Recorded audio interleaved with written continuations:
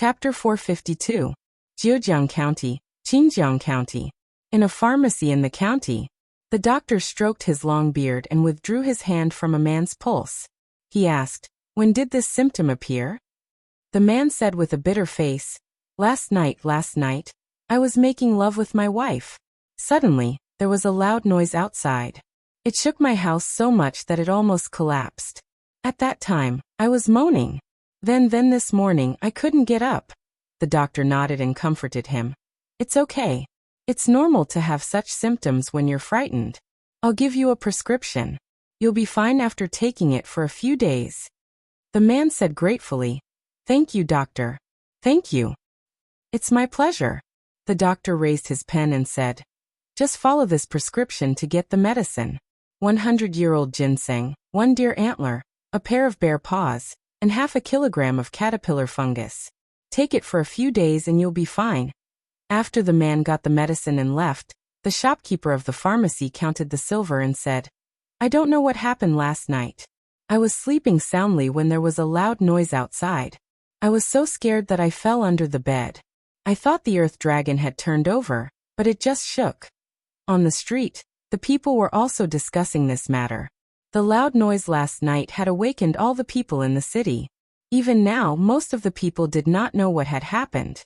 It was not until the Qinjiang County government posted a notice to calm the people that the people knew the ins and outs of the matter. The notice said that last night, a few demons attacked the Wu family estate outside the city and engaged in a great battle with the cultivators of the Wu family. The battle was extremely intense, raising the entire Wu family estate to the ground. The loud sound came from the battle. It's too scary. A battle actually caused such a big commotion. Fortunately, the battle didn't happen in the county. Otherwise, we would also be affected. When will the imperial court completely destroy these damn demons? Chase them back into the mountains and never come out?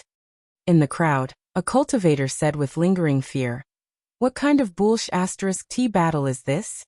A battle of magical powers isn't that powerful. That's equivalent to the self-destruction of someone at the peak of the creation realm. Yesterday, I was just watching from afar, but I was injured by the shockwaves. If I had been any closer, I might have died." The person beside him was pale and his aura was very weak. He gritted his teeth and said, "Damn it, I need at least half a year to recover from the injuries I suffered this time. That lunatic, His Royal Highness, was angered by him last night." The cultivator said, "If it wasn't for that lunatic, His Royal Highness would have caught those demons. If the daughter of the Lord of Illusions was handed over to the imperial court, it would be a great merit." Little Snake. In the crowd, a handsome man's face was covered in tears. When tears fell from his cheeks, they dissipated into the void. Beside him, a beautiful woman also shed tears. She took a deep breath and said in a hoarse voice, "Let's go." Thousand Fox City. After Phantom Princess, Hu Jiao, and the others came back, they searched the entire Meizong sect, but they still didn't find any clues about the spy. That person was like a poisonous snake that chose people to devour. He hid in the dark, and no one knew when he would bite them again. Phantom Princess looked at Hu Jiao and Hu Lu and said, "From now on, the only people I can trust are you." Hu Jiao walked into a small courtyard. When she came out, she was holding several neatly folded clothes in her arms. She looked sad and said, "I want to build a tomb for Little Snake."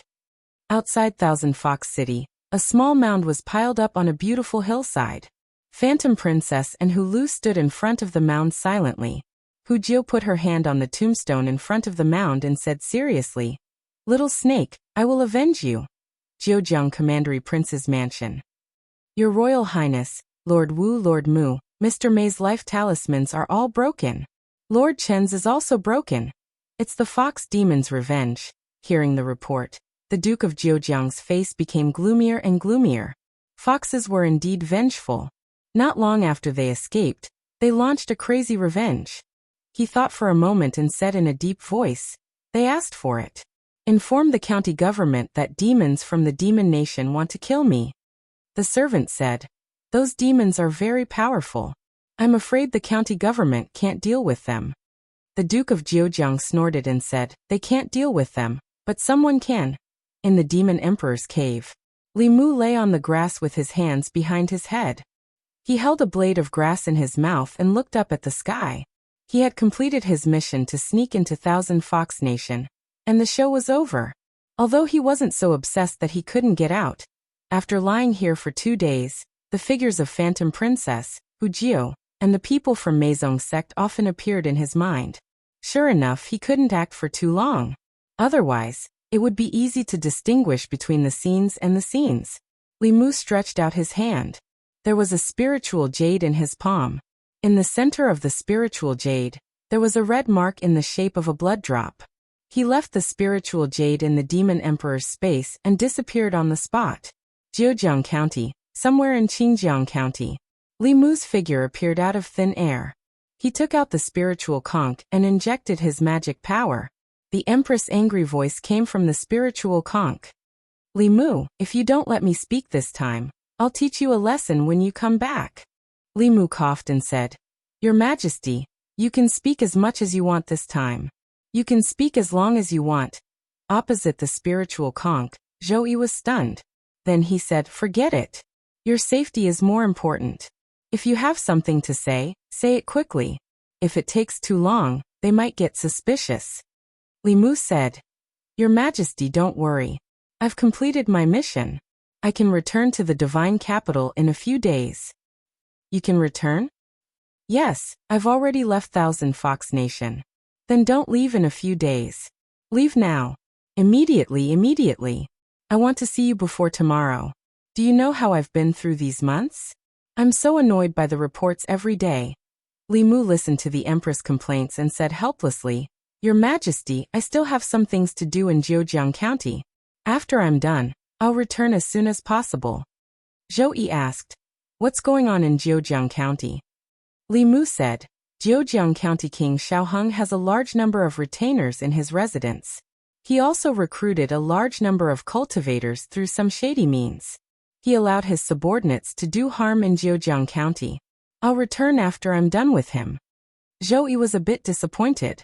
He could only ask, Can you do it alone? Li Mu said, I'm afraid not. I'll need the help of the Office of Worship. Zhou Yi asked, Is one high priest and 10 peak 5th realm high priests enough? Li Mu thought for a moment and said, Just the high priest is enough.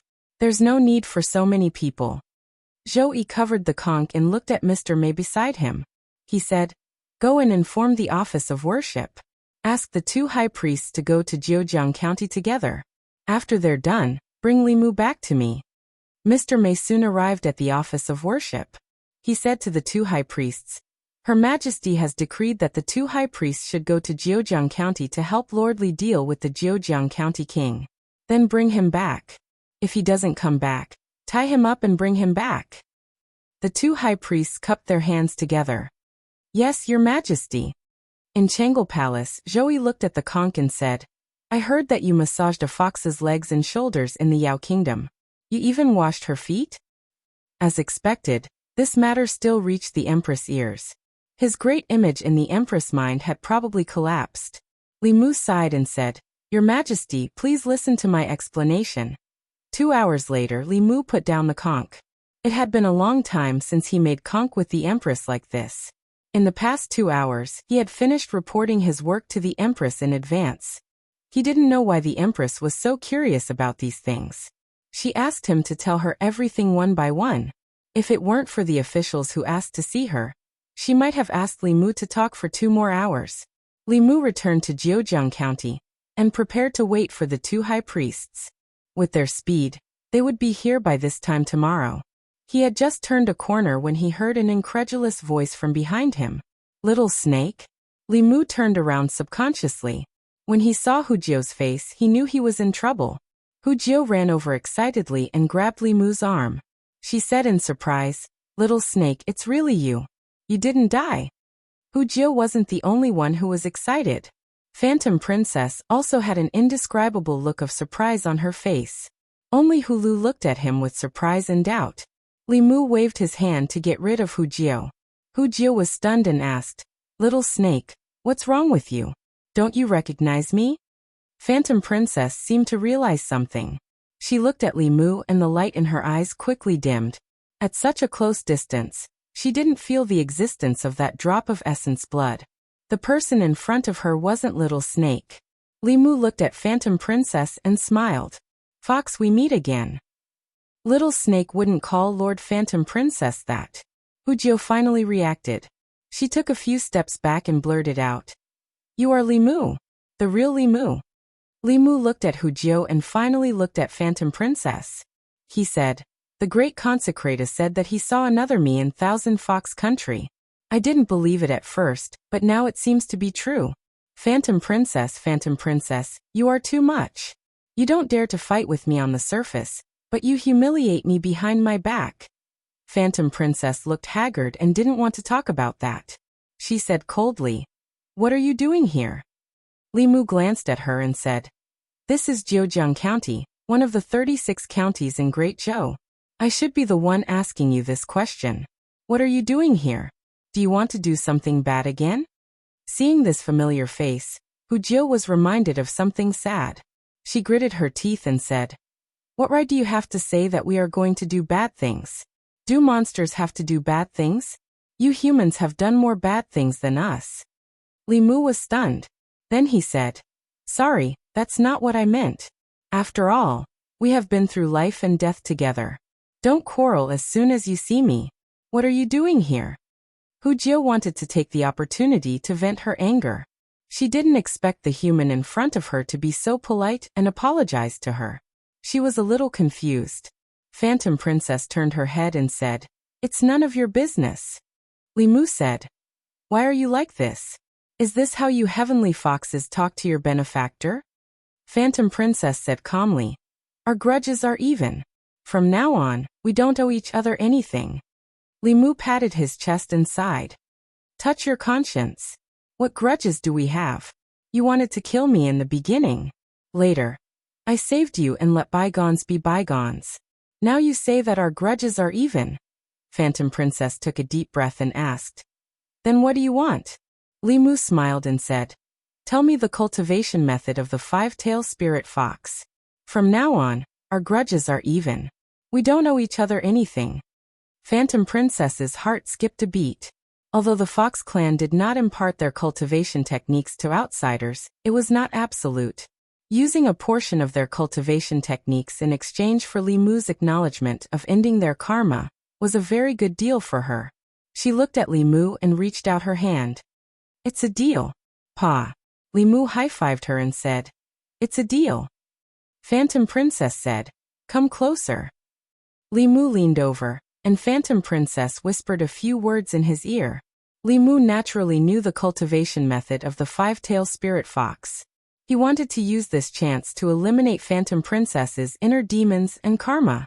This was what the little snake owed her. Although Phantom Princess hated him, she was sincere. The cultivation method she talked about was exactly the same as what Li Mu had comprehended from the Heavenly Book. However, he still looked at Phantom Princess suspiciously and asked, "You didn't just make it up to trick me, right?" Phantom Princess said coldly, "I swear on the Heavenly Fox. If I lie, let me die from the thunder tribulation." After that, she didn't look at Li Mu anymore. She said to Hu Lu and Hu Jiu, "Let's go." The local government had already noticed them. They also saw the military in the county city. If they continued to move, they might fall into the hands of the Great Zhou military. No matter how unwilling they were, they could only return to Thousand Fox Country and plan for the long term. Wait. They had just taken 2 steps when Li Mu's voice came from behind them again. Phantom Princess turned around and frowned. "What else do you want?" Li Mu looked at Phantom Princess and said, "I came to Jiujiang County under the orders of my empress to investigate the second-rank king of Jiujiang. Someone reported that the second-rank king of Jiujiang allowed his subordinates to do some illegal things. However, I'm not familiar with this place. I know that the Meizong sect is more familiar with this place. How about this? You tell me some more clues about this case." Hu Jiu and Hu Lu looked at each other and saw joy in each other's eyes. Li Mu didn't keep his word. He just said that the grudge was written off, and now he mentioned it again. However, they were worried about how to avenge the little snake, and how to save their compatriots imprisoned by the second-rank king of Jiujiang. They could use this person. Phantom Princess's eyes flashed. Then she said, I can help you, but you have to promise me one thing. Li Mu asked, what is it? Phantom Princess said, there are many demons imprisoned by the second-rank king of Jiujiang. If you punish the queen of Jiujiang, I will take these demons away. Li Mu smiled and said, as long as you are willing to help me, that's easy. Chapter 453. Xinjiang County. In a pharmacy in the county, the doctor stroked his long beard and withdrew his hand from a man's pulse. He asked, when did these symptoms appear? The man said with a bitter face, last night, I was making love with my wife. Suddenly, there was a loud noise outside. It shook my house so much that it almost collapsed. At that time, I made love. Then this morning, I couldn't get up. The doctor nodded and then comforted him. It's okay. It's normal to have such symptoms when you're frightened. I'll give you a prescription. You'll be fine after taking it for a few days. The man said gratefully, thank you, doctor. Thank you. It's my pleasure. The doctor raised his pen and said, just follow this prescription to get the medicine. 100-year-old ginseng, 1 deer antler, a pair of bear paws, and a kilogram of caterpillar fungus. Take it for a few days and you'll be fine. After the man got the medicine and left, the shopkeeper of the pharmacy counted the silver and said, I don't know what happened last night. I was sleeping soundly when there was a loud noise outside. I was so scared that I fell under the bed. I thought the earth dragon had turned over, but it was just a tremor. On the streets, the people were also discussing this matter. The loud noise last night had awakened all the people in the city. Even now, most of the people did not know what had happened. It was not until the Xinjiang County government posted a notice to calm the people that the people knew the ins and outs of the matter. The notice said that last night, a few demons attacked the Wu family estate outside the city and engaged in a great battle with the cultivators of the Wu family. The battle was extremely intense, raising the entire Wu family estate to the ground. The loud sound came from the battle. It's too scary. A battle actually caused such a big commotion. Fortunately, the battle did not happen in the county. Otherwise, we would also be in trouble. When will the imperial court completely destroy these damn demons? Chase them back into the mountains and never come out. In the crowd, a cultivator said with lingering fear, what kind of *T battle is this? A battle of magical powers isn't that powerful. That's equivalent to the self-destruction of someone at the peak of the creation realm. Yesterday, I was just watching from afar, but I was injured by the shockwaves. If I had been any closer, I might have died. The person beside him was pale and his aura was very weak.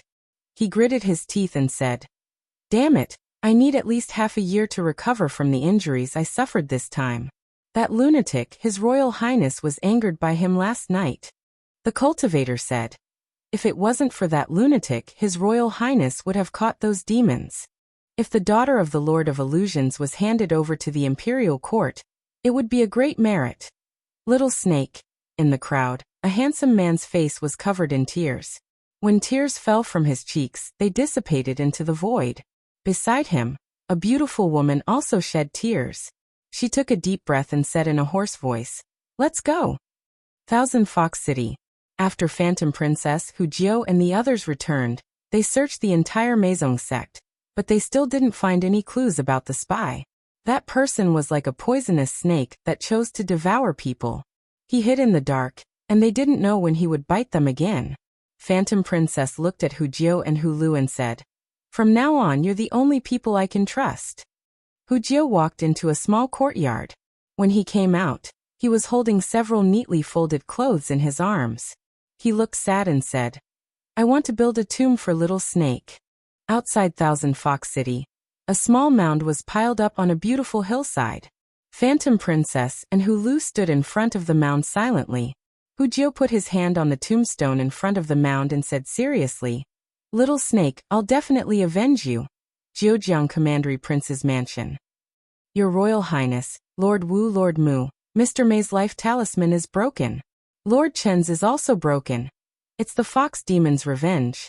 Hearing the report, the Duke of Jiujiang's face became gloomier and gloomier. Foxes were indeed vengeful. Not long after they escaped, they launched a crazy revenge. He thought for a moment and said in a low voice, "They asked for it. Inform the county government that a demon from the demon nation wants to kill me." The servant said, "Those demons are very powerful. I'm afraid the county government can't deal with them."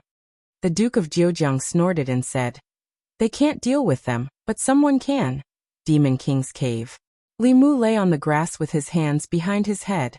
He held a blade of grass in his mouth and looked up at the sky.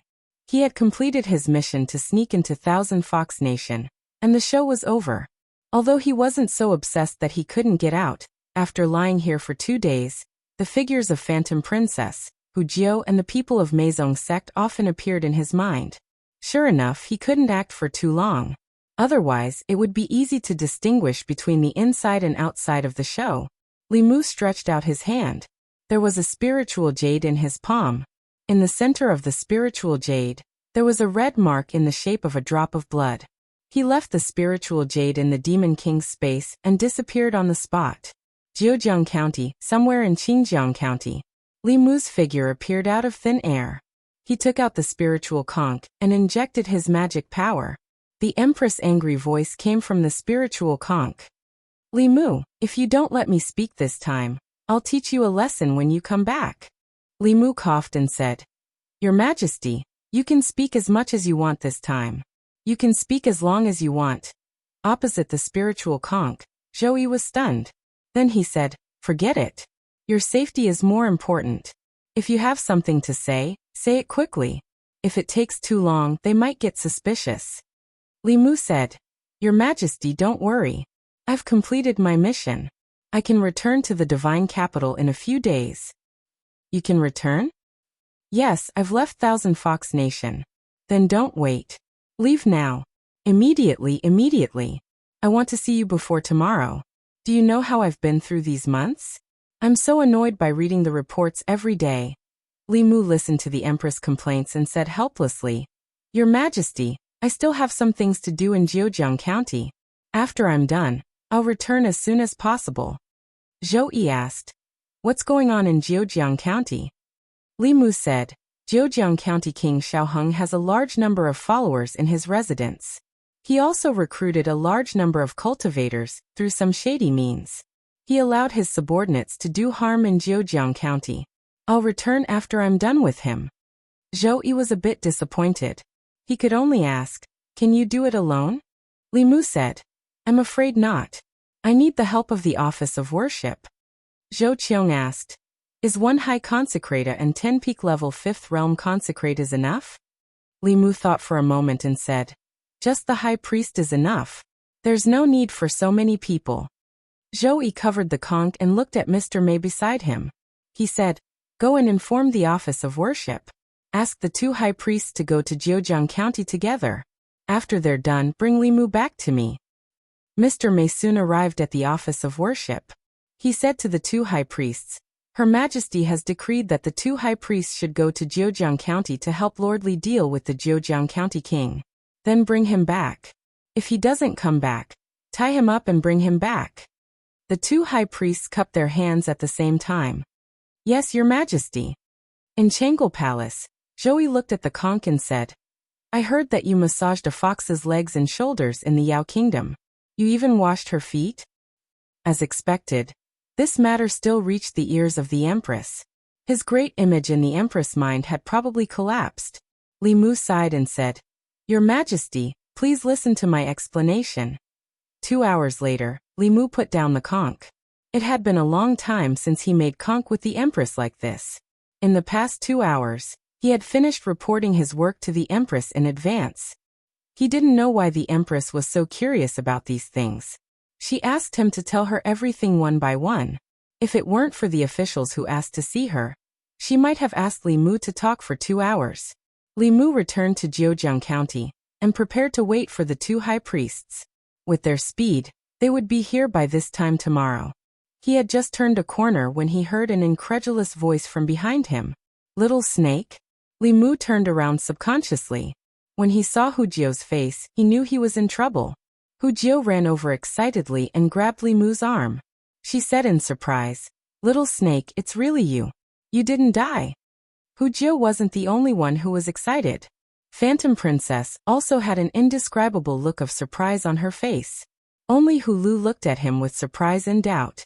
Li Mu waved his hand to shake off Hu Jiu. Hu Jiu was stunned and asked, "Little snake, what's wrong? Don't you recognize me?" Phantom Princess seemed to realize something. She looked at Li Mu and the light in her eyes quickly dimmed. At such a close distance, she didn't feel the existence of that drop of essence blood. The person in front of her wasn't Little Snake. Li Mu looked at Phantom Princess and smiled. "Fox, we meet again." Little Snake wouldn't call Lord Phantom Princess that. Hu Jiu finally reacted. She took a few steps back and blurted out, "You're Li Mu. The real Li Mu." Li Mu looked at Hu Jiu and finally looked at Phantom Princess. He said, "The great consecrator said that he saw another me in Thousand Fox Country. I didn't believe it at first, but now it seems to be true. Phantom Princess, you've gone too far. You don't dare to fight with me on the surface, but you humiliate me behind my back." Phantom Princess looked haggard and didn't want to talk about that. She said coldly, "What are you doing here?" Li Mu glanced at her and said, "This is Zhejiang County, one of the 36 counties in Great Zhou. I should be the one asking you this question. What are you doing here? Do you want to do something bad again?" Seeing this familiar face, Hu Jiu was reminded of something sad. She gritted her teeth and said, "Why do you say we're doing bad things? Do monsters have to do bad things? You humans have done more bad things than us." Li Mu was stunned for a moment. Then he said, "Sorry, that's not what I meant. We've been through life and death together. Don't quarrel as soon as you see me. What are you doing here?" Hu Jiu wanted to take the opportunity to vent her anger. She didn't expect the human in front of her to be so polite and apologize to her. She didn't know what to do. Phantom Princess turned her head and said, "It's none of your business." Li Mu said, "Why are you like this? Is this how you heavenly foxes talk to your benefactor?" Phantom Princess said calmly, "Our grudges are even. From now on, we don't owe each other anything." Li Mu patted his chest and sighed. "Touch your conscience. What grudges do we have? You wanted to kill me in the beginning. Later, I saved you and let bygones be bygones. Now you say that our grudges are even." Phantom Princess took a deep breath and asked, "Then what do you want?" Li Mu smiled and said, "Tell me the cultivation method of the five-tailed fox spirit. From now on, our grudges are even. We don't owe each other anything." Phantom Princess's heart skipped a beat. Although the Fox clan did not impart their cultivation techniques to outsiders, it was not absolute. Using a portion of their cultivation techniques in exchange for Li Mu's acknowledgement of ending their karma was a very good deal for her. She looked at Li Mu and reached out her hand.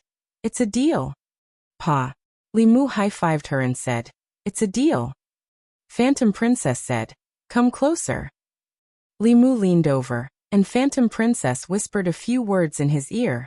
Li Mu naturally knew the cultivation method of the five-tailed fox race. He wanted to use this chance to eliminate Phantom Princess's inner demons and karma. This was the little snake's debt to her. Although Phantom Princess hated him, she was sincere. The cultivation method she talked about was exactly the same as what Li Mu had comprehended from the heavenly book. However, he still looked at Phantom Princess suspiciously and asked, "You didn't just make it up to trick me, right?"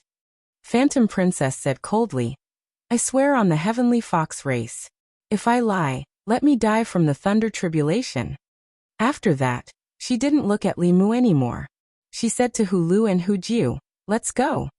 The local government had already noticed them. They also saw the military in the county. If they continued to move, they might fall into the hands of the Great Zhou's military. No matter how unwilling they were, they could only return to Thousand Fox Country and plan for the long term. Wait. They had just taken 2 steps when Li Mu's voice came from behind them again. Phantom Princess turned around and frowned. "What else do you want?" Li Mu looked at Phantom Princess and said, "I came to Zhejiang County under the orders of my empress to investigate the Duke of Zhejiang. Someone reported that the Duke of Zhejiang allowed his subordinates to do some illegal things. However, I'm not familiar with this place. I know that the Maison sect is more familiar with this place. How about this, you tell me some more clues about this case? Then we won't owe each other anything." Hu Jiao and Hu Lu looked at each other and saw joy in each other's eyes. Li Mu didn't keep his word. He just said that the grudge would be written off. Now he mentioned it again. However, they were still worried about how to avenge the little snake and how to save their compatriots imprisoned by the Duke of Zhejiang. They could use this person. Phantom Princess's eyes flashed. Then she said, I can help you, but you have to promise me one thing. Li Mu asked, what is it? Phantom Princess said, the Duke of Zhejiang has imprisoned many demons. You have dealt with the Queen of Zhejiang. I want to take these demons away. Li Mu smiled and said, as long as you're willing to help me, that's easy. Chapter 454. Duke Manor. The Duke of Zhejiang, Xiaoheng, was setting up a banquet. He raised his cup to a tall man in golden armor and said, here's a toast to General Lu. The man in golden armor said emotionlessly, drinking is forbidden in the Northern Army. The Duke of Zhejiang smiled and said, this is not the army. The man in golden armor said, the people are not here, but the military rules are. The Duke of Zhejiang said apologetically, I didn't know the rules. General Lu, please don't blame me. Men, bring me my precious tea. Very soon, the servants of the regional king's mansion had finished brewing tea and respectfully served it to the golden-armored man. The golden-armored man took a sip of tea and asked, does the regional king have any enmity with that fox demon? The Duke of Zhejiang shook his head and said, no grudges. That's strange. The man in golden armor looked at him and said, if you don't have any grudges, why do they have to find you? The fox demons value grudges very much. If you don't have any grudges with them, how can there be consequences? The commandery prince of Zhejiang narrowed his eyes and said in a low voice, General Lu, you are wrong. The demonic beasts are our enemies. They want to kill me. Should General Lu ask them why? Let's catch the demonic beasts that are disturbing our county and bring peace back to this place. Isn't that what the government and the Northern Army should do? The man in golden armor blew on the tea and didn't refute the Duke of Zhejiang. The second-rank prince of Zhejiang was right. His duty was to guard the bordering counties, stop the demons from causing trouble, and protect the people of the Zhejiang county. No matter what the second-rank prince of Zhejiang did, no matter what those demons were hiding, he had to catch those demons and protect the second-rank prince of Zhejiang. After all, he was the general of the Great Zhou. After a short period of silence, the Duke of Zhejiang said in a regretful tone, those 3 fox demons have disappeared for 2 days. If I knew earlier, I wouldn't have ordered the county government to hunt them down. I don't know where they are hiding. If they ran back to the demon kingdom, wouldn't General Lu's trip be in vain? The man in golden armor put down his cup and said, it's not in vain. They're here. As soon as he said that, 2 loud noises came from outside. What's that sound? The second-rank prince of Zhejiang stood up and frowned. Just as he was about to ask his servant, another deep voice resounded through the entire Zhejiang commandery prince's mansion. Xiaoheng, commandery prince of Zhejiang, get out here. The voice rolled over. The Duke of Zhejiang was stunned for a moment, and then extreme anger appeared on his face. In Zhejiang County, there was actually someone who dared to call him by his name and tell him to get out of the county king's mansion? His face was gloomy as he strode outside. At the same time, at the entrance of the county king's manor, Li Mu looked at the array that enveloped the entire county king's manor after he destroyed the main door. He turned to look at the 2 head reverends. Without any exchange of words, one of the high consecrators raised his palm and pressed it down. Pop, after a sound similar to a bubble bursting, the entire formation silently disappeared. When Li Mu walked into the county king's manor, there were already several figures rushing toward him. They were all the county king's retainers. Stop! Who are you? How dare you barge into the regional prince's mansion? You're courting death. The 3 people at the front were all at the 5th level of cultivation. Facing the group of people who barged into the county king's manor, they did not hesitate to attack. 3 invisible supernatural power attacks came straight at them. A majestic aura gushed out of Li Mu's body and swept forward. The 3 people's attacks disappeared into thin air, and they were forced back a few steps. Behind Li Mu, Hu Jiao could not help but exclaim, so powerful. Huan Ji's gaze was complicated. She rarely had a match among her peers until she met Li Mu, the man who would crush her confidence every time. He made her understand that there was always someone better than her. The three Zhejiang commandery princes' manor powerhouses looked at the young man in front of them with fearful eyes. This person's strength was beyond their imagination. Then, they saw a few familiar figures behind the young man, and they could not help but exclaim in surprise. Lord County Governor. The County Governor and County Lieutenant are also here. Who is he? What is he doing here? The County King's Manor's retainers were often active in Zhejiang County, so they naturally knew the officers in charge of the county yamen. These people represented the imperial court. Ever since the divine capital's Xiao royal family suffered great losses, even the county king was much more polite to them than before. But now, they were standing respectfully behind this young man. It seemed like they did not come with good intentions. The three of them were fearful and did not dare to do anything for a while. At that moment, Zhejiang Commandery Prince Xiaoheng had already walked out. Who are you? How dare you be so presumptuous here? Xiaoheng walked out with a gloomy face. His voice was heard before he even arrived. However, when he saw the figure at the door, his expression changed drastically. Although it was his first time seeing Li Mu, the divine capital's imperial family had sent him a portrait long ago. It said that this person was the empress' favorite official, and had great power in the imperial court. Both the new and old parties had been suppressed by him to the extreme. His cousin, the county governor of Nanyang, had died at the hands of Li Mu. It was because of this person that the old party had lost most of their control over the imperial court in a year. The imperial family warned him that if he met this person, he should avoid him if possible. If he could not avoid him, he should try his best not to provoke him. Xiaoheng did not take this to heart. After all, he was far away in Zhejiang County, which was thousands of miles away from the divine capital. No matter how long Li Mu's hands were, they could not reach him. He did not expect this person to come to his residence today. Although he was furious, Xiaoheng still put on a warm smile on his face. He said, "I've heard a lot about Lord Li. I've wanted to make friends with you for a long time, but I never had the chance." Seeing that the county governor of Zhejiang was taking the initiative to be friendly, Hu Jiao and Huan Ji's expressions changed slightly. If Li Mu sided with the county governor of Zhejiang now, they would have nowhere to run. If Li Mu was in cahoots with the county governor of Zhejiang, and this was actually a trap for them, at this moment, Phantom Princess's mind was in a mess. She should not have trusted Li Mu so easily. She should not have put herself in danger. She should not have, until Li Mu snorted and said to the county governor of Zhejiang, "Don't try to get close to me. Do I know you? Xiaoheng, you've committed a crime. I'm here today on the orders of the imperial court to bring you to justice." Xiaoheng's eyelids twitched, but he still pretended to be calm. He said, "Lord Li, I'm afraid you're mistaken. I've always been a law-abiding person. Why would the imperial court want to arrest me?"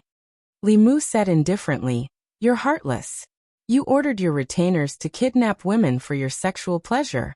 How many innocent women have been harmed? Even if you're a noble, I'll still get rid of this evil for the people." Xiaoheng could already tell that Li Mu did not come with good intentions. Today's matter would not be settled peacefully. His expression changed drastically. He pointed at Phantom Princess and the other two behind Li Mu and said loudly, "Do you see that? The three demons behind him are the three demons wanted by the imperial court. This person is in cahoots with the demons. County Governor of Zhejiang, you're helping the demons. Why aren't you taking him down?" The county governor of Zhejiang was unmoved. They had already verified Li Mu's identity. The two elders beside him were also the most powerful cultivators of the imperial court. Who would believe that the imperial court did not order the two high priests to accompany him? Even if it was not, he had two sixth realm cultivators with him. Who would dare to go against him? It did not matter if he was sent by the imperial court or not. The result was the same. The local government could not get involved, and they could not afford to. Seeing that the county governor of Zhejiang and the others did not move, the county governor of Zhejiang ordered his retainers, "Why aren't you killing this traitor who colluded with the demons?" The retainers of the county governor's residence received the order. Some started to form hand seals while others activated their dharma treasures. Li Mu raised his hand. A golden light flew out from his hand and turned into a golden rope. It quickly passed through the crowd of retainers. They felt their waists tighten. Then the golden rope tied them together. Seeing this, the county governor of Zhejiang's face paled. Without hesitation, he ran to the main hall behind him and shouted, "General Liu, save me!" The man in golden armor suddenly appeared beside him. The county governor of Zhejiang finally saw his savior. He hid behind the man in golden armor and said, "General Liu, save me. This group of traitors wants to rebel against their superiors." Looking at the man in golden armor, Li Mu did not make a move. Li Mu could not see through this person's cultivation at all. This meant that this person's cultivation had surpassed the fifth realm. Judging from his clothes, he should be a powerful cultivator in the army. Other than the Imperial Guards, the Great Zhou's borders near the Ghost Realm, the Yao Nation, and the southern kingdoms were all heavily guarded. They were in charge of monitoring foreign enemies and protecting the local people. Li Mu took out his waist token and showed it to the man in golden armor. He said, "Li Mu, a member of the Imperial Secretariat, the deputy commander of the Empress Bamboo Guards, and the commander of the Consecration Department. I have come under the orders of Her Majesty to capture the county governor of Zhejiang, Xiao Heng. General, please step aside." The county governor of Zhejiang shouted, "General Liu, don't listen to him. Look at the 3 demons beside him. He colluded with demons and brought chaos to this place. His crime is punishable by death." The man in golden armor pondered for a moment. He looked at Li Mu and asked, "Do you have an imperial edict?" Li Mu said, "No, this is an imperial edict from Her Majesty." The man in golden armor said, "He is a noble. Without an imperial edict, I cannot let you take him away. Lord Li, you can go back to the fairy's capital and ask for an imperial edict. I only accept imperial edicts." Li Mu did not make things difficult for the man in golden armor. From the process, what he did was correct. If a person could take a county governor away with just a few words, it meant that there was a loophole in the laws of the Great Zhou. However, he was too lazy to go back to the fairy's capital. He took out the spirit conch and whispered a few words to it. Then he handed it to the general in golden armor and said, "General, since you don't believe me, I will let Her Majesty talk to you personally." The general in golden armor took the spirit conch and put it to his ear. Hearing the voice from the spirit conch, he was stunned for a moment. Then his expression immediately became serious. He said solemnly, Yes, okay. I will help Lord Li deal with this matter. I will take my leave." He slowly took the spirit conch from his ear and handed it to Li Mu with both hands. He said, "Lord Li, take care of this treasure. Her Majesty has ordered me to help you deal with the case of the county governor of Zhejiang." The county governor of Zhejiang panicked when his only reinforcements betrayed him. He grabbed the general in golden armor's arm and said in a trembling voice, "It's fake. It's all fake. General Liu, please don't believe me. Please don't believe me." Even though they were far apart, the general in golden armor could feel how powerful the person on the other side of the spirit conch was. The general in golden armor slowly backed away and said, "If you are innocent, you can report this to Lord Li. I believe that the imperial court will give you justice. You can rest assured that even if Lord Li does not have enough evidence, I will protect you." Rest assured? Rest assured my ass. The county governor of Zhejiang was in despair. He knew what he had done. If this happened a year ago, he would not be afraid. Even if the matter was exposed, there were countless people in the fairy's capital who would protect him. However, it was different now. The county governor of Nanyang, his cousin, had committed far fewer crimes than him. In the end, he was beheaded and his body and soul were destroyed. Once the matter of the county governor's mansion was exposed, his life would be over. The county governor of Zhejiang did not hesitate to crush a jade talisman in his hand. His body instantly disappeared from the spot. At the same time, the space outside the county governor's mansion was distorted. He staggered and fell out. He took out a flying boat and was about to escape when he suddenly noticed that the old man who had been standing behind Li Mu in the county governor's mansion was standing at the bow of the boat. He looked at the county governor with a smile and asked, "Where are you going?" In his panic, the county governor of Zhejiang did not even care about the flying boat. He crushed another jade talisman. The next time he appeared, he was dozens of miles away. However, not far ahead, there was a figure waiting for him. It was a man who looked exactly like the old man. He looked at the county governor of Zhejiang indifferently and said, "Don't waste your energy. If I let you escape today, how can I stay in the imperial court in the future?" The county governor of Zhejiang tried to escape, but he was caught by the two great reverends. This time, even the general in golden armor did not bother to pay attention to him. The county governor of Zhejiang refused to admit to his crimes. Due to his status, Li Mu could not take any forceful measures against him before the evidence was conclusive. However, it was different for his retainers. The two great reverends had already gone to arrest him. The results would be out very soon. In this period of time, Li Mu and the general in golden armor had chatted for a while, and they had become familiar with each other. He also learned that this was one of the four great generals of the Great Zhou's northern army. He came from White Deer Academy. Apart from the Imperial Army, the Great Zhou also had the four armies of the north, south, east and west. Of these, the northern army was the strongest. The four great generals that guarded this place were all 6th-level cultivators. This was because compared to the three armies, the county governor of Zhejiang guarded by the northern army was more dangerous. The Yao kingdom had always been eyeing the Great Zhou covetously. The threat it posed was even greater than that of the Ghost Realm and the southern kingdoms. The general in golden armor smiled and said, "My elder brother once said that this year's martial scholar was skilled in martial arts. At the same level of cultivation, even the bravest and most skilled soldier of the northern army might not be able to defeat you. Seeing you today, I know that his words were not exaggerated." Li Mu asked, "Who is your esteemed elder brother?" The general in golden armor said, "My elder brother was the assistant minister of the Ministry of War. A family with two fierce generals, and the assistant minister of the Ministry of War, had even taught him how to use telekinesis to gather force." Li Mu immediately felt deep veneration. He cupped his hands and said, my apologies."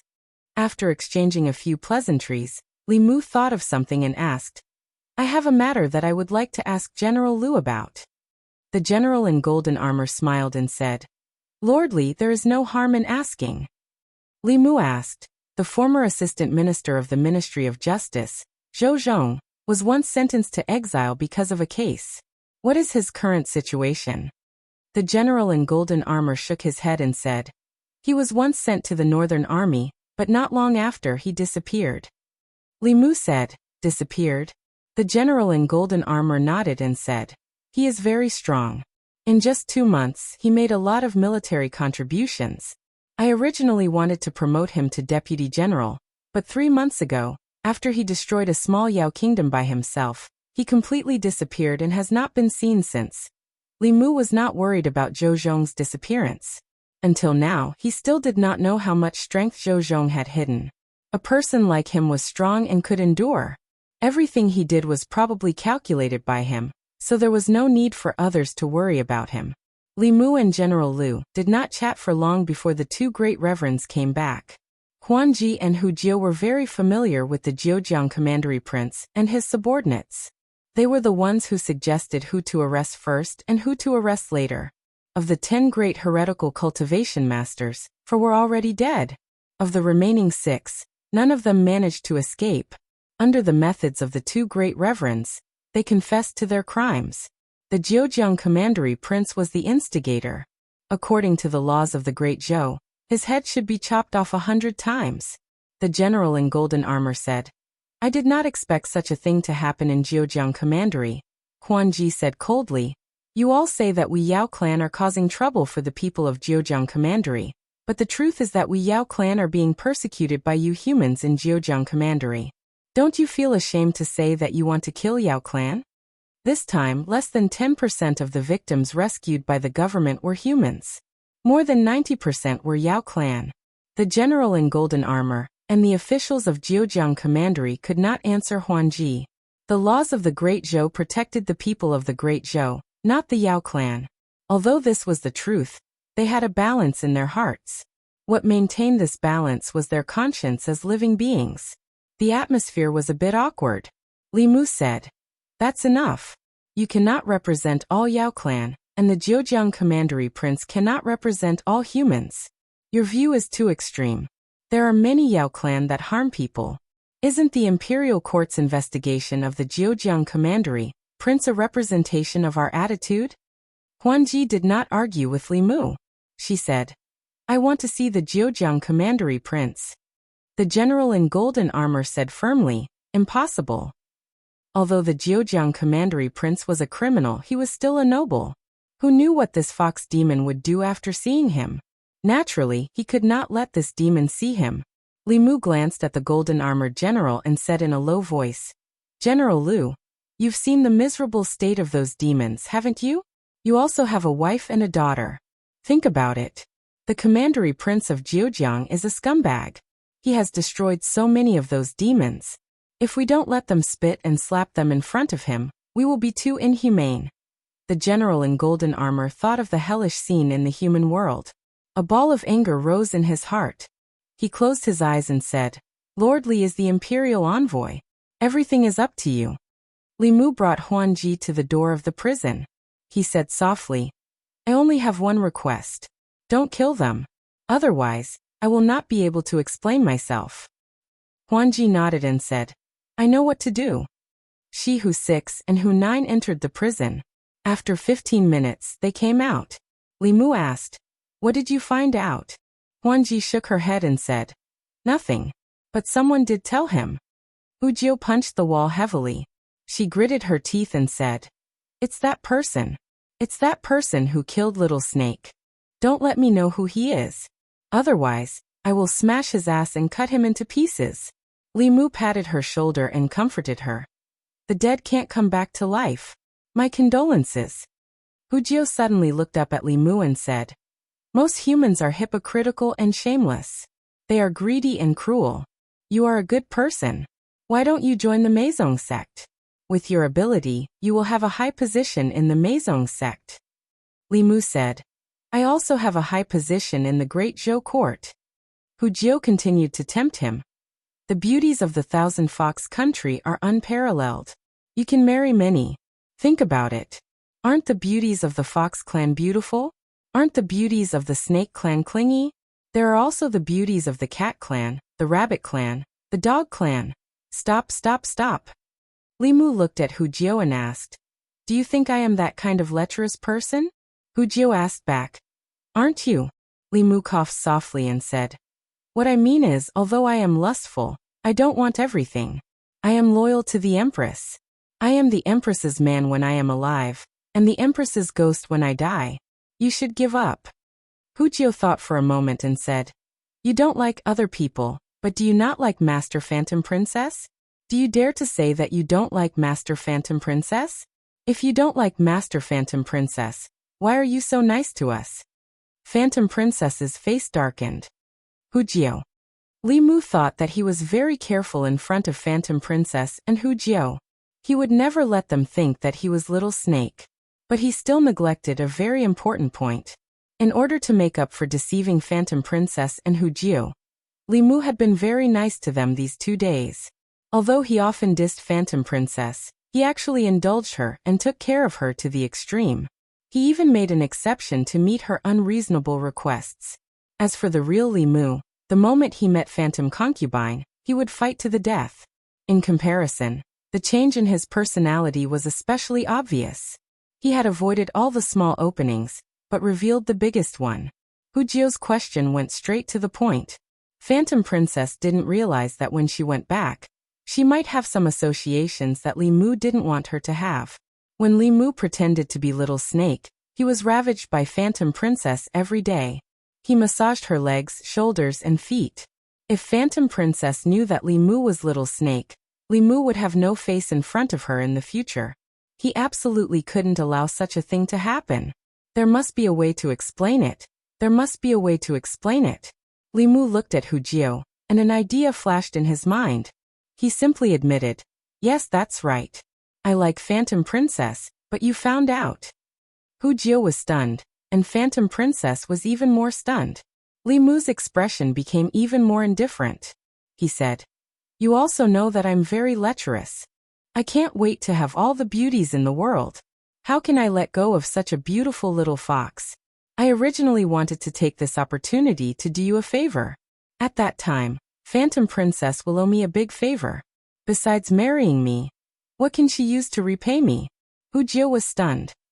Didn't you say that you want us to help you find evidence of Jiujiang Commandery Prince's crime? Li Mu snorted and said, I'm afraid you've forgotten who I am. I want a little Jiujiang Commandery Prince to die. What evidence do I need to find? Hu Jio's throat moved, and she swallowed a mouthful of saliva. With Li Mu's power, it didn't seem to be so troublesome to kill Jiujiang Commandery Prince. After Phantom Princess came to her senses, she looked at Li Mu and gritted her teeth. Don't even think about it. On the other hand, Hu Lu pulled down her collar and winked at Li Mu. She said, Lordly, as long as you're willing to come to Meizong sect, I'm also willing to marry you. Li Mu shook his head and said flatly, You're too old.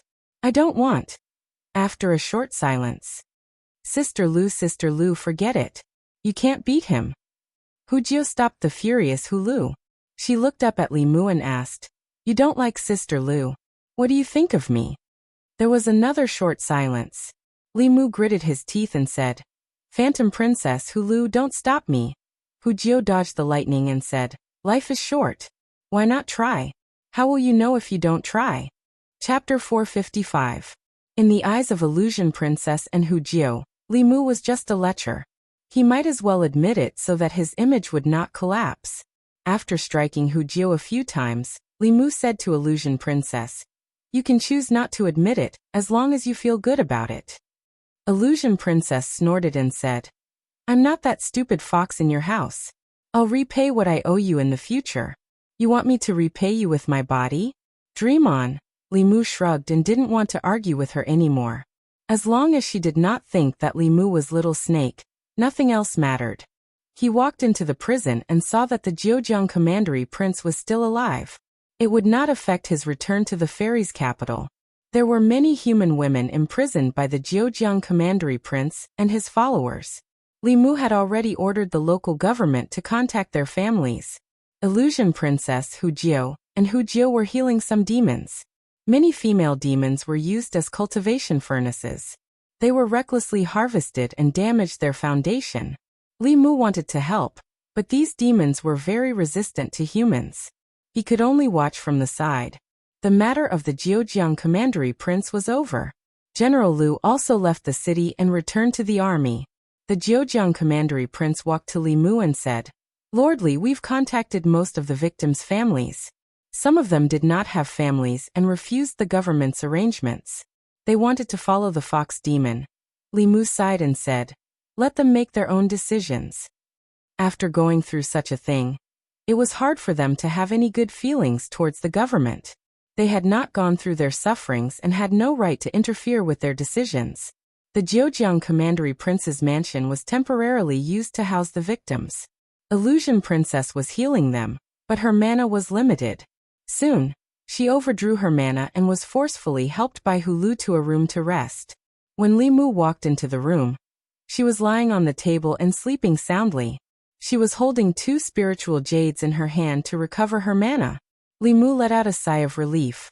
Now this matter was finally over. From then on, there was no more Little Snake Wu Yanzu. There was only the great Zhou's Li Mu. He turned around and left. When he reached the door, the sleeping Phantom Princess murmured, Little Snake, don't go. Help me rub my shoulders. I'm so tired. Li Mu paused for a moment. After a long silence, he sighed. When Huanji woke up, her eyes were a little dazed. In her dream, she vaguely felt a pair of hands gently kneading her shoulders. It was very comfortable. When she woke up, there was nothing behind her. This made her suspect that it was an illusion. Hu Lu walked in from outside and said, Master Illusion Princess, you're awake. Illusion Princess asked, Who just came in? Hu Lu snorted and said, That blind man. Illusion Princess knew that she was talking about Li Mu. She then realized that this pervert didn't take advantage of her while she was sleeping, right? She didn't know if he had touched any other places besides her shoulders. Fantasy Princess lowered her head to look at her chest, and then turned back to look at her round and perky breasts. She couldn't remember if anyone had touched her there before. She stood up and asked angrily, "Where is he?" Ulu said, "He left." Illusion Princess was stunned and asked, "Where did he go?" "He should have returned to the great Zhou Shendu." Hulu's expression was a little complicated. When he left, he said that the Zhejiang County King's matter was the imperial court's fault. So Master Illusion Princess doesn't owe him anything and doesn't need to repay him with your body. Illusion Princess snorted and said, "In his dreams. Who said I was going to repay him with my body?" Hulu said. Also before he left he asked the Zhejiang County King's officials to escort us back. "This is the first time I've seen a human like this. Is he doing all this just because he wants Master Illusion Princess's body?" Illusion Princess didn't want to think about this and said, "Let Hu Jiao prepare. Let's go back. I don't want to stay here for another minute." After leaving Zhejiang County, Li Mu buried everything that happened in the past few months in his heart. He didn't want to mention it to anyone. He wanted to return to Mount Baiyun and tell Xiao by the cultivation method of the fox race. Then he wanted to spend some time with Lu Hanyan and Li Qing. He hoped that they weren't in seclusion. Just as he rose into the air, two figures blocked his path. Li Mu glanced at the two high priests and asked, "What are you doing?" One high priest said, "Her Majesty ordered that Master Li must return to the Shendu immediately after dealing with Zhejiang County King's matter." Li Mu waved his hand and said, "You guys go back first. I'll be back soon. I need to go back to Mount Baiyun first." The two high priests didn't move. Li Mu frowned and said, "What is the meaning of this?" The other high priest said, "We can't go against Her Majesty's orders. Master Li, please excuse us. What are you doing? Are you rebelling? Don't come over. Do you still want your heavenly secret talisman? At least let me pick someone up." Li Mu tried his best to persuade the two old men to let him go back to Mount Baiyun to pick up Wan Wan and Xiaobai. As for the idea of spending some time with Lu Hanyan and Li Qing, it was ruined. However, the two of them were in seclusion, so Li Mu didn't feel that it was a pity. The two girls' current cultivation bases weren't achieved step by step. As the core disciples of Fulu School and the future head of the school, they had a lot of homework to catch up on in the next few years. Poor Li Mu was no longer a single dog, but he was still living the life of a single dog. Fortunately, he had a strong will. Normal men wouldn't be able to resist the temptation of cat girls, rabbit girls, beautiful fox demons, and clingy snake girls. They would have been persuaded by Hu Jiao to betray him. In a sense, Li Mu and the Empress were both pitiful people. One of them had a husband who died a long time ago, while the other was separated from his wife. If it weren't for their status and self-control, who knew what kind of sparks would fly between them after spending so much time together? Xiaobai had already started cultivating according to the new method. On the flying boat to the divine capital, Li Mu looked at Wan Wan and Xiaobai, who was laughing and playing with each other. He couldn't help but think of Phantom Princess and the days when he was undercover in Thousand Fox Nation. There were no conspiracies, no schemes, and no schemes. Those were the days he missed. Thousand Fox Nation. Phantom Princess spent a few days settling down the demons and human female cultivators she rescued from Zhejiang County. Then, she dragged her exhausted body back to her residence.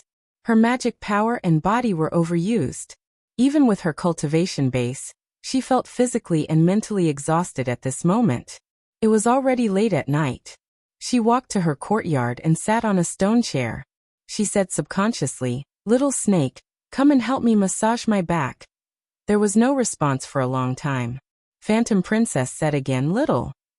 Her voice gradually trailed off and finally disappeared completely. Only a long sigh was left in the silent courtyard. At the same time, in Thousand Fox Nation's imperial palace, Bai Xian was pacing in his palace with a displeased expression. He snorted coldly. "I thought the Duke of Zhejiang was powerful.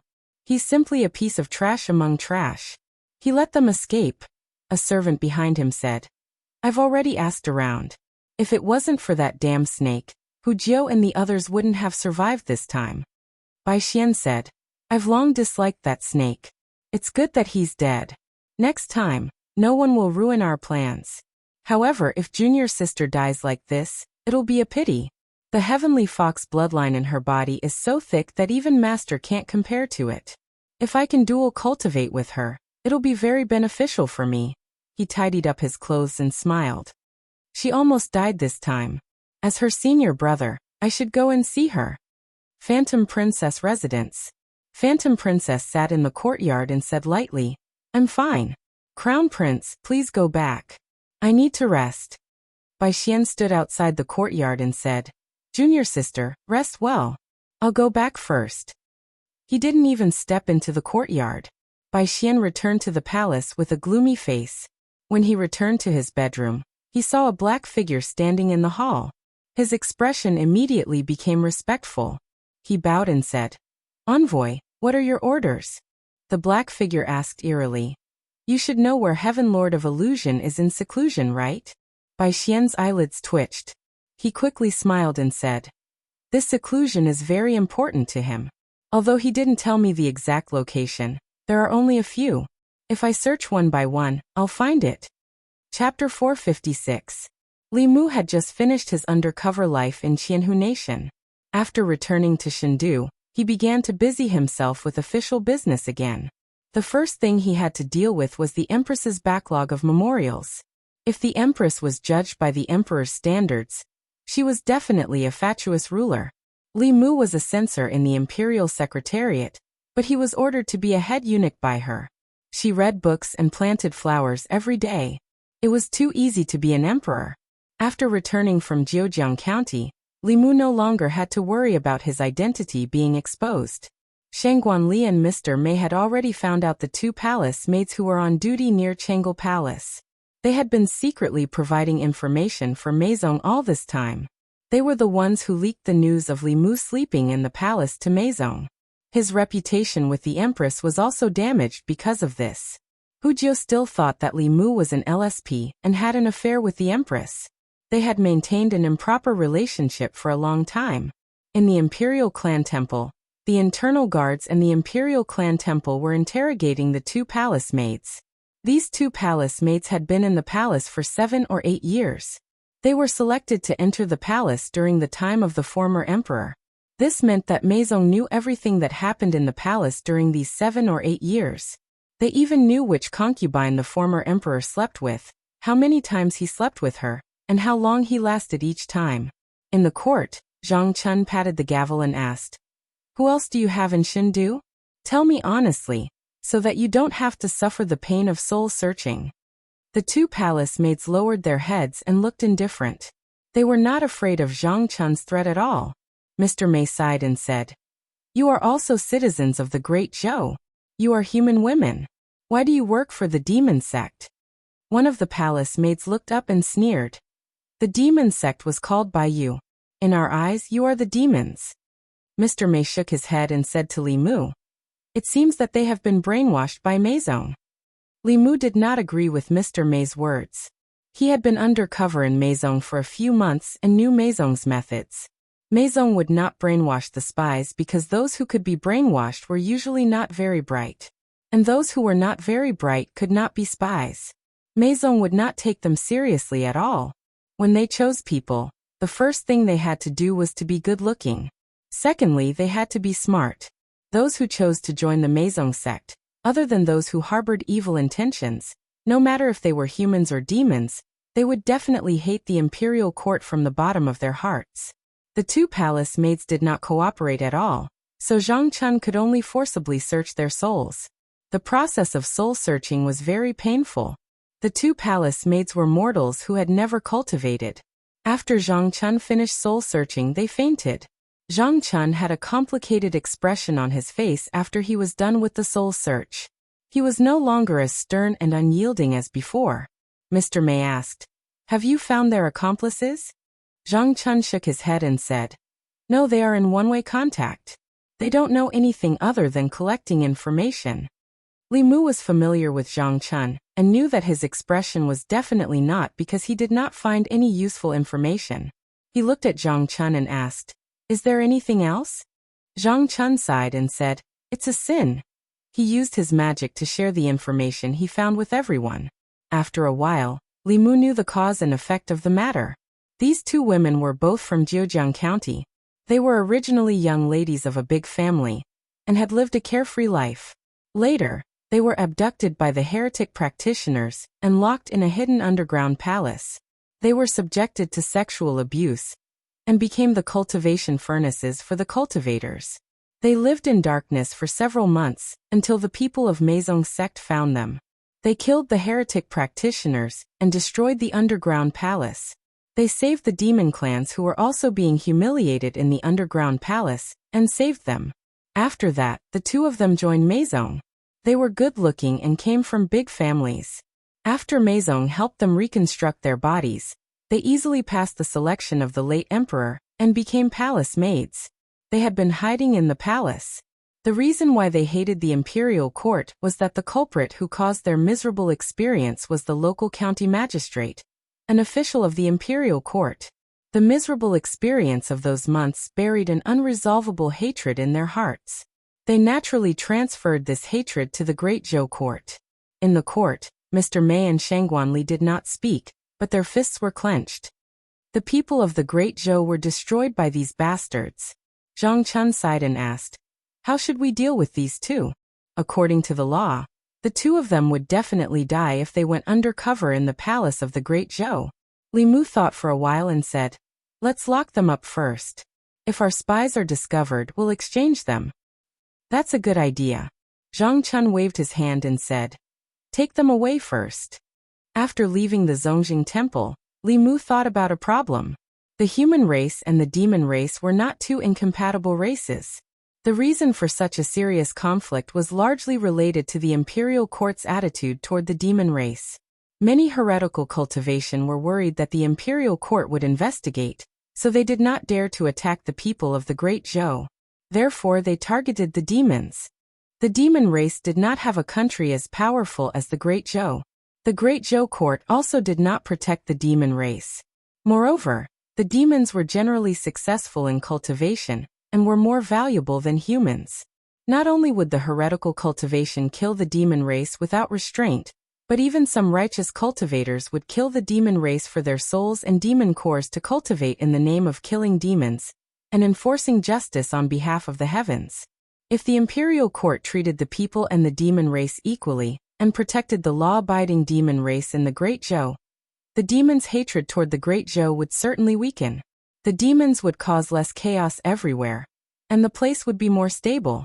It would also be beneficial for the unity of the people's hearts. In fact, when he was in Zhejiang County, Li Mu had already thought about this. If the Great Zhou court could do this, what reason would the Phantom Princess have to overthrow the imperial court? If they lost the righteousness, they would lose some. However, this decree was unprecedented in the history of dynasties.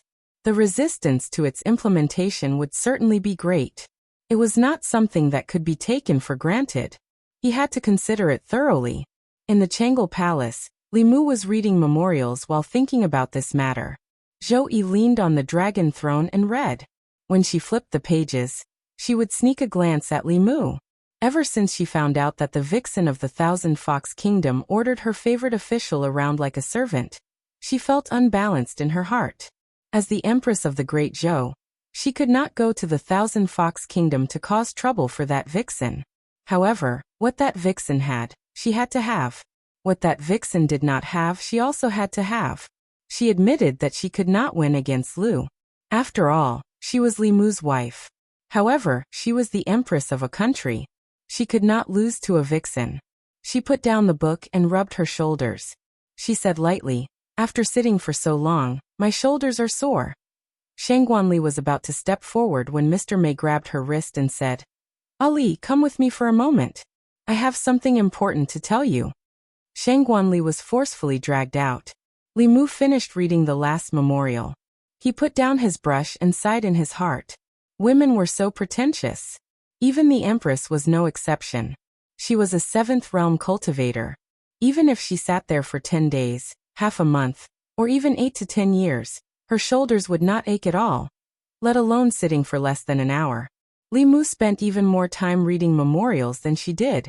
Although he was dizzy from reading them, his body did not feel tired at all. She only read books and planted flowers every day. What was so tiring about it? But then again, whether her body was tired or not was completely different from whether she felt comfortable rubbing her shoulders. Who didn't want to be waited on by others? The Empress reminded him that a few days ago, he was the one waiting on others. Now it was time for him to enjoy himself. He would go back now and let Wanwan and Xiaobai massage his shoulders and legs. He would experience the joy of being a fantasy princess. Thinking of this, Li Mu could not wait any longer. He stood up and said, "I've finished reading the memorials. Your Majesty can take a look at them. I'll go back first." With that, he turned and walked out of Changle Palace. At the entrance of Changle Palace, Mr. Mei looked at Li Mu in surprise. He asked, "Why did you come out?" Li Mu shrugged and said, "I've finished reading the memorials. I'm a little tired. When I go back, I'll let Xiaobai and Wanwan massage me." Mr. Mei looked at him blankly. Li Mu waved at the two of them and said, "See you later." Chapter 457. In order to avoid being criticized again, Li Mu did not stay in Changle Palace for long after he returned. This way, even if the demon sect still had spies in the palace, they would only think that the Empress thought highly of him, and would often summon him to Changle Palace to discuss matters of state. They would not spread rumors that he had an affair with the Empress, and was a gigolo she kept in the palace. In the Li residence, Wanwan and Xiaobai were in the front and back respectively. Li Mu lay comfortably on a chair, enjoying the service of their little hands. Although he was comfortable, Li Mu could not help but feel a trace of melancholy in his heart. The residence was too big and had countless rooms. There were only 3 of them, and they only slept in one room and one bed. The huge residence seemed especially cold and cheerless. In short, the residence lacked a mistress. Just as this thought arose, Li Mu's vision blurred, and a figure appeared in the courtyard. Xiaobai's eyes curved as she giggled and said, "Sister Zhou, you're here." Wanwan stared at a box in the Empress's hand and asked curiously, "Sister Zhou, what are you holding in your hand?"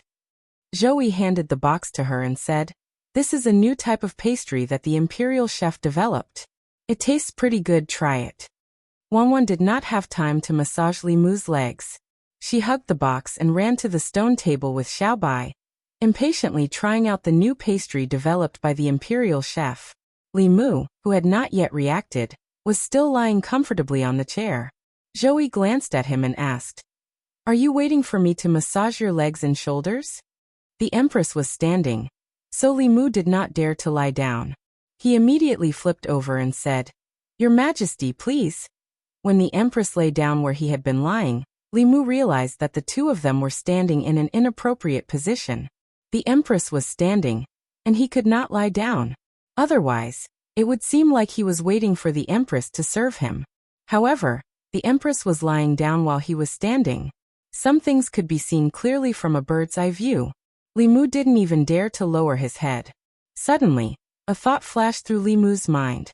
He walked behind the Empress and said, "Your Majesty, aren't your shoulders a bit sore? Why don't I give your Majesty a massage? Your Majesty's shoulder massaging technique is not bad." Zhou said faintly, "You must have gotten familiar with that vixen when you were in Thousand Fox Country.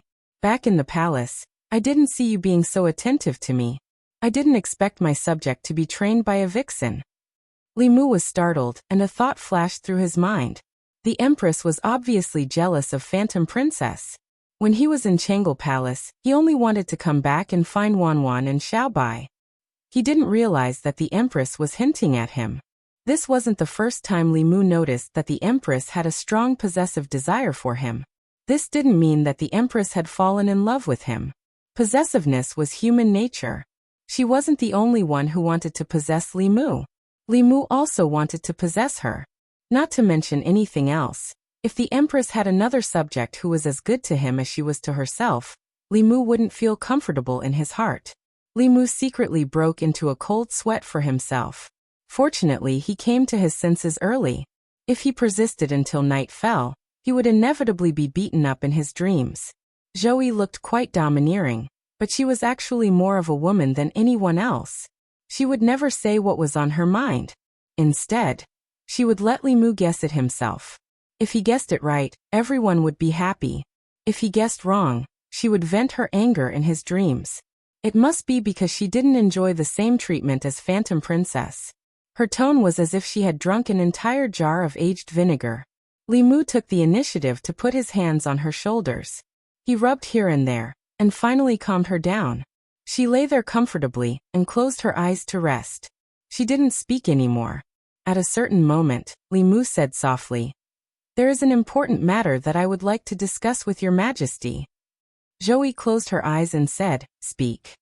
Li Mu organized his words and said, "This time, when I was undercover in Qianhu country, I discovered something. The reason why most of the demons hate the Great Zhou and hate humans is because of the unfairness between humans and demons in the Great Zhou. When demons harm humans, they will be destroyed by the imperial court. However, humans can kill demons wantonly, take their souls and steal their monster cores. They can even do crueler things to demons. This is actually the root of the conflict between humans and demons.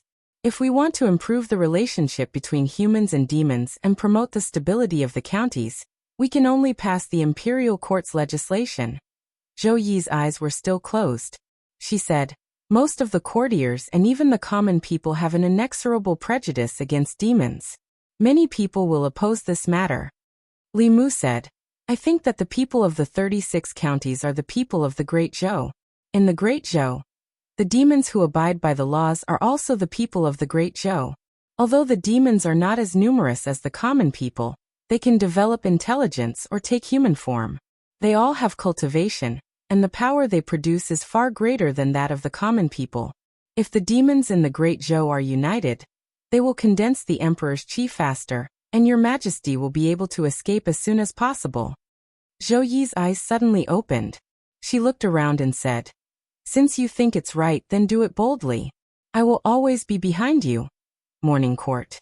An official's spittle flew everywhere. Absurd, simply absurd. What does the life and death of the demons have to do with the court? The court is the court of the common people, not the court of the demons. If they even have to care about the matters of the demons, then how busy will the local officials be? How many cultivators make a living by killing demons? Won't the court become the enemy of those cultivators? A different voice said, "Lord Yan's words are wrong. In this way, the demons will certainly hate the court much less. It will be beneficial in easing the conflict between humans and demons." "I agree. Humans and demons are all living creatures. If the demons are willing to abide by the laws, then the Great Zhou may be able to accept them. Our Great Zhou's celestial empire must have the magnanimity of a celestial empire." Another official stood up and said, "Lord Yan's words make sense. The counties can't even manage their own matters. How can they have the time to care about the demons?" Another person agreed. "This is the biggest joke in the world. Our human court is making decisions for the demons. How will the demon kingdom view us? How will the Shen kingdom and the Yong kingdom view us? Our Great Zhou will become the joke of all the other countries. The court is protecting the demons. This is simply unprecedented." "I object." "I also object." Once this topic was raised, it caused a strong reaction in the court. Although a few officials agreed at the beginning, they were quickly drowned out by voices of opposition. There were even officials who stood up and questioned. Just whose suggestion was it? Stand up and let everyone see. Li Mu slowly walked out and said, "It was me." As he walked out, the voices of discussion in the court gradually quieted down. Finally, they completely disappeared. You could hear a pin drop. Although Li Mu often did not attend court for several months, no one dared to look down on him. Both the old and new factions combined had been defeated by Li Mu. The students of the academy had been arrogant for a while, but now they were as obedient as sheep. Even the Zhou clan and the Xiao clan, after their successive defeats, had to avoid the sharp edge, not daring to oppose Li Mu directly. The official who had just asked Li Mu to stand up stood in a daze. He was completely stupefied. In this instant, countless thoughts flashed through his mind. It was over. He did not expect that the person he had attacked was Li Mu. After court, he would definitely suffer the revenge of this powerful official of the Great Zhou. The beautiful concubine he had just married would probably not be able to sleep for more than a few nights. The new house that he had just lived in for a year would also become someone else's after it was confiscated. He would probably have to sleep in the cemetery with excellent feng shui that he had chosen for his old father in his hometown, Nanjun. A moment later, the official wiped away the cold sweat on his forehead and said seriously, Lord Li's suggestion is truly wonderful. Not only can this move alleviate the conflict between humans and demons, it can also stabilize the various prefectures. And it can also subtly divide the demon kingdom. This official's respect for Lord Li is like a torrential river, endless and unending. It is also like an overflowing river, unable to be controlled once it starts flowing. With Lord Li in the imperial court, it is truly the blessing of the great Zhou dynasty and the common people. Another official who had objected looked at this person with disdain. He strode out and said with righteous indignation, Demon race, so what if they are demons? Demons are also born and raised by their parents. As long as they are in the Great Zhou, they are the people of the Great Zhou. I have long disliked those cultivators with evil intentions. Uniting the demon race can strengthen the national strength of the Great Zhou. I strongly recommend that the Department of Worship recruit some demon experts. The various yamens should also eliminate discrimination and fully utilize the role of demons. Using demons to control demons can greatly reduce the pressure on the local yamens to govern the areas under their jurisdiction. The Ministry of Revenue can register these demons as demon citizens. The demon citizens are also the people of the Great Zhou and are protected by the laws of the Great Zhou. They also have to bear the responsibility of protecting the country. At some point, the officials in the court no longer objected to this matter. Instead, they began to make plans for the implementation of this matter. After brainstorming and discussing for a while, everyone unexpectedly discovered that the benefits of uniting the demon race seemed to far outweigh the disadvantages. It could even create a new structure that had never been seen since the establishment of the Great Zhou. Chapter 458. Li Mu thought that this proposal would be opposed by many, but he did not expect the court officials to be so reasonable. The officials of the various departments spoke one after another about the plan to incorporate the demons in the Great Zhou. They also put forward many constructive suggestions, many of which even Li Mu himself did not think of. After the court, these suggestions could be sorted out and modified, and then directly promulgated. Of course, there were some officials who expressed their concerns. The conflict between humans and demons had been going on for a long time. It was not something that could be easily resolved by promulgating a law. The common people had a natural fear of demons. This law might cause panic among the common people, which was not conducive to the unity of the people's hearts. This matter was of great importance. After the Hall of Secretaries drafted the regulations, the Munxia province did not immediately agree.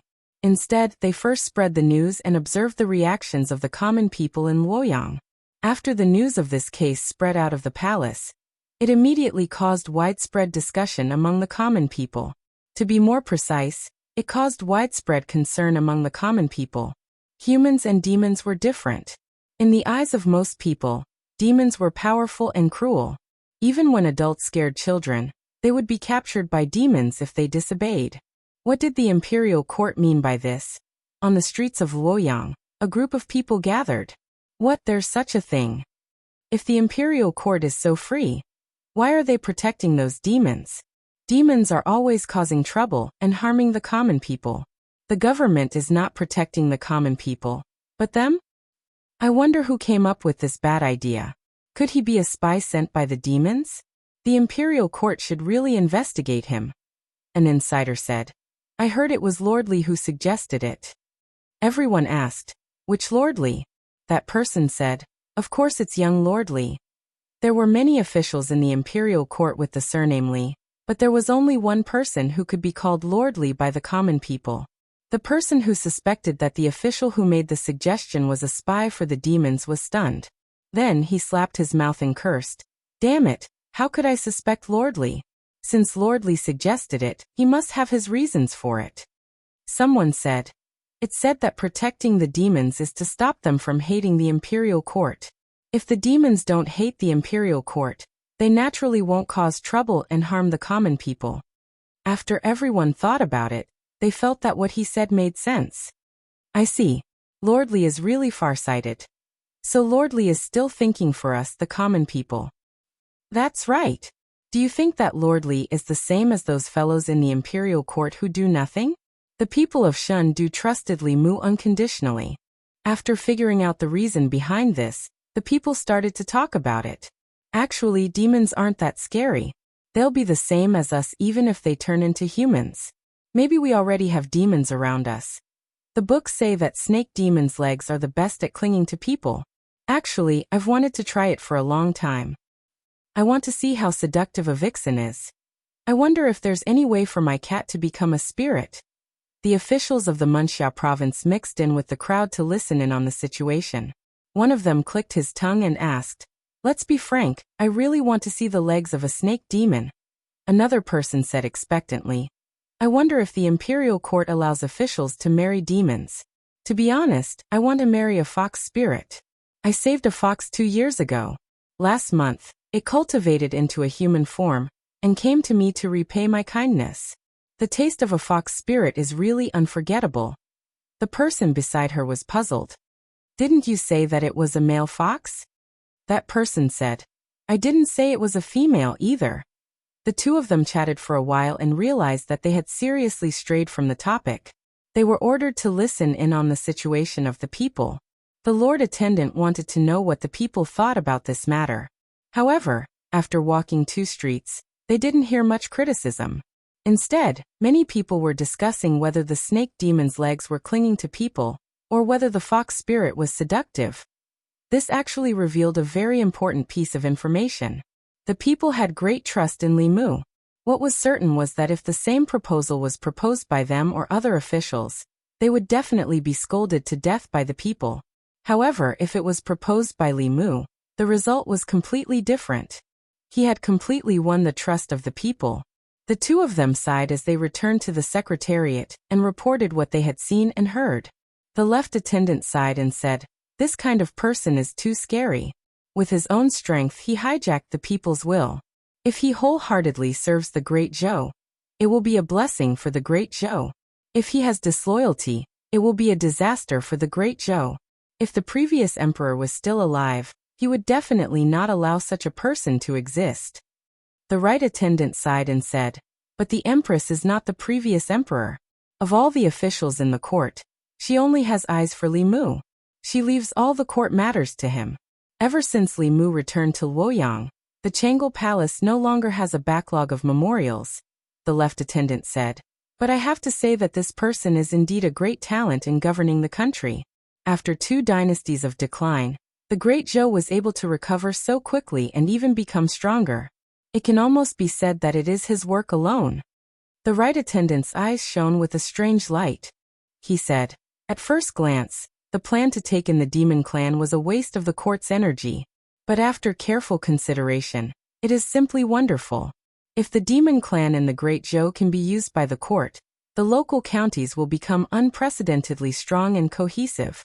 For this, even if we have to pay some price, it is worth it," the left attendant said. "Now I actually hope that Her Majesty can continue to sit on the throne. The Great Zhou has been reborn with great difficulty. If after another setback, the other countries will become disloyal again, and the Demon Kingdom and Ghost Realm will take advantage of the situation to invade, the fate of the Great Zhou for hundreds of years will come to an end." The right attendant had a doubtful expression and asked, "What do you think Her Majesty is thinking?" Until now, she has not revealed any information about who she wants to pass the throne to. "I'm afraid that the Xiao clan and the Zhou clan are not sure." The left attendant pondered for a moment and muttered, "Do you think there is another possibility?" The two of them looked at each other. Their minds were already connected. The following conversation was completely carried out through telepathy. The Li residence. The development of the matter was far smoother than Li Mu had imagined. Not only did the courtiers not show any overwhelming opposition, even though some of the commoners were panicking, they still believed in the court and Li Mu. This was due to the trust he had built up with them over the past 2 years. There was another reason that Li Mu hadn't thought of. Due to the popularity of strange stories from A Strange Story, many novel authors rushed to imitate the plot style of strange stories from A Strange Story. Thus, starting about a year ago, the story of a young man who had a fortuitous encounter and cultivated diligently, slaying demons and eliminating evils for the people, and finally becoming a powerhouse of a generation, was no longer popular with most readers. Men preferred the romance between human beings and demonic ghosts. Some of the works aimed at women were even more explicit and bold. Whether it was an unmarried girl or a married woman, they would more or less have one or two such books under their pillows or at the bottom of their dowry boxes. A snake demon's legs were the most clingy, and a fox demon's legs were the most seductive in bed. Jokes like these also came from these YY novels. It was true that fox demons were seductive. Xiao Bai would often inadvertently seduce Li Mu until he felt hot all over, and had to use the clear heart technique to resist. As for whether a snake demon's legs were the most clingy, Li Mu didn't know. In any case, the Empress was quite clingy. Although he didn't live in Chang'an Palace anymore, the Empress treated this place as her home. When she was here, Li Mu had to carefully serve her. She lay on his chair, drank his tea, held his niece, and even let Li Mu massage her back and shoulders. Li Mu used to hope that he could replace Shangguan Li's position, and now he really did. In the past it was she who served the Empress, and now it was Li Mu. There was a knock on the door. Li Mu removed his hand from the Empress's body and walked to the door. Just as he opened the door, a green figure pounced on him. The girl in the green dress hooked her arms around Li Mu's neck and hung herself on him. Her two slender legs were tightly wrapped around Li Mu's waist. She happily said, "Uncle, my sister and I are here to seek shelter from you." Li Mu sighed in his heart. A snake demon's legs were indeed clingy. Hu Jiuqing didn't lie to him. Chapter 459. It was true that the snake demon's legs were the most clingy. Li Mu spent a lot of effort to remove Bai Tingxin from his body. After 2 years of not seeing each other, the two sisters had grown even more beautiful. One was wearing a white dress, while the other was wearing a green dress. Their figures were also slightly taller as they stood at the entrance of the Li residence. Li Mu looked around and asked, "Where are your parents?" Bai Tingxin said angrily, They were traveling around the continent. They thought we were a burden, so they sent us back to the North County to cultivate. Sister said she missed you and insisted on coming here to find you. I could only follow her." Bai Tingxin twisted her ear and said angrily, "Who was the one who made a fuss about coming to the fairies' capital? How dare you talk about me?" Li Mu said helplessly, All right. Come in first." This time the White Demon King and his wife did not come. Only the two sisters came. Li Mu was secretly worried for them. These two nieces were really daring. Snake demons and fox demons were the favorite of those heretical cultivation. Even Fifth Realm experts were often captured, let alone these two little demons who had just condensed their demon cores. They were lucky to have come here safely. Bai Tingxin walked into the courtyard first and asked, "Are the ants at home?" Li Mu said, "No, they are at Mount Baiyun." Hee, that's good." Bai Tingxin was secretly delighted. She muttered softly. Then she was stunned and asked, "They are?" Li Mu did not explain too much. He only said, "You have 2 aunts now." Bai Tingxin looked at the other beautiful woman standing in the courtyard and said blankly, "Is this 3rd aunt?" Li Mu said with a serious expression, "Don't be rude. This is Her Majesty, the Empress of the Great Zhou." Zhou Yi only glanced at Bai Tingxin indifferently. She was so scared that she hid behind Li Mu and looked at the Empress with frightened eyes. She grew up in the mountains and was like a little princess at home. She could get whatever she wanted. She did not feel anything about being called the Empress of the Great Zhou. She only vaguely felt that this beautiful woman was very powerful. She was so powerful that she could crush her with her little finger. Li Mu walked to the Empress and introduced, "Your Majesty, these 2 are the daughters of my sworn brother. The wild demons do not know the rules.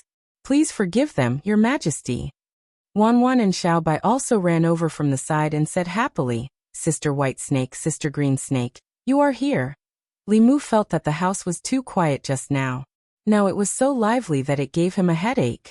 Wan and Xiao Bai were not talkative. Inqing used to be lively, but after condensing the Yao core, she gradually became a lady snake. Only Tingxin was crazy. Li Mu thought that she would restrain herself after condensing the Yao core. He did not expect that after her cultivation improved, she became more lively. Even Wan and Xiao Bai were affected. However, there were benefits to being noisy. At least the house was more lively. Because of the sisters, Li Mu added a few more dishes. After dinner, Li Mu gave them a stack of banknotes. Wanwan and Xiao Bai took them to the streets to sweep. Demons from remote places needed some time to adapt to Shindu for the first time. When Li Mu was washing the dishes in the kitchen, the Empress stood in the courtyard and said, "Your nieces are not ordinary snake demons." Li Mu explained while washing the dishes, "Your Majesty, their father is from the snake race, and their mother is from the dragon race. They have half of the dragon race's bloodline." Zhou said, "No wonder you don't hate the demon race. There are more demons in your family than humans." Li Mu explained awkwardly, "Humans are divided into good and bad people. Demons are also divided into good and evil demons. They cannot be lumped together." Little Bai Wanwan had gone shopping with the Bai sisters. She probably wouldn't return until nightfall. The Empress rolled up her sleeves and brought Li Mu back to the palace. There were still some details to be discussed in the Imperial Secretariat regarding the incorporation of the demonic beasts. With the help of the officials, the general policy was formulated. After reading it, Li Mu found that there were no problems. He went to Changle Palace and continued to help the Empress read the memorials. After reading a few memorials, Li Mu saw the one from Jiujiang County. After the case of the second-rank prince of Jiujiang was exposed, his followers were either banished to the army or exiled. As for the second-rank prince of Jiujiang, he was a member of the Shao royal family.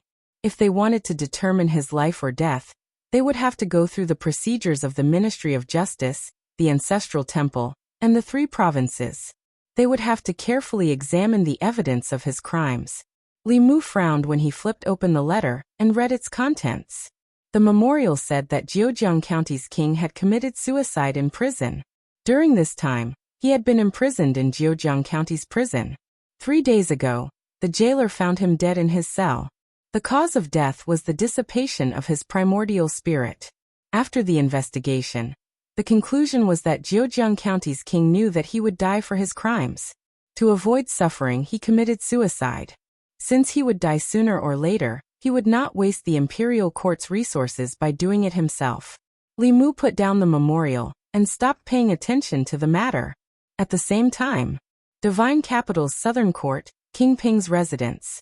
There were 7 princes in the Divine Capital. King Ping was the most senior among them.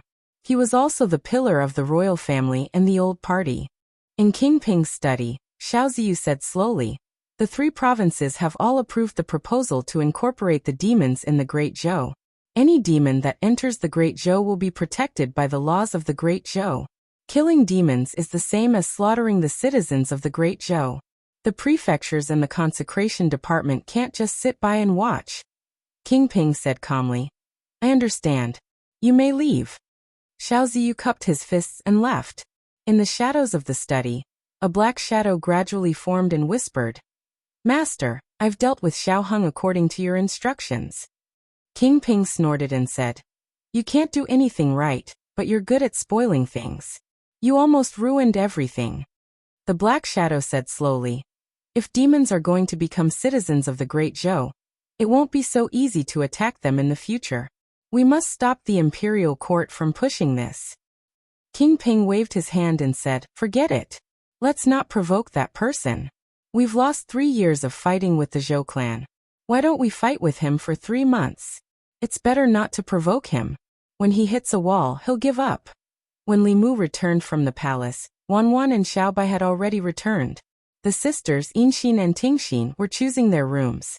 Li Mu asked, "Does Brother Bai know that you've come to the Divine Capital?" Bai Tingxin snorted and said, "He only has eyes for my mother. He can't be bothered with us." Li Mu shook his head and said, "No matter what, we still have to tell him." Bai Tingxin pouted. "If I don't, he'll get the other uncles to capture us." Li Mu said, "Be good. I'll tell him when the time comes." Bai Tingxin reluctantly took out a conch. After activating it, she said a few words to the conch, and then handed it to Li Mu. Li Mu took the conch. Li Mu heard the White Demon King's apologetic voice. "Third brother, I'm really sorry. These 2 girls have troubled you. I'll get someone to bring them back in a few days." Li Mu smiled and said, "No need. If they're willing to stay here, Then they can cultivate here. Staying here is beneficial to their cultivation. The White Demon King laughed and said, Then I'll leave it to you. If they're disobedient, you can discipline them on my behalf. Especially Tingxin. Discipline her when you need to. Don't spoil her. After exchanging a few more words with the White Demon King, Li Mu returned the conch to Bai Tingxin. She hugged Li Mu's arm and shook it. She said obediently, I'll definitely listen to you, uncle. Li Mu pulled his hand out of her embrace. It was indeed better for them to stay here than to cultivate in the north region. The last time they parted, Wanwan's cultivation was still very low. Now she was the same as them. Xiaobai had far surpassed them. He didn't dare to say too much, but it shouldn't be a problem for them to both enter the fifth realm after staying with Li Mu for a year. Moreover, the demon clan's heavenly book that Li Mu obtained from the demon emperor's cave abode happened to be useful. There was a complete cultivation method of the snake clan in it. Li Mu could also cultivate this cultivation method. However, he was a human after all. He could only cultivate to the fifth or sixth realm. Only a true snake clan member could unleash the power of the snake clan's cultivation method. Not long ago, when Li Mu pretended to be a snake demon and was undercover in the Thousand Fox City, Phantom Princess rewarded him with a fifth realm snake demon pill in order to improve his cultivation. He had been keeping it. Li Mu stretched out his hand, and a jade bottle appeared in his hand. Bai Tingxin asked curiously, What's this? Li Mu said, This is. He had just said 2 words when he suddenly realized that there was only 1 demon pill. But his nieces had 2. Who should he give it to? Both of them were flesh and blood. As an elder, if he favored one and discriminated against the other would feel terrible. Li Mu thought for a moment and asked, Look at this jade bottle. Isn't it beautiful? Chapter 460. The jade bottle floating in Li Mu's hand was sparkling and translucent. It was indeed very beautiful. But what was even more beautiful was the thumb-sized golden demon core in the jade bottle. The jade bottle could not isolate the aura of the fifth realm snake demon core. The 2 sisters looked at the jade bottle in Li Mu's hand and swallowed their saliva at the same time. The green snake's reaction was even faster. She grabbed the jade bottle from Li Mu's hand and asked, Uncle, is this for me? What else could Li Mu say? He nodded and said, This is a snake demon core that I accidentally obtained. Take it and refine it. It can improve your cultivation. Thank you, Uncle. Mu. Bai Tingxin's face revealed a bright smile. Li Mu once again felt the strength of her slender legs. Not only that, she also took the opportunity to kiss Li Mu's face. If Li Mu did not dodge quickly, she would have kissed Li Mu's mouth. Li Mu frowned and said, No manners. In the future, don't do this. Looking at her blinking innocently, Li Mu couldn't say what he wanted to say next. After all, she was just a snake demon without much life experience. She was his niece.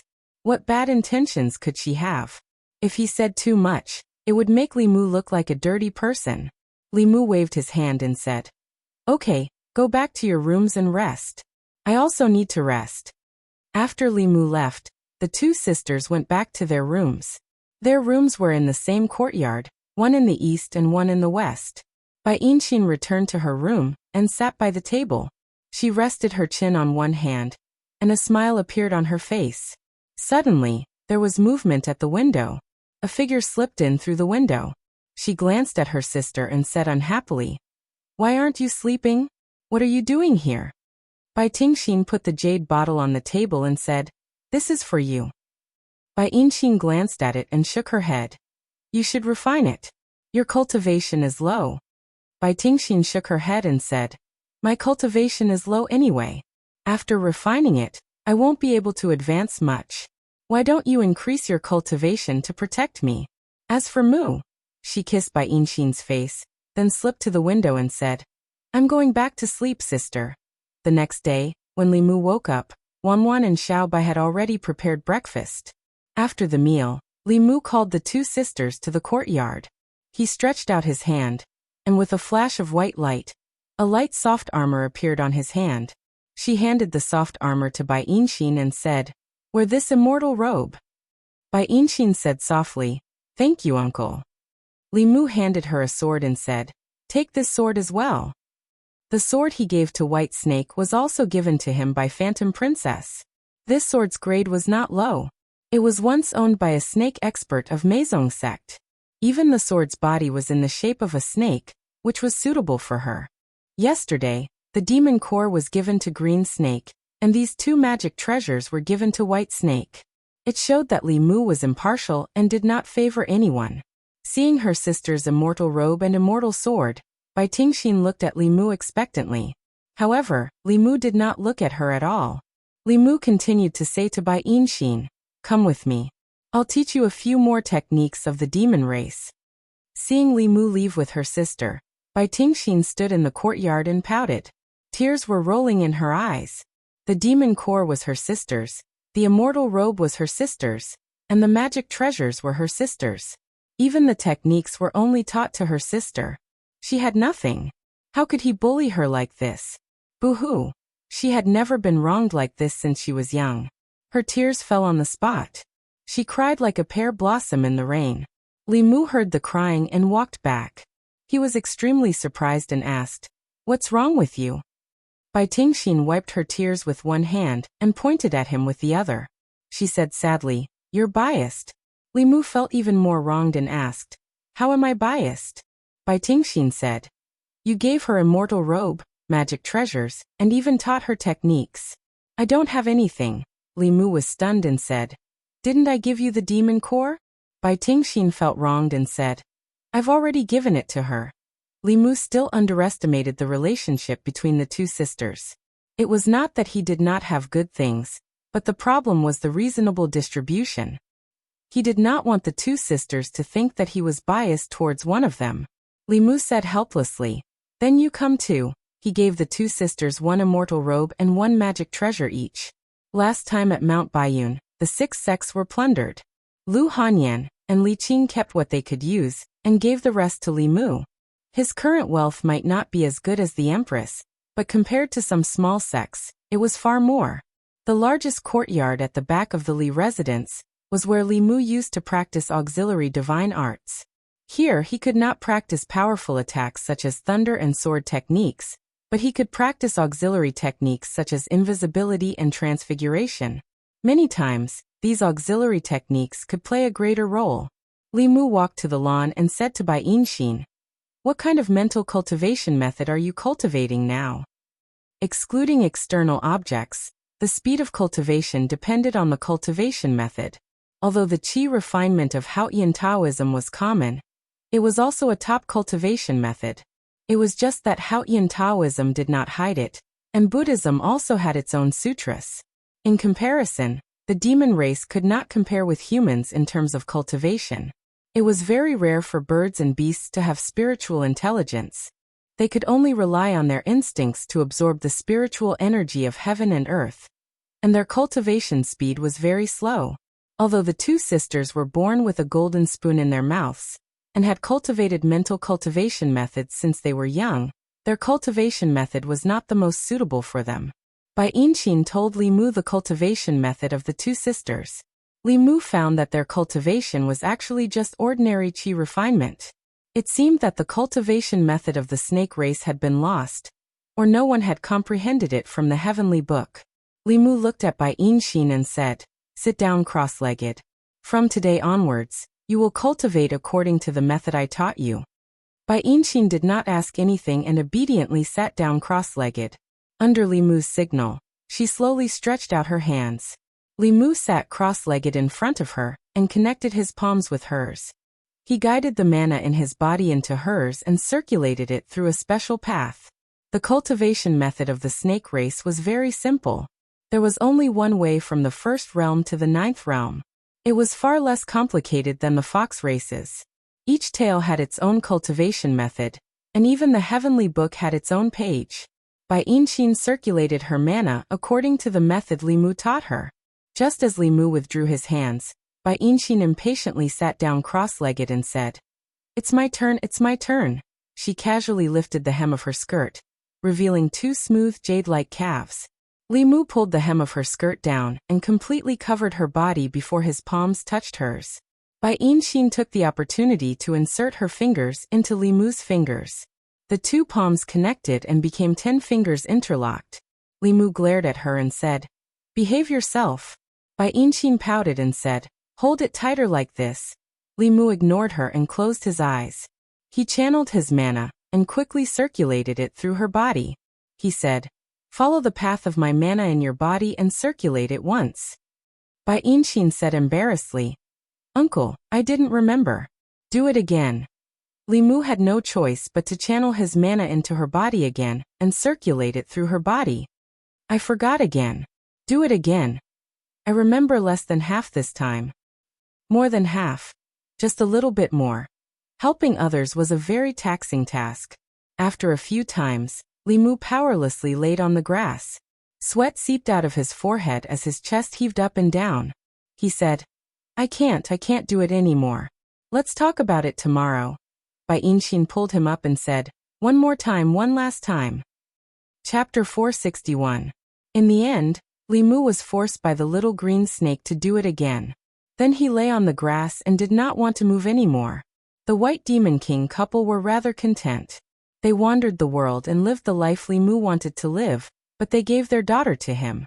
Li Mu not only had to take care of their food and clothing, he also had to worry about their cultivation. Fortunately, Bai Tingxin finally remembered this last time, and began to cultivate according to the new Heart Sutra like her sister. The two sisters sat cross-legged on the grass with their eyes closed, but their faces gradually revealed a shocked expression.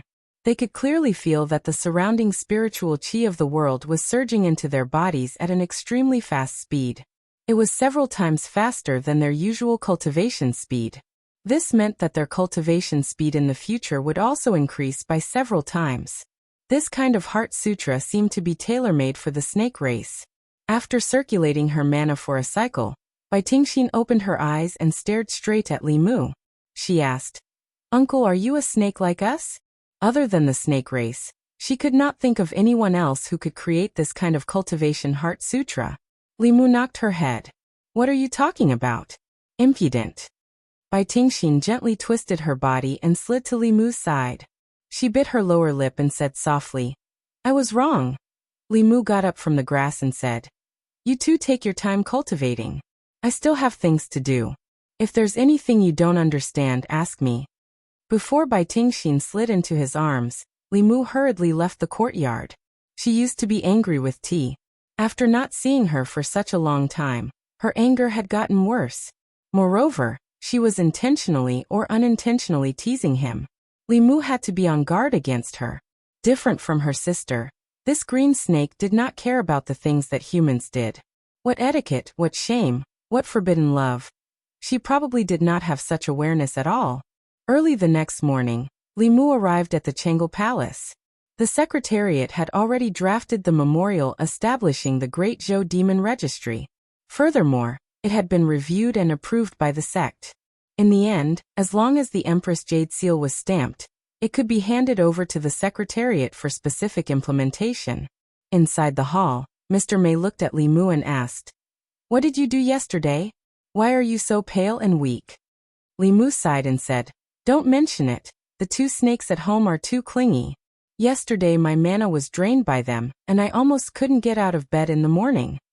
Zhou Yi and Shangguan Li, who were reading, suddenly looked at Li Mu. Mr. Mei was both embarrassed and angry. He said, "Bastard, this is His Majesty's bedchamber. Don't say anything." Li Mu explained, "Yesterday I taught them a new cultivation method, and helped them cultivate more than 10 times. My mana and energy were all exhausted. What were you thinking?" Mr. Mei was stunned. "So that's what happened?" Li Mu asked in return. "What did you think it was?" Mr. Mei said awkwardly, "I thought so too." On the side, Zhou Yi and Shangguan Li also retracted their gazes. Li Mu only just realized that although he was just stating facts, if someone's mind was filled with nonsense all day long, it was easy to create ambiguity. However, he did not expect that the Empress, Mr. Mei, and Shangguan Li, these three people's bodies were purer than the other, but their minds were dirtier than the other. What were they thinking in their minds just now? They were all red in the face and ears. The Empress' neck was even covered with a light pink color. After this small episode, the atmosphere of the entire Chengel Palace became awkward. The three people's eyes kept glancing at Li Mu. Li Mu felt uncomfortable all over. After reading a few memorials, he said to the Empress, "Your Majesty, I'm not feeling well today. I'll go back first." Zhou nodded and said, "Go ahead." As soon as Li Mu left, Mr. Mei complained. He didn't say it clearly. How would I know what he meant? There's a new mistress in his house. I thought he kidnapped 2 snakes from somewhere. Shang Guanli glanced at her and said, "There's nothing wrong with what he said. It's your mind that's not pure." Mr. Mei looked at her and asked, "Your mind is pure? If your mind is pure, why are you blushing?" Shang Guanli was speechless for a moment. She explained, My face is already red. Besides, your Majesty is blushing too." Zhou stood up and said, "Changle Palace is a bit hot. I'll go take a walk in the Imperial Garden." After returning home, there was nothing to do. Li Mu was bored, so he checked on the cultivation of the girls. Wan didn't care about cultivation. She mainly focused on eating, playing, and cultivating. Xiaobai wanted to become stronger and find the enemy who killed Granny to avenge her. She looked like she was eating and playing with Wan, but she was actually cultivating seriously in private. If she didn't take the initiative, no matter how much resources Li Mu provided her, she wouldn't have been able to reach the 5th level so quickly. Li Mu would remind them about their cultivation every few days. The new Bai sisters were the ones that Li Mu had to pay more attention to recently. They had changed their cultivation methods. At the beginning of their cultivation, they would definitely encounter many problems. In addition to the cultivation method, Li Mu also taught them a few powerful snake clan abhijna. Snakes were cold-blooded and were naturally good at hiding. At the same time, they were very sensitive to heat and smells. They were also natural tracking experts. In addition, the snake clan's poison techniques were something that even high-level cultivators would be wary of.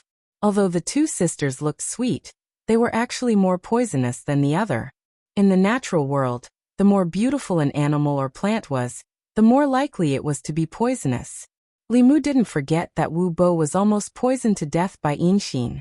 If he was really poisoned, other than antidote pills, any Fulu talisman would be useless. As a human, Li Mu could learn about 50 to 60% of some demon clan abhijna. However, even if he was squeezed dry, he wouldn't be able to squeeze out a drop of poison. However, this didn't mean that Li Mu couldn't teach them. In terms of theoretical knowledge, he wasn't afraid of anyone. Li Mu was teaching them how to turn the poison into a mist, and then condense it into a poison arrow to cause an area attack. Bai Yinxin learned quickly. In just an hour, she was already very proficient. Li Mu walked to Bai Tingxin and said, "It's your turn. Go all out and attack me with the spell I just taught you." Bai Tingxin shook her head and said, "But what if I hurt Uncle?" Li Mu glanced at her and said, "I won't blame you even if you hurt me. If you can hurt me, I can promise you one more thing." Bai Tingxin said excitedly, "You said it. Pinky swear." Li Mu stretched out his little finger and hooked it with her white finger. Bai Tingxin retreated to the side and spat out a cloud of poison mist from her mouth. Soon it surrounded Li Mu. In the poison mist, one couldn't see anything in front of them. Whoosh! An undetectable sound of wind breaking came from the poison mist. Li Mu slightly leaned his body and dodged a poison arrow. Whoosh! Whoosh! Whoosh! In the poison mist, poison arrows were constantly shot from all directions. Li Mu tilted his head and lifted his feet to dodge the poison needles. He always locked onto a breath in the poison mist. At a certain moment, when several poison arrows were shot, Li Mu's figure flashed and disappeared from the spot. He appeared beside the breath and stretched out his hand to grab it. A long object was caught in Li Mu's hand. Then, a trace of doubt appeared in Li Mu's eyes. Even if she revealed her true form, it wouldn't be so thin and hard. Li Mu withdrew his hand and found that he was holding the sword he gave Bai Tingxin. Her emerald green shirt was hanging on the sword. Then a head quietly appeared beside his wrist and gently bit his wrist. Li Mu felt a sharp pain in his wrist. Then his whole body began to feel numb. His legs went soft and he fell into Bai Tingxin's arms. Bai Tingxin hugged him and said with a smile, "Uncle, I won." Li Mu never thought that he would be pecked in the eye by a wild goose all day long. He played with snakes all day long and finally got his wrist bitten by a snake. Bai Tingxin was smart enough to use the concealment technique. He taught her to hide her breath. With the cover of the poison mist, she deceived Li Mu. Then when he thought that victory was in his hands, she gave him the final blow. This time, Li Mu was indeed careless. On the one hand, he underestimated the enemy too much. Now even if he was facing a powerhouse in Dongxian, as long as he hadn't been in Dongxian for many years, or was half a step into the upper realm like the slovenly Taoist priest, he could fight. He didn't believe that he would fall in the hands of a little snake demon who had just condensed a monster core. On the other hand, she was Li Mu's niece. Li Mu's trust in her made him not treat her as a real enemy. Various reasons caused him to fail in front of the two sisters and lose face. Now he was still lying in Bai Tingxin's arms. Li Mu suppressed the snake venom with his magic power and stood up. Just as he was about to throw an antidote into his mouth, he was stopped by Bai Tingxin. She grabbed Li Mu's wrist and said, "The antidote can't be removed completely. Let me help you." Li Mu asked, "How are you going to remove it?" Bai Tingxin licked her red lips and a trace of shyness appeared in her eyes. She said, "My saliva can be removed. I'll feed you." Li Mu shook off her hand and said, "It's just snake venom. How can it stump me? I'll force it out myself." With that, he strode to his room. Bai Tingxin looked at her sister with dissatisfaction and said, "Tingxin, you're too much. How can you bite him? Why? Are you heartbroken?" Bai Tingxin rolled her eyes and said, "He asked me to do my best. Besides, I wanted to detoxify him but he didn't let me." "You're still talking." Bai Tingxin retracted her head. Most of the time, she was still afraid of her sister. Her voice was no longer as confident as before. She whispered, "He won't eat my saliva. I'll let him drink my blood, okay?" In the room, Li Mu sat cross-legged on the bed with a worried look on his face. He didn't know if it was because she had the bloodline of the dragon race, but the snake venom was so overbearing. Although it couldn't do anything to Li Mu had a hard time removing it. Even if he used an antidote, there would still be residual poison. It would take him at least a few days to remove it. There was a knock on the door. Bai Tingxin said, "Uncle, I'm here to detoxify you. If you don't want to use your saliva, you can use something else." Li Mu had already said that. If he compromised now, his dignity as an elder would be gone. How could he discipline them in the future? He said faintly, "No need. I'll remove all the poison in 15 minutes at most. You can continue to cultivate." Bai Tingxin said, "Oh," and left in disappointment. Li Mu got down from the bed. He knew the 4 heavenly books and knew more about the snake race than any snake in the world. How could he be helpless against the poison of a small green snake? A moment later, in the imperial garden of the palace, Li Mu looked at the empress awkwardly and said, "Your Majesty, I was bitten by a snake." Zhou frowned and said, "The 2 snakes in your house?" Li Mu said, "She was careless. The snake venom is very overbearing. I can't remove it in a short time, so I came to your Majesty."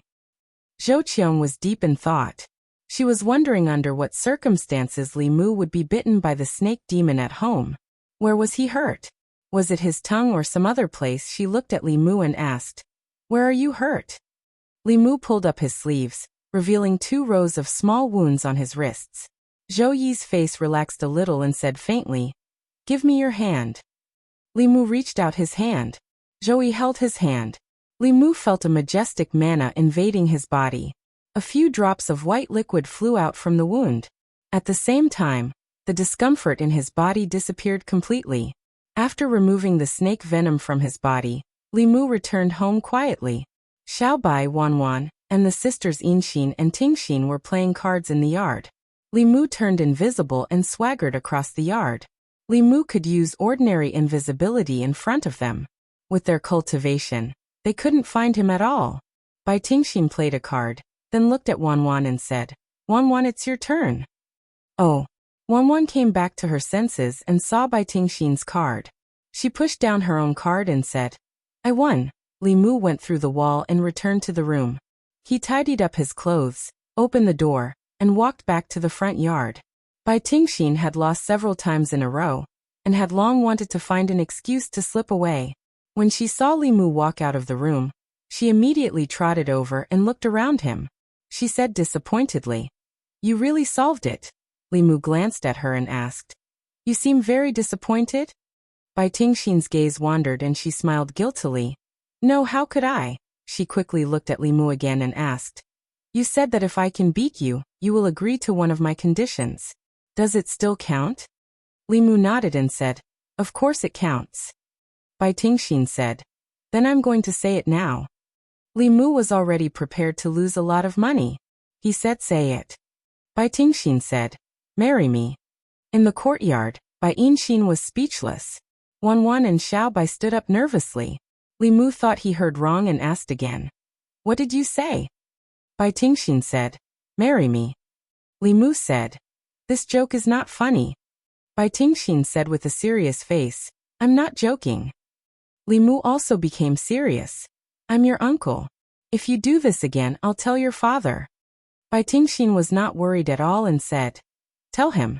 My father said that love should be free and should not care about the prejudice of the world. When he was with my mother, everyone was against it, but they still got together. Moreover, they have us. He often encourages us.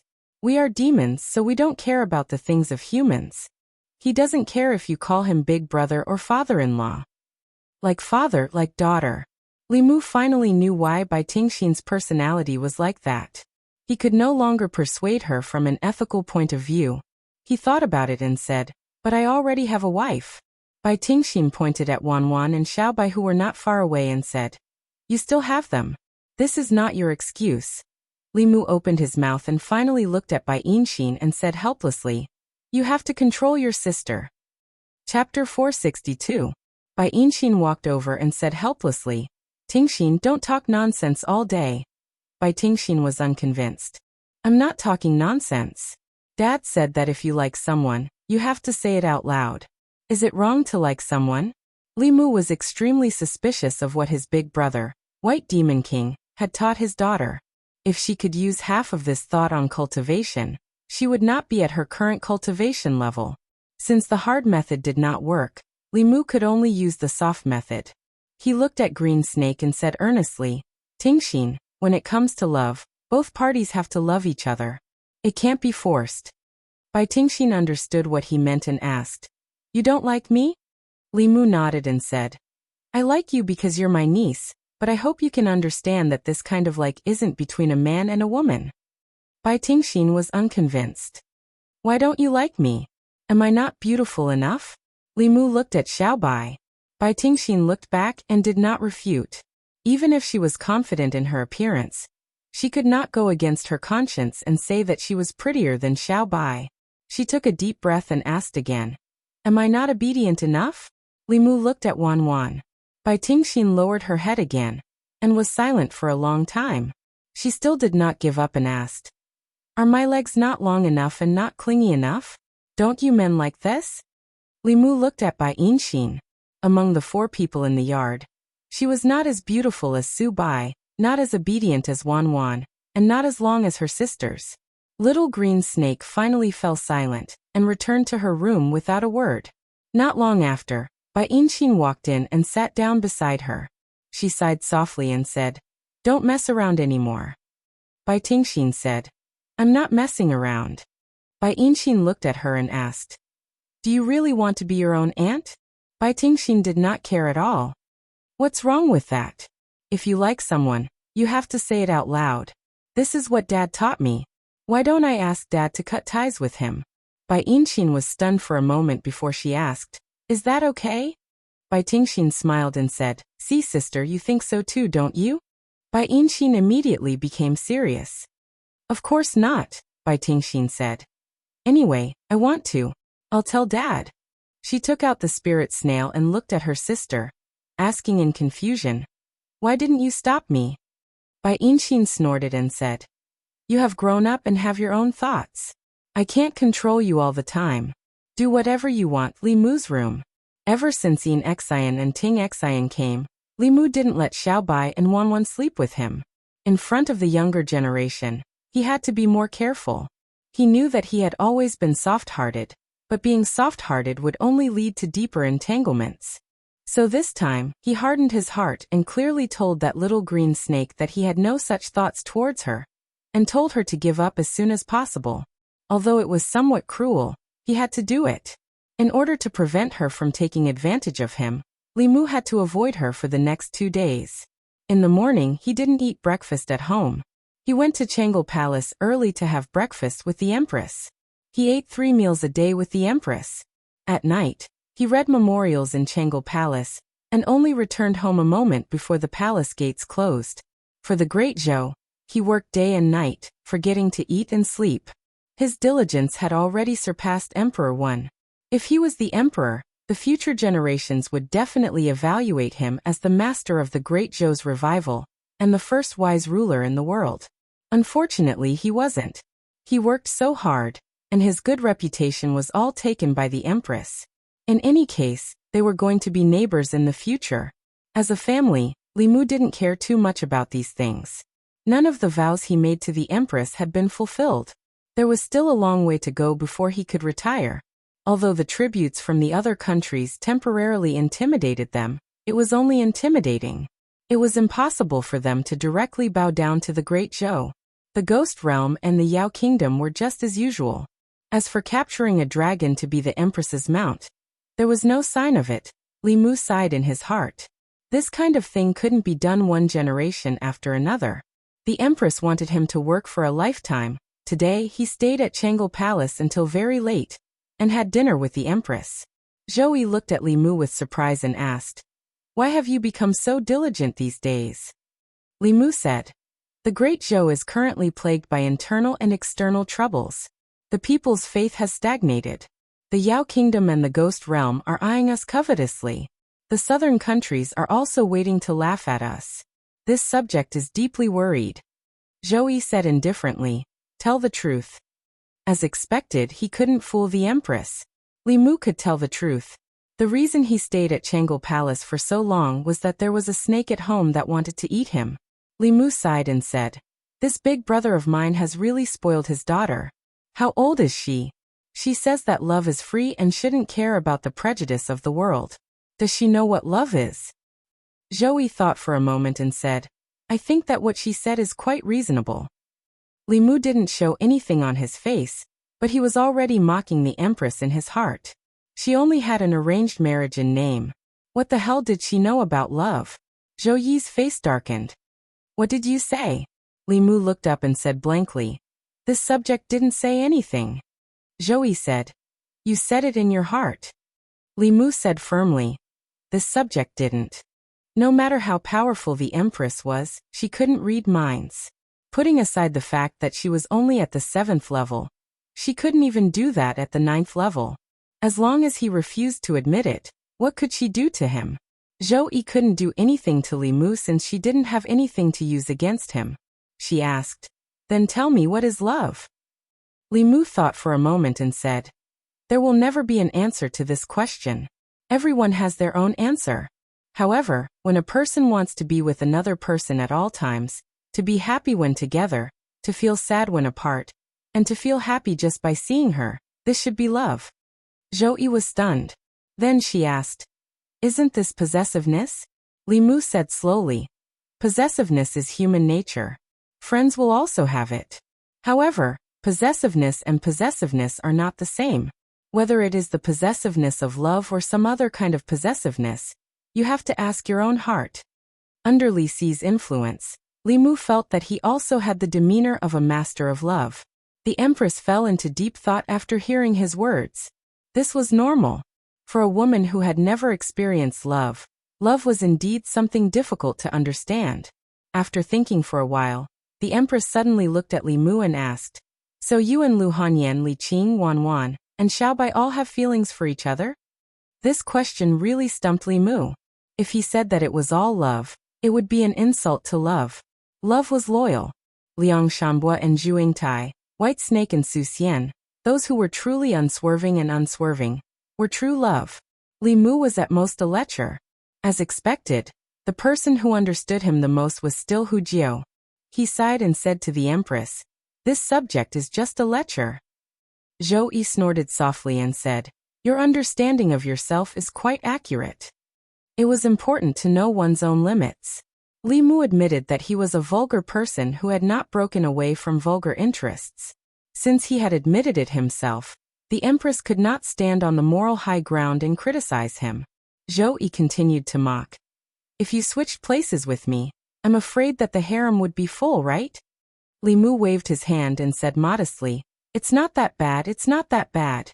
In order to choose concubines, the former emperor had expanded the harem once. There were 72 concubines in 3 palaces and 6 courtyards. However, he only had children with the empress and the noble consort. Although Li Mu was also a lecher, he would not only care about physical pleasure when there was no emotional foundation. Until now, his body only belonged to Lu Hanyan. Zhou Yi asked again, don't tell me you're interested in those 2 nieces again? Li Mu looked at the empress and said in disbelief, am I such a person in your majesty's eyes? Zhou Yi waved her hand and said, I'm just asking out of curiosity. Li Mu said firmly, although I'm lecherous, I also have principles. I won't have any thoughts about my nieces. What's the difference between that and a beast? Today he had talked a little too deeply with the empress. Seeing that the palace doors were about to close, Li Mu stood up and said, it's getting late. I'll go back first. Zhou Yi said casually, it's getting late. Why don't you stay in Chang'e Palace tonight? You can read a few more memorials. Li Mu shook his head and said, no, I'll come back tomorrow. These past few days he had been sick of reading memorials. Now he did not want to read any more. Zhou Yi waved her hand disappointedly and said, go. Seeing Li Mu leave Chang'e Palace, Zhou Yi returned to her bedroom and sat in front of her dressing table. She inadvertently saw herself in the mirror and was slightly stunned. The woman in the mirror was naturally very beautiful. However, no matter how beautiful she was, it could not hide the disappointment on her face. She began to think about why she was disappointed. It seemed to be because Li Mu had left. However, she had spent at least 16 hours with him today. During these 16 hours, the furthest they had been apart was no more than 10 steps. Why would she be disappointed when Li Mu left? Could it be that she wanted Li Mu to be with her 24 hours a day, eating and sleeping? Mei Wei told her that this was just normal possessiveness. However, Li Mu told her that this was love. Zhou Qiong's expression suddenly became one of bewilderment. She did not know who she should listen to. The Empress was somewhat abnormal these past 2 days. While Li Mu was reading memorials, she did not read novels. She leaned on the dragon throne alone, thinking about something. However, it was normal for women to have more thoughts. Li Mu did not take it to heart. He had encountered difficulties in the matter of incorporating the demons of the Great Zhou. After the palace secretariat had decided on the policy and approved it, the palace secretariat immediately sent it to the various counties. These past few days, the various counties had successively responded. Contrary to Li Mu's expectations, only a few out of the 36 counties of the Great Zhou responded to the policy with a small number of demons. This policy was completely beneficial and harmless to the weak demons in various places. After becoming the demons of the Great Zhou, they did not need to bear any responsibility. They would remain as they were in the past. The only difference was that the Great Zhou court had become their backing. In the future, regardless of whether it was righteous or evil path cultivators or powerful demons that threatened their lives, the local authorities would not sit idly by. They would be treated as true citizens of the Great Zhou. Even so, not many demons were willing. Li Mu guessed that it was probably because they did not trust the court at all. This was not surprising. Within the borders of the Great Zhou, the demons were in an awkward situation. Although they were all native demons of the Great Zhou, and the Great Zhou was their hometown, the court was the court of the human race. On this land, humans could wantonly slaughter them. However, if they dared to slaughter humans, only death would await them.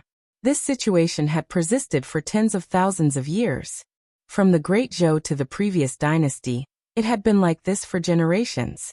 The conflict between the demons and humans was engraved in their genes. Li Mu put down the reports from the various counties.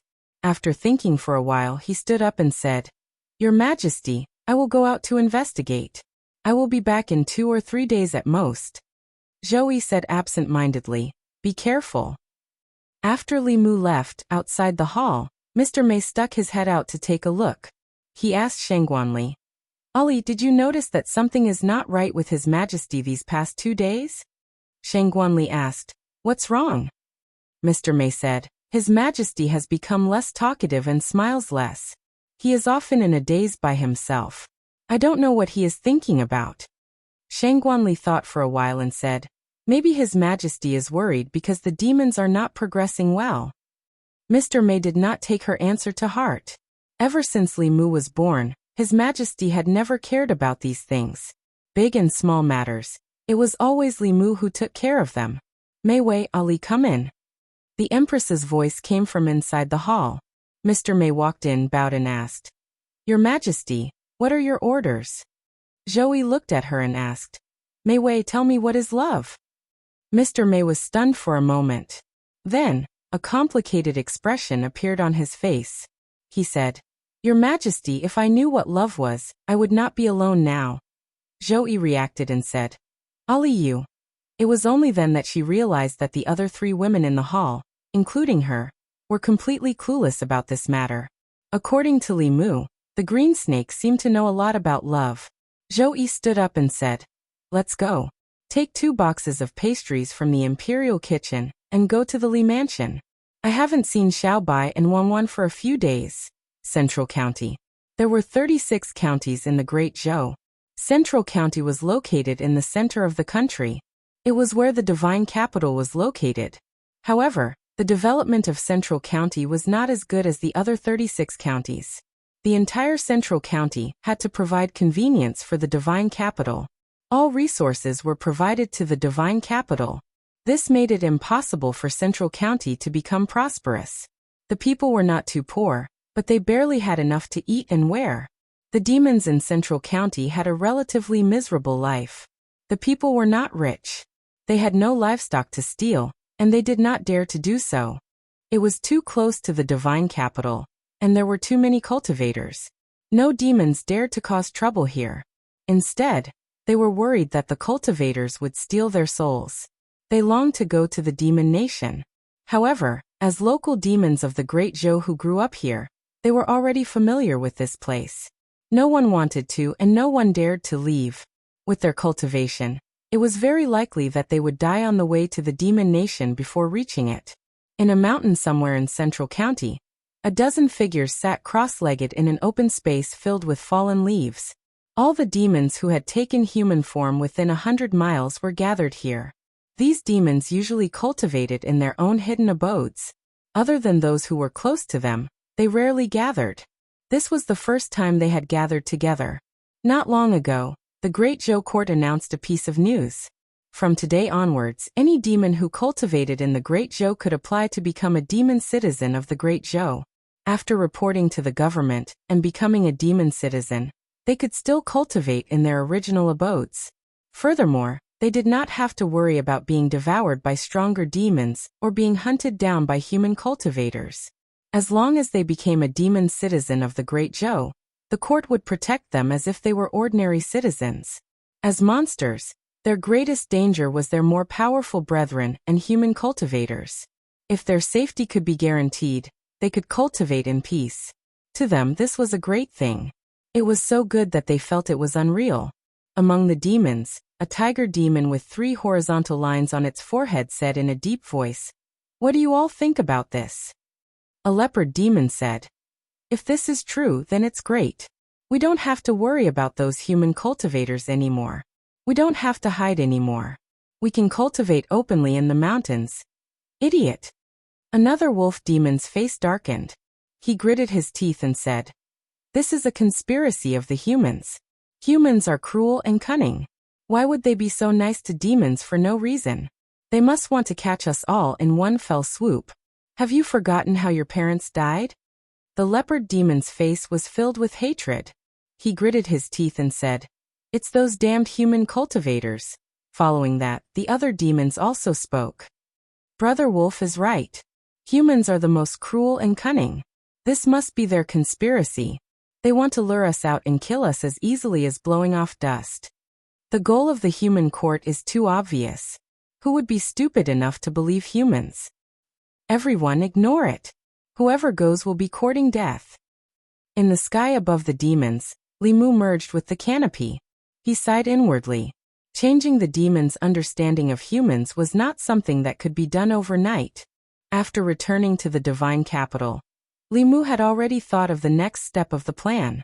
To make these demons believe in the court, he had to show them the court's sincerity. Li Mu needed the cooperation of some demons to set an example for the other demons. There was no one more suitable than Brother White's subordinates. Li Mu walked into the Li residence and saw Bai Tingxin, Wan Wan, and Xiao Bai chatting and laughing around the Empress. He walked in front of Bai Yinxin and said, "Yinxin, can you help me contact your father? I have something important to talk to him about." Bai Yinxin took out a spirit snail and imbued it with magic power. After saying a few words, she handed it to Li Mu. Li Mu greeted him briefly, and then went straight to the point to tell him about it. The White Demon King said straightforwardly, "You can do as you see fit. You can bring Yinxin and Tingxin along. They will arrange it for you." Li Mu smiled and said, "Thank you, Brother White." The White Demon King said, "We're family. It's my duty." Li Mu said a few more words of courtesy before saying, "Then Brother White, I'll take Yinxin back tomorrow." The White Demon King said, "Wait a moment." Li Mu asked, "Is there anything else?" The White Demon King said, "I heard from Tingxin that you're now a minister of the Great Zhou Court and a favorite of the Great Zhou Empress. You have a very high status and identity. When I became sworn brothers with you back then, I didn't expect you to have this day." Li Mu smiled and said, "This won't affect our relationship as brothers." The White Demon King said, "No, no, no. With your status and identity, how can you become sworn brothers with a demon? How will others look at you? From now on, don't call me brother anymore. I don't have a brother like you, but our relationship is still there. I hope you don't think too much." Li Mu was stunned and said, "Brother White, this." The White Demon King smiled and said, "I'm doing this for your own good. Don't call me Brother White anymore. That's all. I still have other things to do. I'll take my leave." Li Mu held the snail that no longer made any sound, and was at a loss.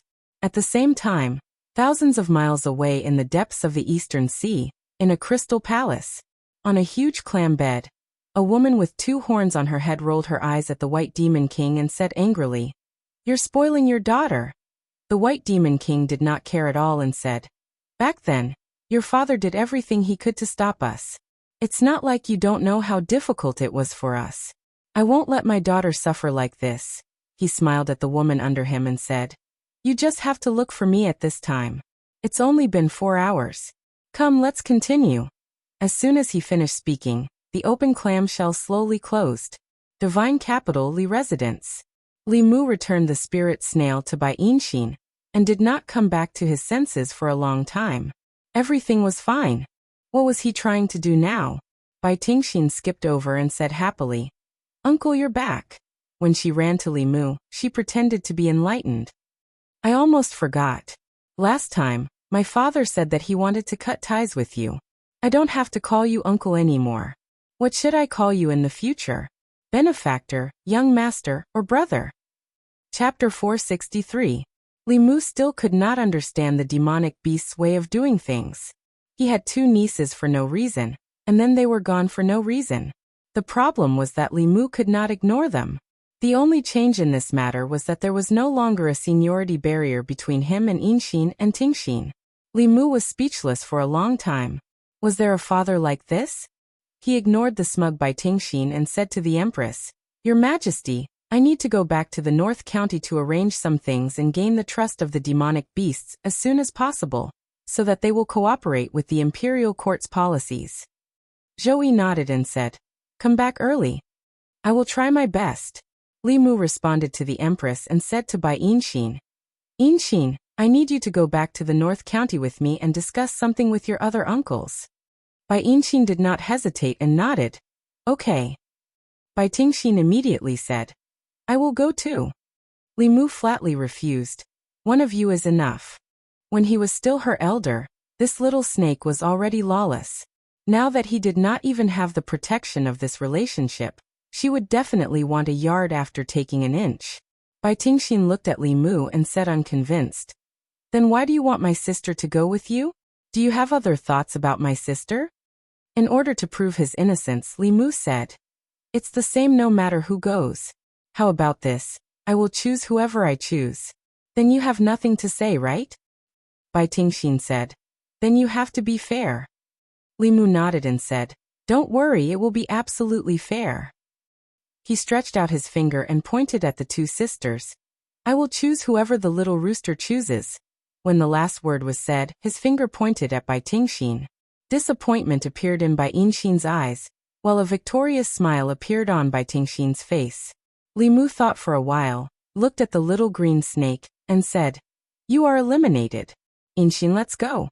Beside the stone table in the courtyard of the Li residence, Bai Tingxin was hugging a puppet snake that she had made herself. She was slapping its tail and scolding. Humph, I told you not to bring me along. I'll beat you to death, I'll beat you to death. Wanwan sat on the swing and occasionally glanced at Bai Tingxin's direction with a worried expression. There was no fox spirit, but there were two snakes. The task given to her by Miss seemed to be getting harder and harder to complete. Xiaobai sat next to her, and was also worried. In the past, she only had to worry about whether other vixens would approach her benefactor. Now other than vixens, even beautiful snakes had appeared. She heard from Sister Xian that men liked women with long legs. Her legs were not as long as theirs. Zhou was still in the Li mansion. She walked to Bai Tingxin and sat down opposite her. She asked, You like Li Mu? Bai Tingxin nodded and raised her head to look at the Empress. Suddenly, she seemed to have realized something and asked expectantly, Empress sis, can you issue an imperial edict to marry me to him? He definitely won't dare to disobey Empress Sis's imperial edict. Zhou said faintly, I can't. Bai Tingxin was disappointed.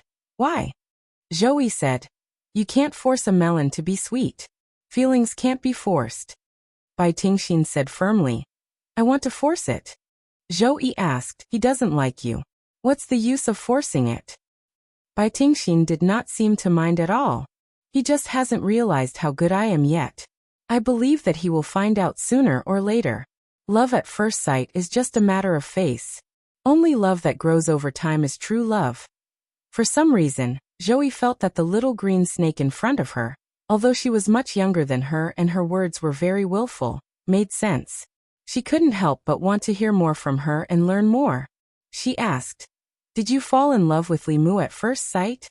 Bai Tingxin curled her lips and said, Of course not. Am I such a superficial snake? When we first met, we even fought. He even injured me. Later on, I slowly realized that he was good-looking, knew how to cook, had a gentle temper, and even saved me and my sister's life. At that time, I told myself that I, Bai Tingxin, have set my mind on him for the rest of my life. Zhou thought for a while and asked, Have you ever thought that one of you is a human and the other is a demon? Bai Tingxin was unconvinced. So what if he's a demon? Xiao Bai is a demon too. In the book he wrote, other than demons, there are also ghosts. Love doesn't differentiate race, identity, or status. This is what he told us.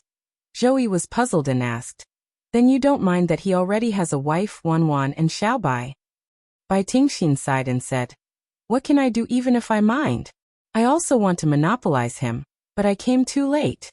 Empress sis, if you have someone you like very, very much, you will understand how I feel. Zhou shook her head. What a joke.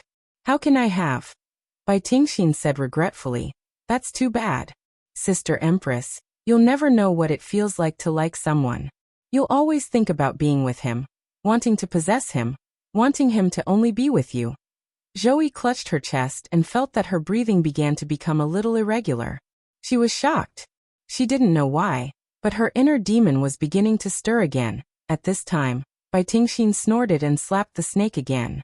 She said angrily, I like him so much, but he actually likes my sister more. He didn't even bring me back to Beijun. I'll beat you to death. In the sky above Zhongjuan, a flying boat sped past. At a certain height below the 9 heavens astral wind layer, the atmosphere was relatively thin, and the air was very stable. The flying boat sped past without any bumps. Li Mu stood at the bow of the boat and looked at Xian, who was sitting cross-legged in the boat and cultivating seriously. He couldn't help but sigh at his decision. If he had brought another snake on this trip to Beijun, he wouldn't have been able to have a peaceful journey. Li Mu sized her up and thought of her appearance 2 years ago. She didn't seem to be much better than Tingxin. However, a woman changed 18 times between childhood and womanhood. Not only did she become more and more beautiful, even her personality had become so likable. He didn't know when the other snake would grow up. On the way, Li Mu had already asked In Xian. Her family had a very high status in Beijuan's demon world. In the Great Zhou, there were very few demons that exceeded the 5th realm. The White Demon King's strength was the strongest among the demons in Beijun. In the entire Beijun, most of the demon experts such as the Green Bull Demon, the Tiger King, the Rat King and others were working under him. As for the other demons, even if they weren't under him, the Green Bull Demon, the Tiger King, and the other demons had a say. A day later, in a mountain somewhere in Beijun, the Tiger King came forward with a smile and said, "Brotherly, long time no see. I heard that you've become a high-ranking official in the imperial court. I haven't congratulated you yet. You must stay today. Let's drink a few jars of his." Bai Yinxin walked forward and said, "Uncle Hu, there's no rush to drink. Call the other uncles over first. We came back this time because we have something important to discuss with you." The demons under the White Demon King were scattered in the 13 counties in Beijun. Other than the Rat King and the Green Bull Demon who were closer, the rest would only arrive tomorrow. However, these 3 demons were the strongest. Even the White Demon King called them brothers. Li Mu naturally couldn't order them directly. After the 3 demons gathered, Li Mu asked, "Brothers, have you heard that the imperial court wants to register the demons in the Great Zhou?" The Green Bull Demon nodded and said, "I've heard, but I don't know if it's true or not. We're still waiting." The Tiger King said, "It's most likely fake. The human imperial court isn't so kind. Even if they don't attack us, when they fight with the Demon Kingdom and Ghost Realm, they will use us as cannon fodder. This must be a vicious plan that someone came up with." Li Mu said in shame, "To be honest, I was the one who suggested this." The Green Bull Demon's eyes lit up. He suddenly looked at Li Mu and asked, "Brotherly, are you serious?" Li Mu nodded and said, "In the Great Zhou, a large part of the reason for the conflict between the demons and humans is that the imperial court's laws are unfair. The demons suffer under these unfair laws. I want to ease the conflict between the 2 races, so I push this matter forward. However, the hatred between the demons and humans is too deep. Very few demons are willing to trust the imperial court, so I asked for your help." The Green Bull Demon said, "If the imperial court is sincere, then this is an unprecedented good for the demons. We believe in brotherly, but we don't know if we can trust the imperial court." Li Mu thought for a moment and said, "I can't promise the future, but I can promise you that as long as I'm in the imperial court, the demons of the Great Zhou will be protected by the imperial court. No matter who it is, whoever dares to hurt or kill the demons will be punished according to the laws of the Great Zhou." Li Mu could only guarantee this much. As long as he was in the imperial court, he could guarantee that the demons would enjoy the rightful rights. However, after he left the imperial court, he could not guarantee anything. However, this matter was beneficial to the imperial court in the first place, and they would not mess up this matter themselves. Even if the worst happened, and the demonic folk rose up in revolt, and the Great Zhou Empire fell into chaos once more, that would be the bitter fruit that they had planted themselves, and would have nothing to do with Li Mu and the Empress. At that time they still did not know where to grow vegetables and flowers. The Green Bull Demon smiled and said, "Brother Li's words are enough. Don't worry. Let's not talk about other things. You can leave the matter of the North County demons to us." Li Mu and the demons talked until very late. Only then did they return to their room to rest. Bai Yinxin led him into a room and said, "This was originally Tingxin's room. She didn't come back. Brother Li can sleep here tonight." She looked around and found that the room was in a mess. The quilt on the bed was also rolled up into a ball. There was a snake-shaped pillow with its tail drooping on the ground. The room was so messy that even she felt a little embarrassed. She hurried forward and tidied up as she said, "It's a little messy here. Brother Li, you can go out first. You can come in after I tidy up." Li Mu said, I'll help you tidy up. Outside the room, the Tiger King looked inside in surprise. He wondered, isn't Brotherly the Demon King's sworn brother? Why is Tingxin calling him brother? The seniority is messed up. Could it be that Brotherly has cut off all ties with him? The Green Bull Demon patted him on the shoulder and said, what does this have to do with you? Calling him brother is not as close as calling him uncle. Let's go. Don't stand here. Go do your own things. The Tiger King looked puzzled. He muttered, how can brother be closer than uncle? Uncle is clearly closer. Lying on the bed made by Tingxin and sleeping under the quilt made by Tingxin, Li Mu quickly fell asleep. A few days ago, he was tormented by the two sisters. His physical strength was not small. His overdrawn body had not fully recovered. Because he had to deal with memorials for a long time every day, his energy was greatly depleted. He slept until late in the morning.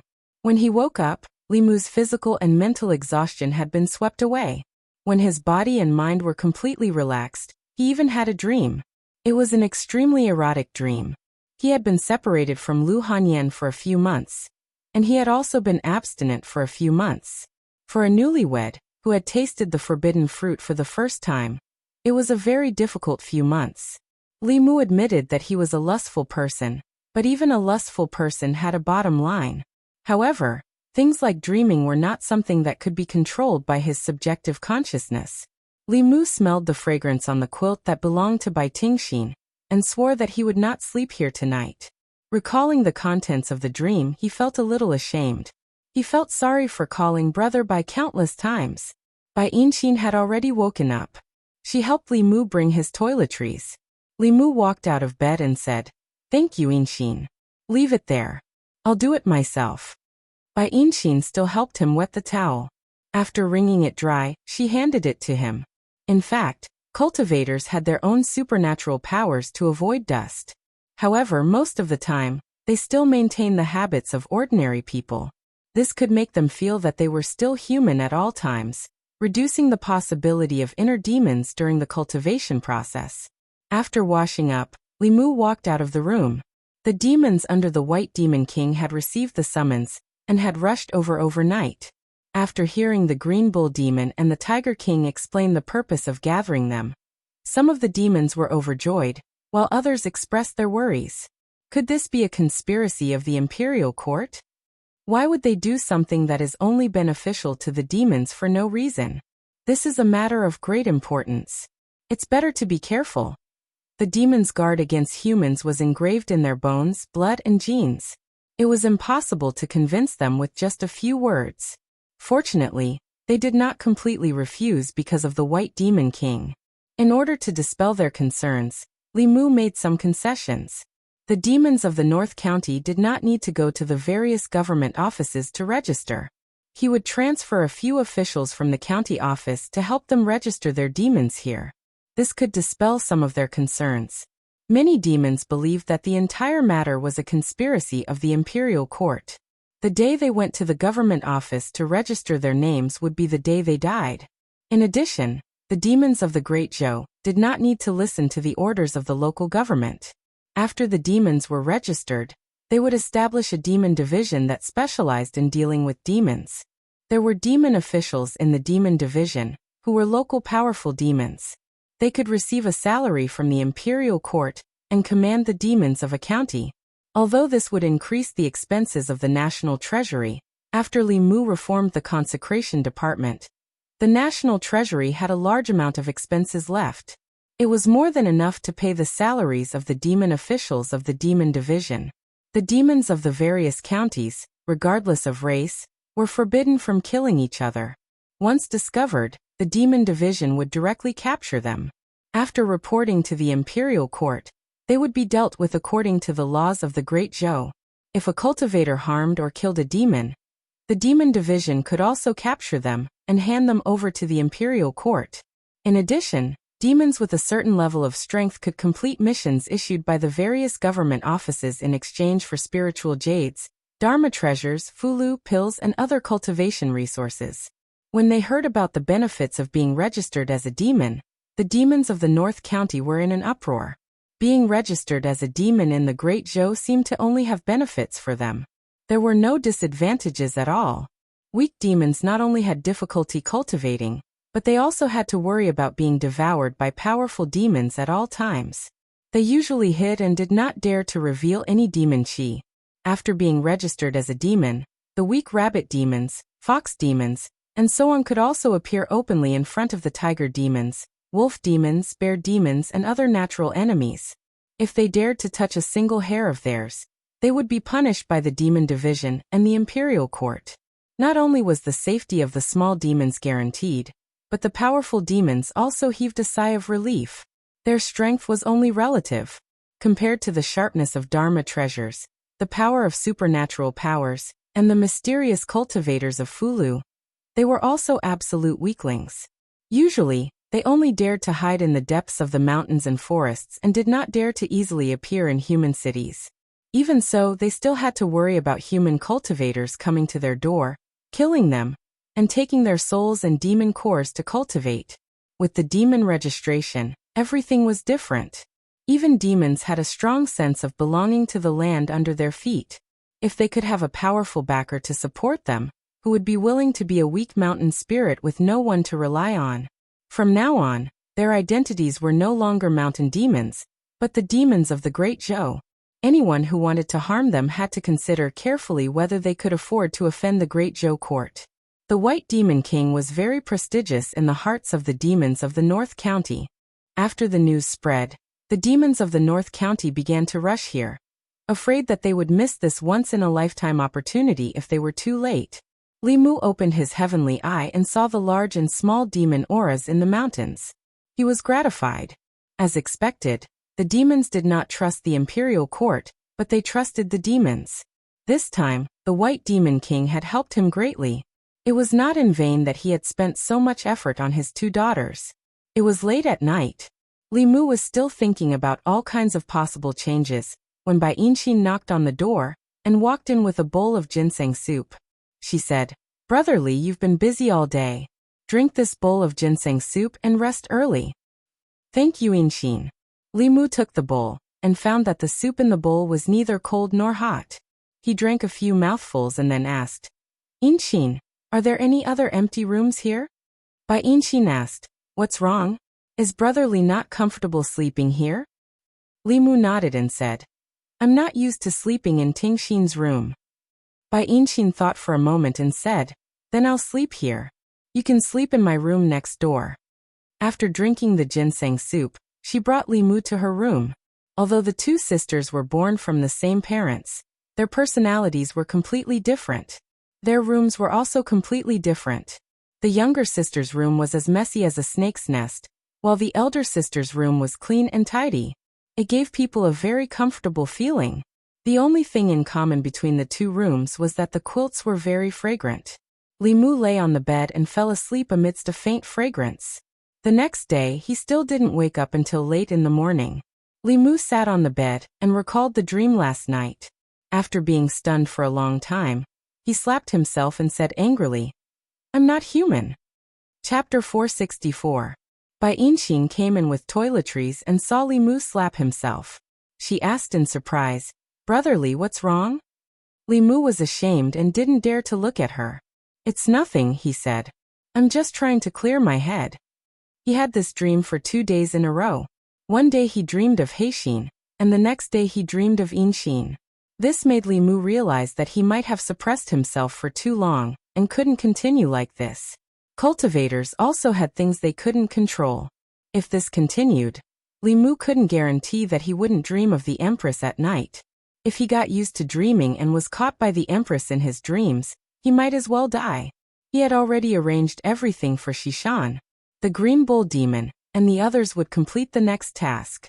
After Li Mu finished washing up, he said to Yinshin, "I'm going back to Mount Baiyun. I'll be back in 3 to 5 days at most. Wait for me here. When the time comes, we'll go back to Shindu together." Bai Yinshin nodded and said, "Okay, I'll be able to help you uncles here." Soon Li Mu bid farewell to Yinshin and the group of demons. He activated the flying boat and headed for Mount Baiyun. 2 hours later, on the main peak of Fulu School, Xianjizi smiled and asked, "Junior brother, you suddenly came back. Is there something important?" Li Mu waved his hand and said, "It's nothing important. Where are Hanyan and Qingqing?" Xianjizi said, "They're still in seclusion." Li Mu was really depressed this time. He complained, "Why are they in seclusion every day? How can there be so much seclusion to do?" Xianjizi said softly, "This is something a core disciple of Fulu school must go through before becoming the head. All the brothers have gone through it. When you leave the Great Zhou court in the future, you'll also have to go through it." Li Mu thought for a while and said, "Let me see where they're in seclusion." Xianjizi flicked his sleeves. The scenery before Li Mu's eyes changed. His body appeared in another space. This place was filled with verdant mountains, birds chirped and flowers bloomed. The ground was covered with thick vegetation. In the sky, 7 inverted mountains floated between the clouds. Between the mountains, white clouds drifted, and red-crowned cranes flew. There were stairs connecting the mountains. It was a fairyland. The size of this space was no less than Li Mu's demonic emperor space. It must have been left behind by a 9th realm senior in the history of Fulu school. Although those experts had passed away, they had left behind countless legacies for the sect. Li Mu sensed the auras of Lu Hanyan and Li Qing on one of the mountain peaks. He also sensed the auras of several chiefs on the other mountain peaks. In addition, in front of Li Mu, there were balls of light that floated aimlessly in the air. Sometimes they would fly into the mountains and then fly out again. Li Mu looked at those balls of light and said in surprise, "These are memory balls of light?" Yan Jingko nodded and said, "These are the memories of our sect's seniors. When they reached the end of their lifespan, they would pass down their lifetime of cultivation experience through this method for future disciples to comprehend." Hearing this, Li Mu could not help but feel deep veneration for the Fulu school's seniors. Although the demonic emperor, White Emperor, had also left behind his memories, his goal was to be reborn thousands of years later. The Fulu school's seniors were so selfless. Even though they had passed away, they continued to shine for the sect. In their memories, there was a lifetime of cultivation experience, understanding of Abhijna and the Fulu way.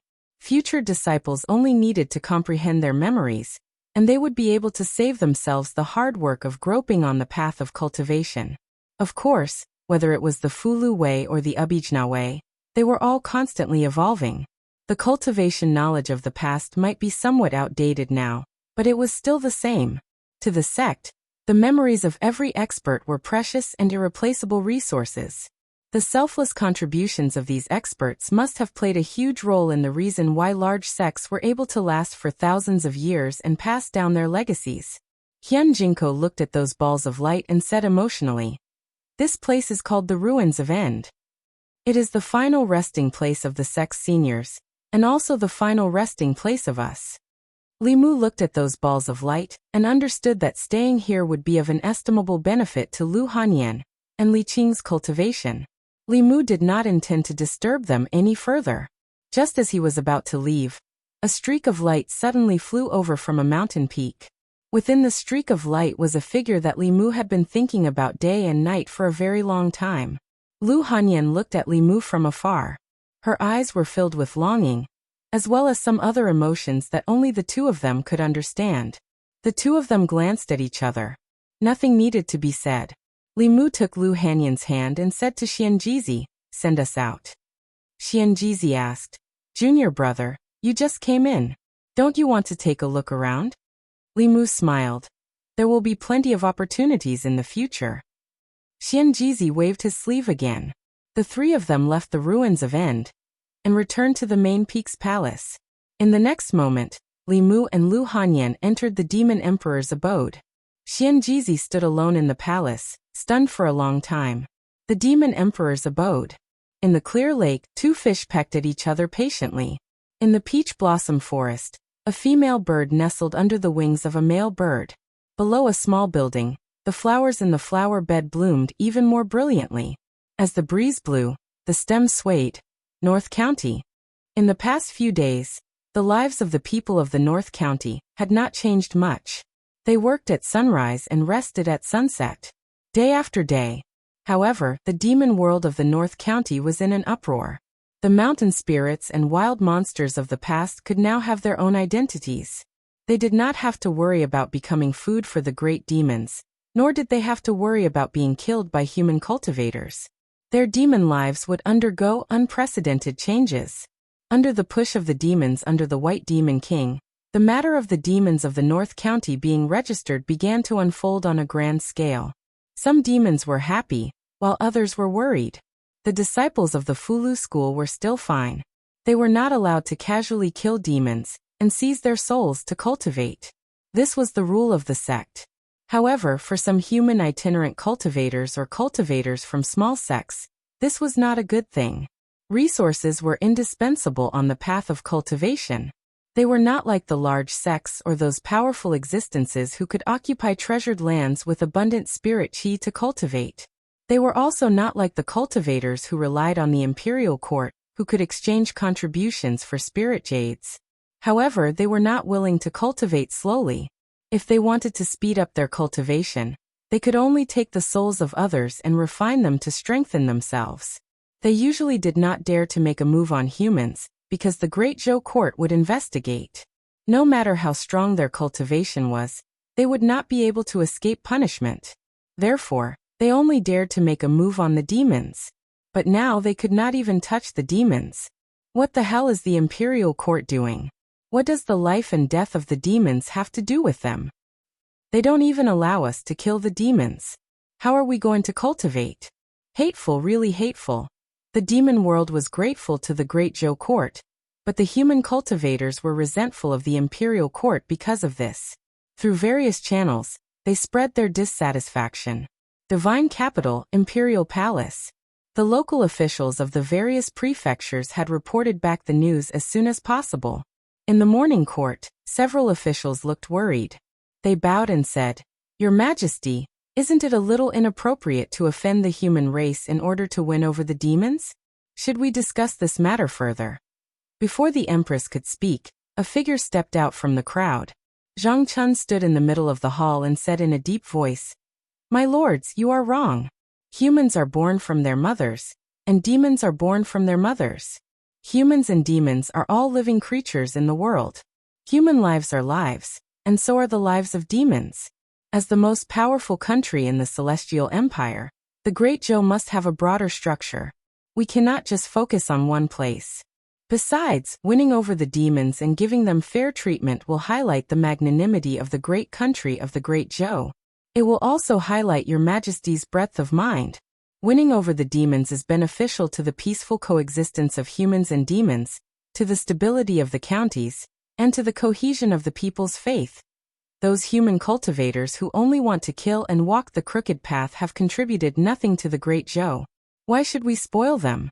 Are they worthy? If they dare to blabber and stir up the emotions of the people again, I'll catch a few of them and make an example out of them." The words of Li Mu's #1 henchman, Zhang Chun, caused the court to fall silent. This person's words were crude but reasonable. How much benefit would it bring to the court by incorporating the demons? After several rounds of discussion, everyone agreed that this was a win-win situation for both the demons and the Great Zhou. From a humanitarian point of view, this was also the embodiment of the magnanimity of a great country. It would definitely be praised by future generations. On the other hand, some human cultivators, ever since they embarked on the path of cultivation, had completely broken away from the control of the Great Zhou. They ignored the law and used martial arts to break the rules, often causing headaches for the local government. The court actually did not encourage too many people to cultivate.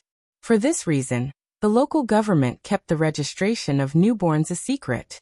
For the sake of some people who disobeyed the rules of the court and often caused chaos, it was clearly the height of stupidity to affect this important matter that would benefit the future generations. Soon, the court officials' opinions were unified with Zhang Chun's.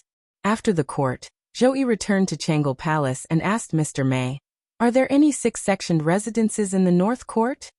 Mr. Mei said, "I'll go and check in a while." Zhou nodded and said, "If there are any, give them to Zhang Chun." Mr. Mei sighed. "It's only been a year and he's moved several times." Zhou said, "Give them to him. Otherwise, someone will come back and say that I've neglected his people." Speaking of someone, Zhou remembered that she had not heard his voice for 3 days. In these 3 days she had activated the spirit snail, but there had been no response from the other side. A few months ago, when he was undercover in Maison, it was fine if he did not respond to him. But what was he doing in these 3 days? Zhou activated the spirit snail again. This time, a familiar voice finally came from the other side. Zhou asked in a low voice, "What have you been doing in these 3 days? Why didn't you come back to me?" The other side of the spirit snail was silent for a moment. Li Mu's voice came again. I have been in the Demon King's cave residence for the past 3 days. I haven't received any news from your majesty." Zhou asked, "Why would you stay in the Demon King's cave residence for 3 days for no reason?" Li Mu stammered, I took care of the cave residence with my wife. Your majesty, is there anything I can do for you?" Hearing the first few words, Zhou already understood. She said coldly, "Nothing," and cut off the supernatural power. Then she sat in Chang'e Palace and fell into deep self-doubt. Was she angry just now? Why was she angry? Why was she angry? She had no right to be angry, and there was no reason for her to be angry. Zhou did not understand why she had such thoughts. She wanted to ask Shangguanli and Mr. Mei, but she felt that it was useless to ask them. The 3 people in this palace together did not know as much as the little green snake.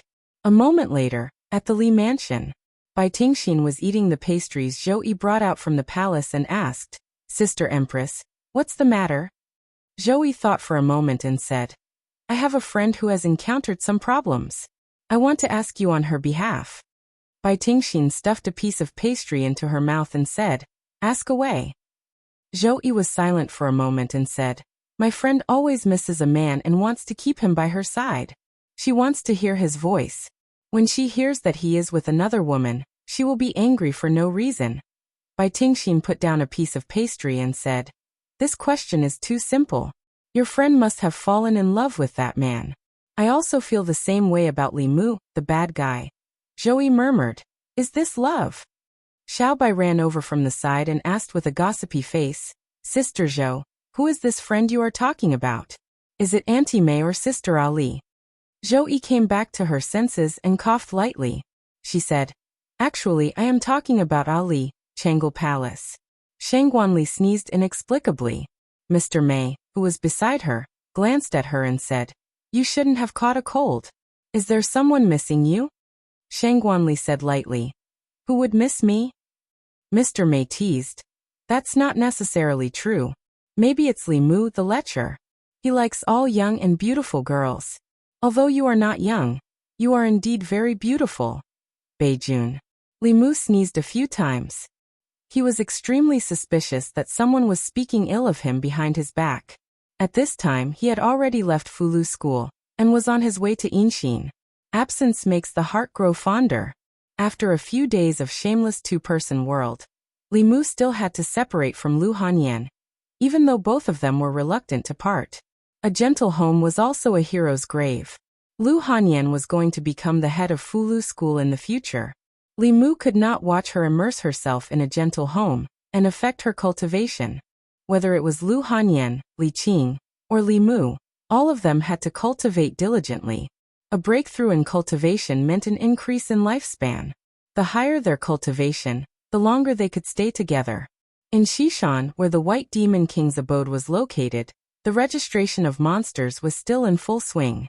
This matter was far from as simple as the average person thought.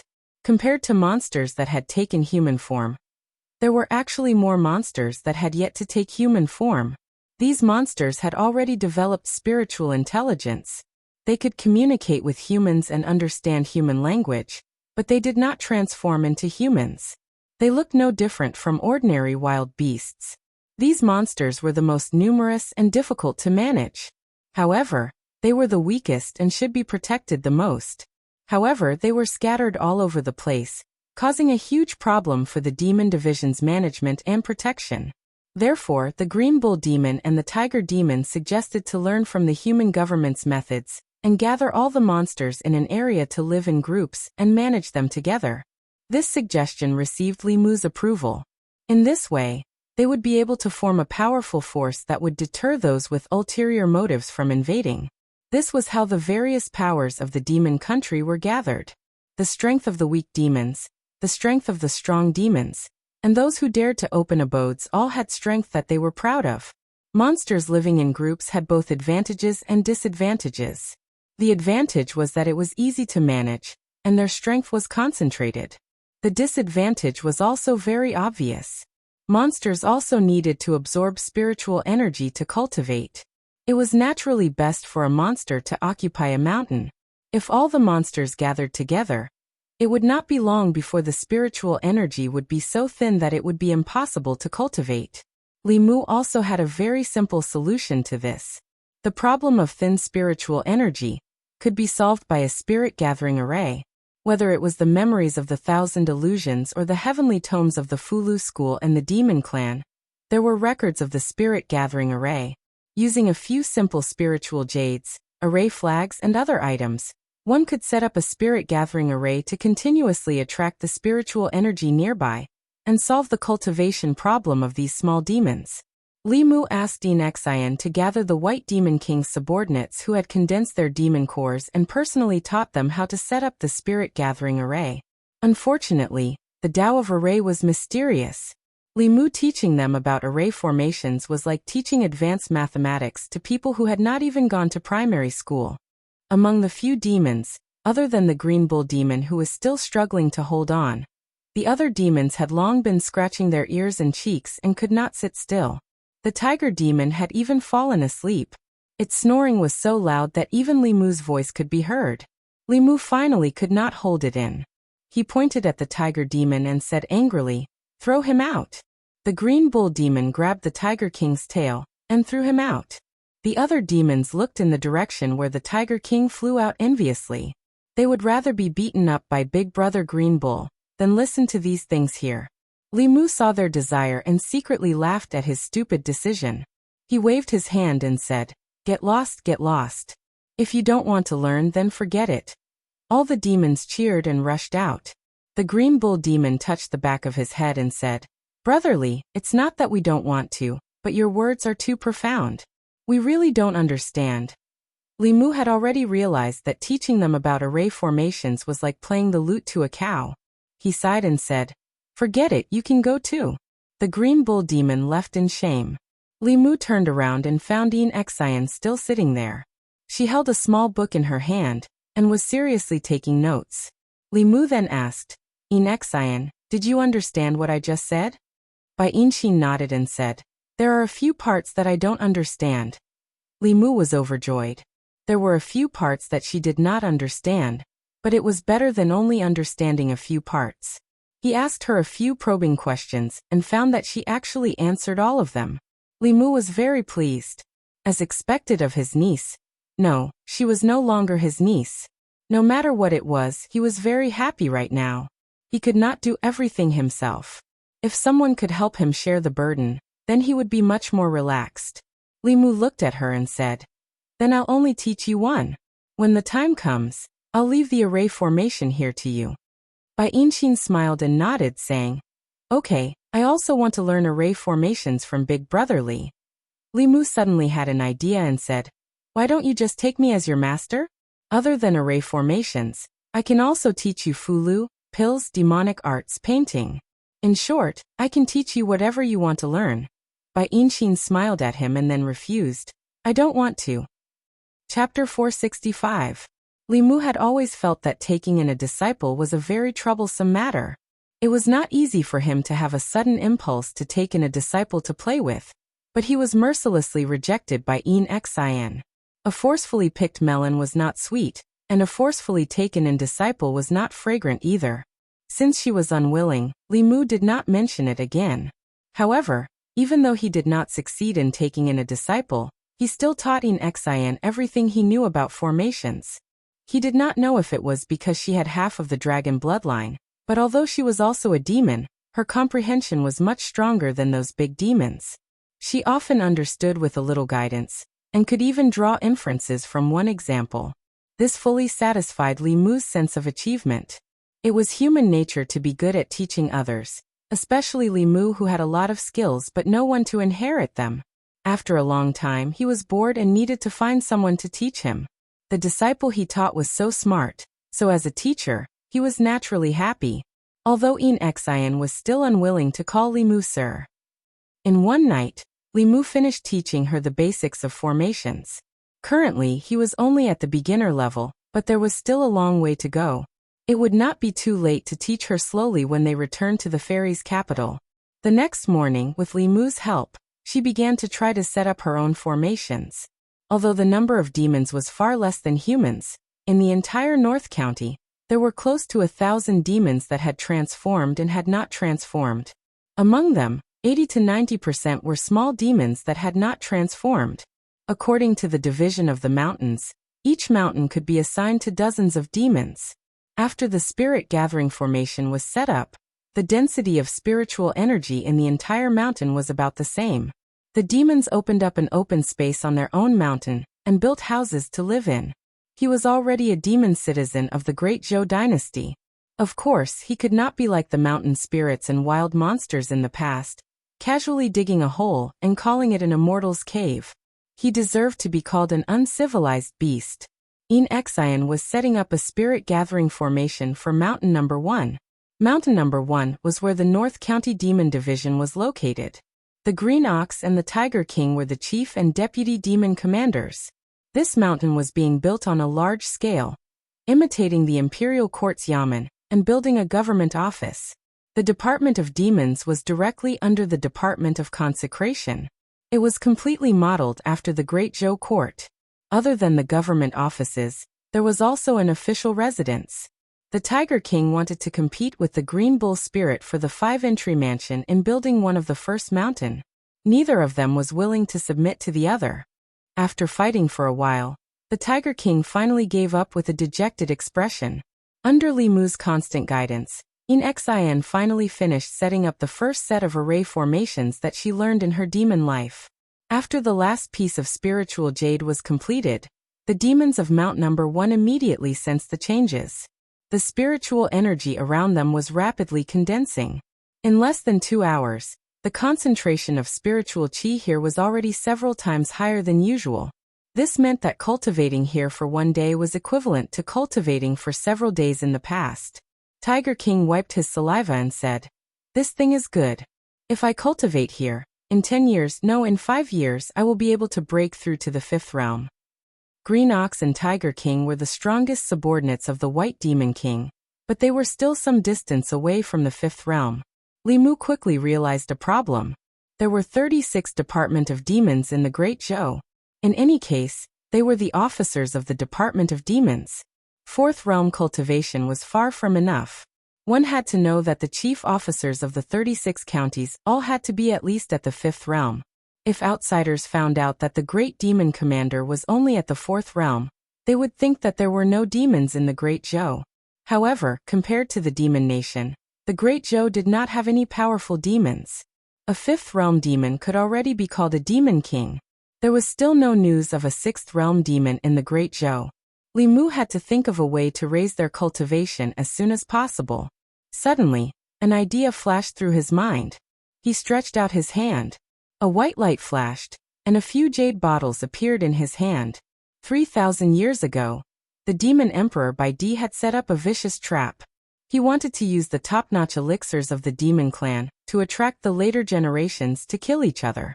Back then, in the Demon Emperor's cavern, the demons had fought until their blood flowed like a river for these elixirs. In the end, these bottles of elixirs were secretly kept by Li Mu. Tiger King and Green Ox Demon looked at the jade bottles in Li Mu's hand. Although they did not know what was inside, they instinctively swallowed their saliva. The things in the bottles were very attractive to them. Li Mu threw a bottle to each of them and said, "These two are heaven-level breakthrough pills. It should be enough for you to break through to the 5th realm. Hurry up and refine them. Only when your cultivation increases can you manage the demons in the North region." Tiger King said in disbelief, This is really for us?" Li Mu glanced at him and asked, "You don't want me to give it to Rat King?" Rat King's eyes shone with green light. He immediately stood up and said, "He doesn't want it, but I want it. Go, go, go." Tiger King sent him flying with his tiger claw. He said to Li Mu, I want it, I want it." Thank you, brotherly, thank you, brotherly. Green Ox Demon also thanked him gratefully. Regardless of whether it was a human or a demon, a pill that could help a cultivator break through to the fifth realm was a treasure. Li Mu said again, I will teach you 2 new cultivation techniques. In the future, you will cultivate according to these techniques. The demonic techniques of the various races in the heavenly tomes were very complete. If one had enough talent and luck, it was enough to allow a small demonic beast to cultivate to the 9th realm. Li Mu circulated his mana through the 2 demonic beasts' bodies and said, Remember this mana circulation route. In the future, cultivate according to this mantra. Other than the 2 of you, you cannot tell anyone else about this. It was not that Li Mu was stingy.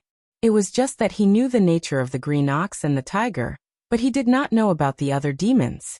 Once he passed on top techniques to demons with evil intentions, it would bring endless trouble to the imperial court. It was also a sin that Li Mu created himself. Tiger King followed the technique that Li Mu taught him. After circulating his mana in his body, his eyes were filled with shock. Then he looked at Li Mu seriously and said, Brotherly, no big brotherly, in the future you are my big brother. Green Ox Demon knelt on the ground and bowed respectfully to Li Mu. Tiger King saw this and also knelt down without hesitation. He bowed a few times to Li Mu. Li Mu not only gave them pills but also imparted knowledge to them. On the path of cultivation, demons had a much harder time than humans. It was even more difficult to obtain a cultivation technique. The cultivation technique that Li Mu taught them was almost tailor-made for them. It allowed their cultivation speed to increase exponentially.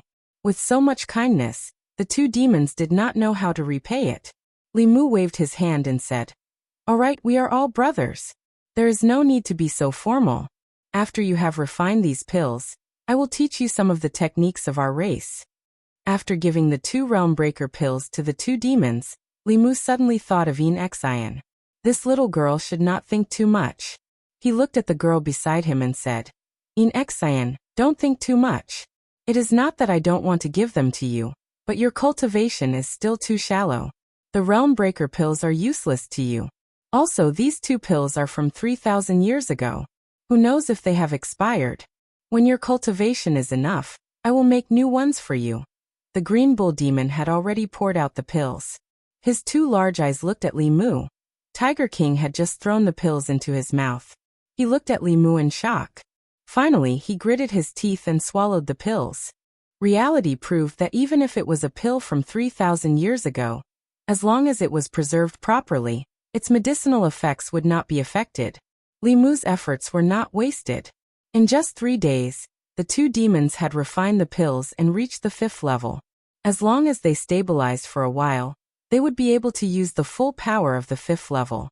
In order to increase their strength again, Li Mu taught them the techniques of their race and gave them new weapons. The green bull demon received a steel mace. The tiger demon received a 9-ring saber. They were both high-grade earth-level magic treasures. After the 2 demons received them, they could not bear to part with them, and went outside to spar.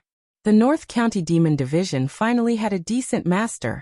A 5th-level demon cultivator could barely be considered a master in the demon nation. But in the Great Zhou demon world, they could do whatever they wanted. However, the strength of the entire demon division was still not enough in front of a true master. Other than the spirit gathering formation, Li Mu also planned to help them set up a defensive formation. The highest level of formations was not to use spiritual jades or formation flags to form a formation to block the enemy. Instead, it used the power of heaven and earth. According to different terrains, it borrowed the power of heaven and earth to form a formation. For Yin Xian, who had just come into contact with formations, this was still difficult to understand. When Li Mu set up the formation, he would let her observe and then explain it to her in detail. On a mountain wall somewhere, Li Mu and Yin Xian, one on top and one on the bottom, were carving formation patterns. Formation patterns were similar to Fulu. These seemingly random lines could mobilize the power of heaven and earth. As Li Mu drew, he sighed. It was good to bring Yin Xian out. She would only cause trouble for him and take advantage of him. Yin Xian was completely different. She was obedient and capable. She reduced his burden by a lot. After Li Mu finished drawing a part of the formation patterns, he felt the spirit snail vibrate. He took out the spirit snail, and the Empress's voice came from it. "What are you doing?" Li Mu said honestly, "I'm helping the North County Demon Division set up a formation." The Empress liked to check on Li Mu. If she missed a call from the spirit snail, she could make dozens or hundreds of calls. Li Mu reported on his recent work and the progress of the North County Demon Division. He also chatted with the Empress and learned about the protests of the independent cultivators in the Great Zhou. Li Mu had already expected this. The imperial court protected the demons, but it had little impact on the disciples of the large sections. The Fulu school and other large sects had strict restrictions on their disciples. They were not allowed to kill demons to take the shortcut of cultivation. However, these independent cultivators often did such things. More than 90% of the heretical cultivation wanted by the imperial court were independent cultivators. About 70% to 80% of the heretical cultivation wanted by the demons were independent cultivators. These evil human cultivators could be said to be the cancer of both the human and demon worlds. Among them, there were people who followed the righteous path, but there were more people who followed the evil path. They were the unstable factors in the Great Zhou. They had cultivation and did not obey the rules of the government. They did not contribute much to the Great Zhou. They also occupied some famous mountains and rivers and opened up cultivation caves. They did not allow others to get close to them. The local government also turned a blind eye to them. As long as they did not harm the local government was not willing to provoke them. However, it was different now. The demons who had submitted to the imperial court were also citizens of the Great Zhou. Attacking them was defying the imperial court. In order to take the shortcut of cultivation, they often killed demons to cultivate. Taking in the demons would inevitably arouse their dissatisfaction. As for these kinds of people, it was not advisable to completely fall out with them. Li Mu had already thought of a countermeasure. Rather than oppose them, it was better to pull them to his side. The office of worship was already understaffed. They were still busy with the affairs of the Shindu and the central commandery. A single office of worship was not enough to manage the 36 commanderies of the Great Zhou. It was better to set up another office of worship in each commandery and recruit some independent cultivators. They would assist the local government and pacify the commandery. Of course, the imperial court would have to pay a price. Taking in these people would inevitably increase the expenses of the national treasury. However, there were not many things in the world that could be done without risking anything. If you wanted to gain something, you had to lose something. Li Mu had already written the solution to this matter in the memorial. He asked the Empress, "Where is Her Majesty now?" Zhou Yi said, "In the Chang'an Palace." Li Mu said, "Her Majesty, look at the memorial on the table next to your hand. It's the third column from the left, the third from the last. I've already written in great detail about the independent cultivators." Zhou Yi found the memorial that Li Mu had mentioned and said, "I've found it." Li Mu sighed inwardly. That memorial was still in its original position. This meant that after he left, his beloved Her Majesty the Empress had not looked at the memorial. Li Mu said, "Then I'll take my leave." Below, Bai Yinshin raised her head and said, "Brother Li, come down. It's my turn." Li Mu put away the spirit conch and flew down. With Yinshin's cultivation, she could only draw simple formation veins. Thus Li Mu dismantled the formation veins. She only drew the simple ones, leaving the complicated ones for Li Mu to draw himself. In the Chang'an Palace, Zhou Yi held the spirit conch in her hand. The last sentence she heard was still echoing in her ears. There was a woman beside Li Mu. From the sound of it, it should be the white snake. Did the white snake just say that Li Mu should come down, and she should be on top? Why should she be on top? Although Zhou Yi did not have such experience, she had seen a certain scene in Li Mu's dream. Could it be that he, in the North County, Li Mu was drawing talismans when he felt the spirit conch vibrate again? His hand trembled and almost destroyed a formation vein. Fortunately, he was calm and steady. If it were anyone else, their efforts in this hour would have been wasted. Opposite the spirit conch, the Empress asked, "What are you doing?" Li Mu said helplessly, "Didn't I just say that I'm setting up a formation?" Zhou Yi said, Is there someone else beside you? Li Mu said. Yes, Inshin is helping me draw formation veins. She's drawing the simple ones on top, and I'm drawing the complicated ones below. On the other side of the spirit conch, there was suddenly no sound. Your Majesty? Your Majesty? Your Majesty, are you still there? Li Mu asked a few questions but did not hear a response. He helplessly put away the spirit conch and continued to work. The Empress did not know what was wrong with her.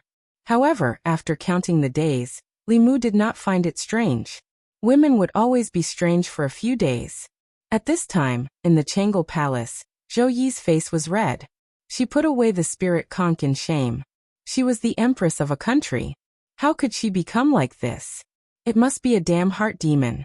It was the heart demon that always made her think nonsense.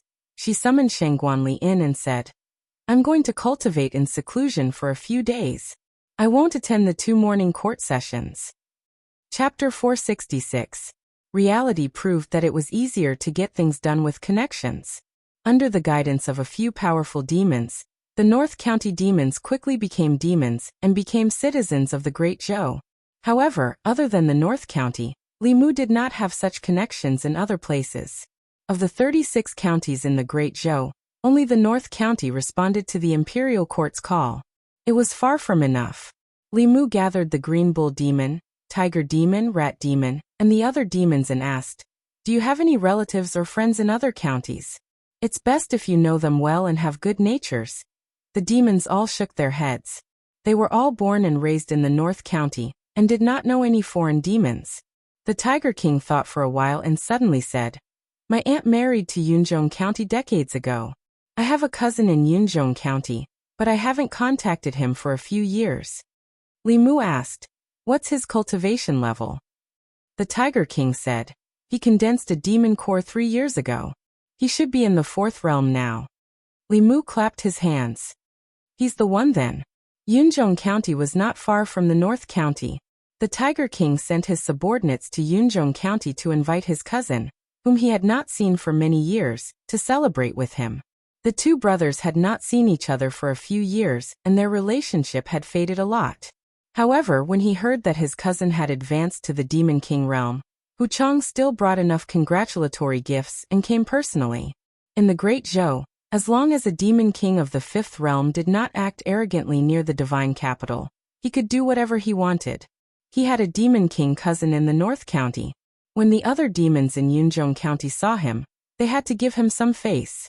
He had to use this opportunity to get in touch with his cousin again. In the mountains of the North County, Hu Chang rode on a fierce tiger. He patted the head of the tiger under him and asked, Have we arrived? The tiger opened its mouth and said, Your Majesty, we're almost there. The tiger ran for 15 minutes in the forest and finally arrived at a mountain. 2 transformed demons stood at the intersection and stopped them. They asked, Who are you? Tell me your name. The tiger said, The king on my back is the Tiger King's cousin. Hurry up and let us in. After the 2 shape-shifting monsters checked the invitation, they immediately stepped aside. Hu Chang got off the tiger and walked into a tall gate. The gate had the words North County Demon Division carved on it.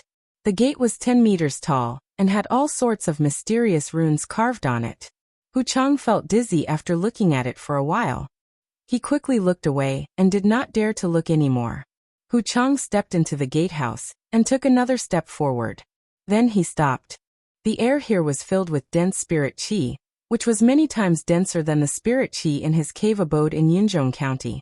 He took a deep breath and coughed due to the impact of the spiritual aura. Hu Chang's eyes lit up. If he could cultivate in such a place, wouldn't his cultivation soar? Bathing in such dense spiritual energy, he would be able to advance to the 5th realm in another 10 years. Ha ha ha, cousin, long time no see. A hearty laugh came from the front. Hu Chang looked over, and a smile appeared on his face. He quickly walked over and said, Congratulations on advancing to the Archfiend realm, cousin. The Tiger King put his arm around his shoulder and said, Let's go. Let's have a good drink today. Hu Chang followed the Tiger King for a few steps, and saw a magnificent house in front of him. If he was not in the mountains, he would have thought that he was in a human town. As Hu Chang walked, he asked, Cousin, what's going on? The Tiger King laughed and said, Your cousin is now the North County Demon Commander of the Great Zhou. I'm in charge of the demons in the North County. Of course, I can't live as casually as before." Hu Chang was shocked and asked, "Cousin, have you submitted to the imperial court?" The Tiger King said unhappily, "Submit? What do you mean submit? I'm in charge of the demons, protect them, and work for them. How can that be considered submitting?" "Don't call me that." Hu Chang said a few words and asked expectantly, "Cousin, can I come here to cultivate in the future?" The Tiger King said, "You're doing well in Yunzhong County. What are you doing here?" Hu Chang said honestly, "The spiritual qi here is much more abundant than in my cave abode. It's faster to cultivate here." The Tiger King glanced at him and said, "Look at you. It's just a spirit gathering array. When the time comes, I'll get someone to set one up for you." Hu Chang quickly said, "No need, no need. I'll just cultivate with you." He was not stupid. Without strength, what was the use of a spirit gathering array? In the Great Zhou, the blessed grotto heavens with abundant spiritual qi were all occupied by humans. Some of the inferior cave abodes that human cultivators looked down on were also occupied by demon cultivators. He was just a small demon of the fourth realm. If he cultivated in such a place with abundant spiritual qi, it would not be long before a stronger human or demon took over his cave abode. They would use his tiger skin as a blanket and cut off his penis to make wine to them. Possessing treasures that did not match their strength was akin to wishing for an early death. The Tiger King led him into the house that he had just built and said, "Actually, I've asked you to come here for an important matter. You should know that the Imperial Court is planning to establish a demon division in each county to manage the demon race. There are no suitable candidates in Yunzhong County for the time being. Do you want to be the demon commander of the demon division in Yunzhong County?" Hu Chang was stunned for a moment, and then shook his head repeatedly. It was common knowledge among the demon race that humans could not be trusted. If he became a lackey of the human imperial court, not only would he be in danger, he would also be ridiculed by all the demon race. Hu Li did not force him and said, "Since you're not willing, then forget it." He took out a flying sword and a few bottles of elixirs, and placed them on the table. Hu Chang's tiger eyes sparkled. The flying sword had a strong spiritual qi. At first glance, he could tell that it was not an ordinary magical weapon. It was much better than his own weapon. The spiritual qi on the surface of these bottles of elixirs made him restless. He looked at the Tiger King and was excited. Did his cousin give him all these? The Tiger King said, "You're more familiar with Yunzhong County than I am. Take these things. When you return to Yunzhong County, help me ask if there are any core condensation demons who are willing to be the demon commander of Yunzhong County. Then give these things to them. This sword is a product of the North Sect. These elixirs can increase their spiritual qi. When they have enough spiritual qi, the Imperial Court will give them a realm-breaking pill to help them break through to the fifth realm. The Imperial Court plans to let all the demon commanders reach the fifth realm within 3 years." Hu Chang took a deep breath and put away these things. He said seriously, "Don't worry, cousin. I'll help you pass on the message." He stayed for a night and left early the next morning. 3 days later, he sent someone to report that there were no monsters in the Yunzhong Commandery who were willing to be the demon medallion. However, in order to live up to his cousin's trust, he was willing to take up the responsibility of the demon medallion. He would unite the monsters in the Yunzhong Commandery and cooperate with the Imperial Court to do his part in building a civilized, harmonious, free and equal Great Zhou. In the North County Demon Division, Li Mu stared at the cauldron in front of him. Refining elixirs was more difficult than writing talismans. He had to control the flame and the precious elixirs in the cauldron. Every time he sweated, Xian would take out a handkerchief and gently wipe it for him. It was very difficult to gain something without risking anything. The reason why the North County was so successful was because of the White Demon King. If he wanted to rope in demons from other places, it was the same as rogue cultivators. He had to give them enough benefits to move them. A relationship of interest was the most intimate relationship. Compared to humans, demons had too few resources. Their grotto heavens and blessed lands were all occupied by humans. They could only cultivate in barren hills and unruly rivers with thin spirit qi. Humans had spirit jades and pills for cultivation, But demons could only rely on the spirit chi floating in the air. In the demon clan's heavenly book, there were many elixirs for demons to increase their cultivation. Li Mu doesn't have any high-level elixirs in his hand, but it's more than enough for him to concoct some elixirs that are suitable for core condensation monsters. It was difficult for demons to cultivate, and it wasn't easy for them to take shortcuts. Not many demons could resist the temptation of elixirs. Li Mu had already asked Green Ox and Tiger King to use all their connections to invite the demons from the neighboring counties to come here and observe. They could make their own choices. The effect of this was very obvious. The spiritual chi was much thicker than their cultivation cauldrons, and the treatment of the North County Demon Division's officials made the demons envious. What made them unable to control themselves was the Imperial Court's promise to raise all demon tokens to the 5th realm within 3 years. This was definitely a great opportunity to reach the heavens in one step.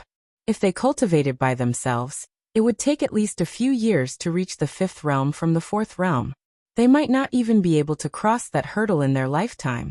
If they missed this opportunity, it might become their lifelong regret. Green Ox and Tiger Demon had already proven this point. A few months ago, the two demons' strength was clearly similar to theirs. In just a few months, the gap between them was like heaven and earth. Immediately, the demons of 4 counties expressed their willingness to cooperate with the Imperial Court to establish a demon division to manage the demons of the counties.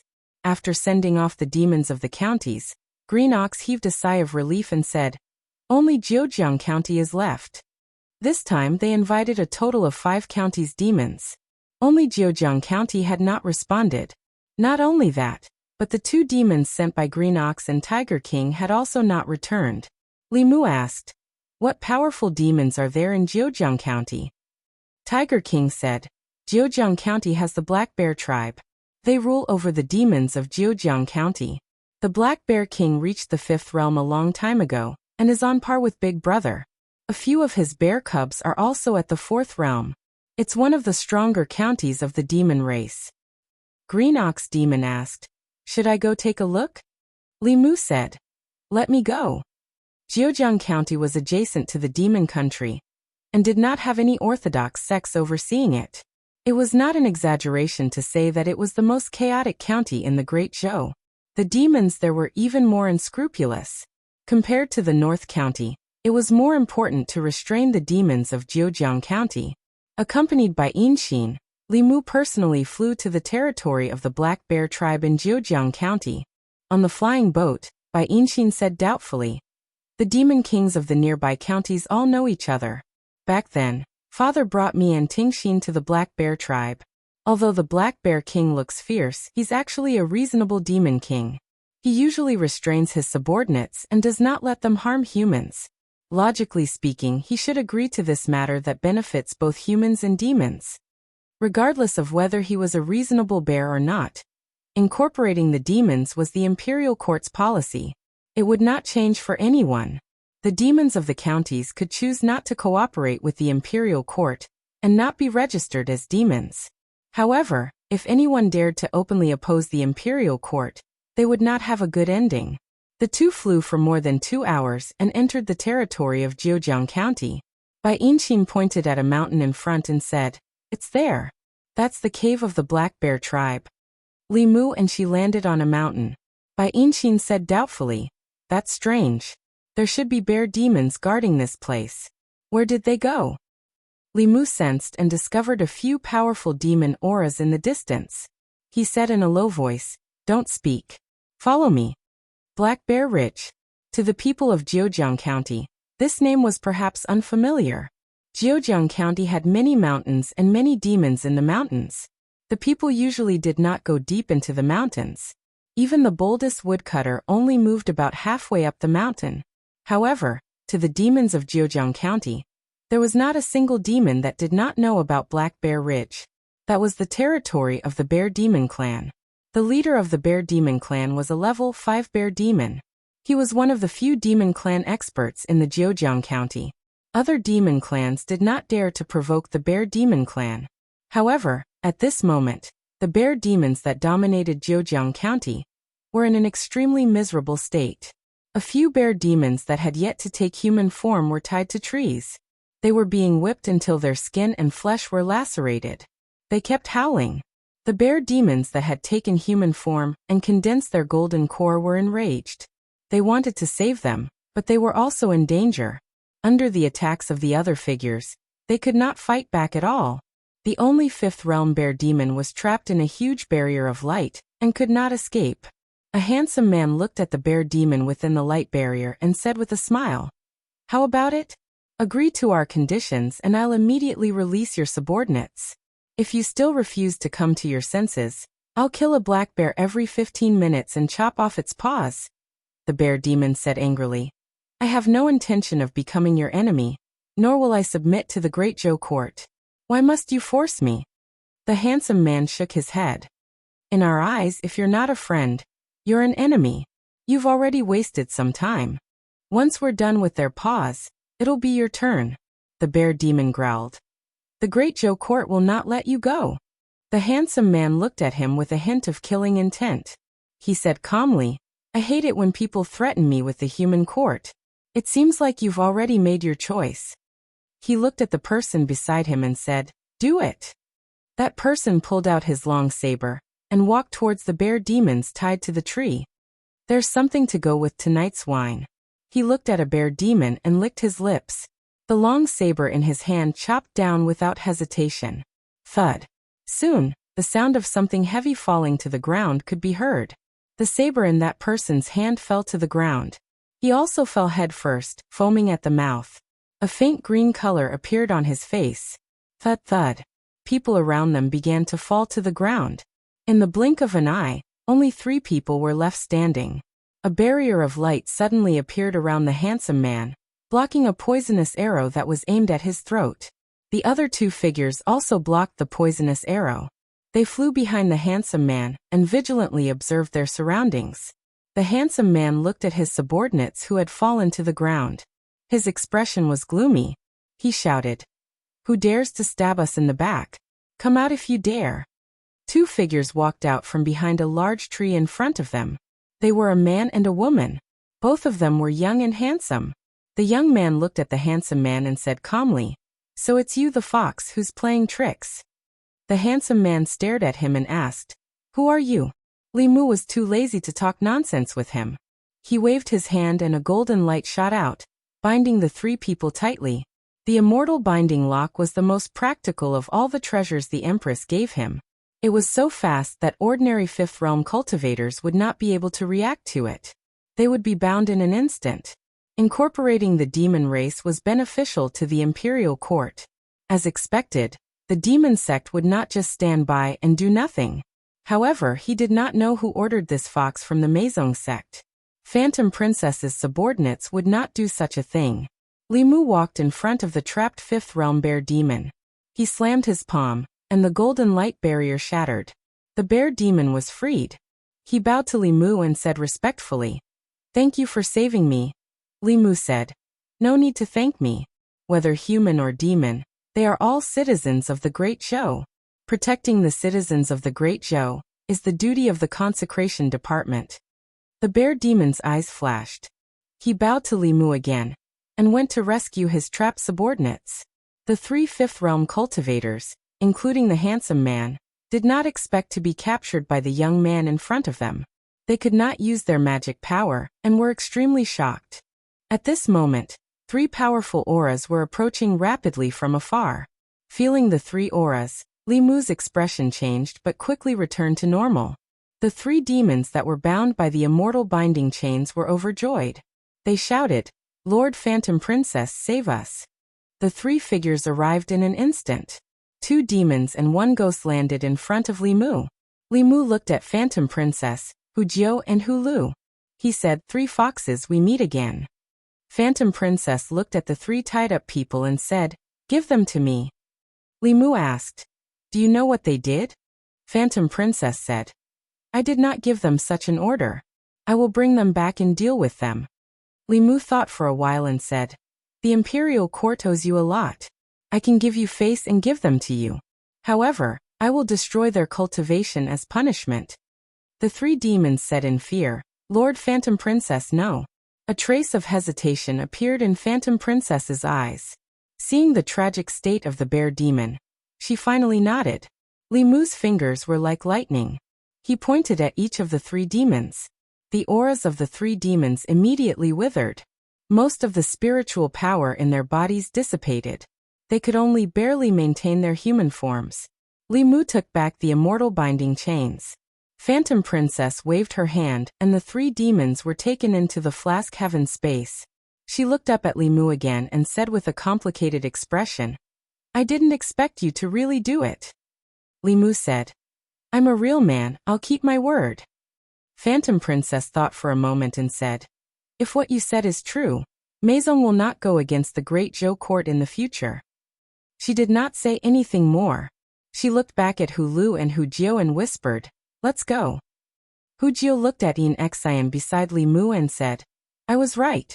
You really like to play with snakes. Li Mu, you can reconsider what I said last time.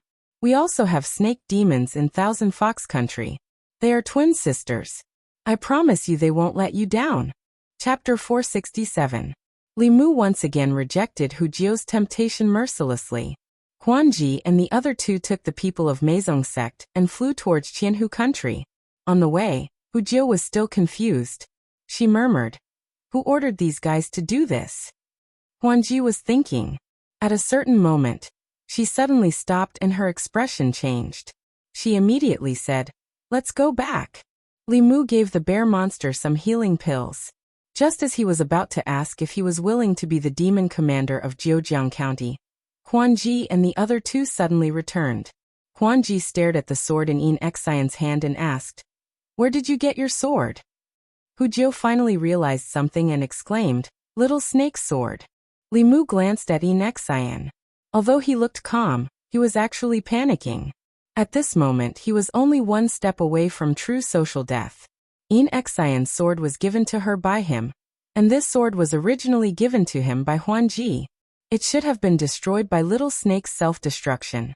It shouldn't be in Yin Xian's hands. Li Mu's mind raced as he quickly came up with an excuse. He said indifferently, "I found this sword in the Jiujiang Commandery Prince's mansion. No matter who it belonged to before, it belongs to me now. Don't even think about taking it back." That night, the Jiujiang County King was also there. After Little Snake died, it was reasonable for him to take the sword away. Li Mu rejoiced that he thought of this wonderful reason at the last minute. Huan Ji obviously didn't suspect too much. She said softly, "This sword used to belong to one of my subordinates." Li Mu glanced at her and asked, "Do you plan to take it back?" Huan Ji said lightly, "No need." She glanced at the sword and left again. Hu Jiu followed her and asked hesitantly, "Lord Huan Ji, that's Little Snake's relic. Do we really not want to take it back?" Huan Ji took a deep breath and said, "Little Snake is already dead. There's no point in taking back the sword." Hu Jiu sighed and said, "That's right. I don't want to think of Little Snake every time I see the sword." At Black Bear Ridge, Bai Yinshin looked at the snake-shaped sword in her hand. She instinctively felt that there was some secret between Li Mu, the fox demon, and this sword. She tilted her head and asked Li Mu, "Brotherly, who is Little Snake?" Li Mu shook his head and said, "I don't know, not familiar." Bai Yinshin looked meaningfully at the sword in her hand and didn't ask any more questions. Li Mu heaved a sigh of relief. At this moment, the level 5 black bear spirit had already walked over. He clasped his fists and said, "Thank you, Lord Li, for saving us. Thank you, Lord Li, for killing Jiujiang Commandery Prince Xiaoheng and returning peace to the demons of Jiujiang Commandery." Li Mu said, "Bear King is too polite. Great Zhou is not a place for these evil cultivators to run amok." The black bear spirit took the initiative to ask, "Sir, you came here to establish the Jiujiang County Demon Department, right?" Li Mu nodded and said, "The demon department of a commandery needs a demon king who can intimidate the demons. Is Bear King willing to take on this responsibility?" The black bear spirit did not hesitate and said, "I am willing." He knew very well that he had to choose between the demon sect and the imperial court. At this point, it was impossible for him to stay out of trouble and not offend both sides. He could choose to agree or remain neutral from the imperial court. However, if he did not follow the demon sect, he would definitely be killed by the demon sect. Rather than that, he would rather rely on the imperial court and obtain their protection. They were demons born and raised in the Great Zhou. They had a certain sense of belonging to the Great Zhou. However, humans had always adhered to the idea that those who were not of the same race must have different intentions. They had never accepted the demons. The demons of the Great Zhou had been waiting for this day for thousands of years. After establishing the Zhejiang County Demon Department, the northwestern commanderies had been settled. The remaining commanderies could be handed over to the Consecration Department. The two high consecrators would personally lead the charge to convince the demons through reason and slowly push forward.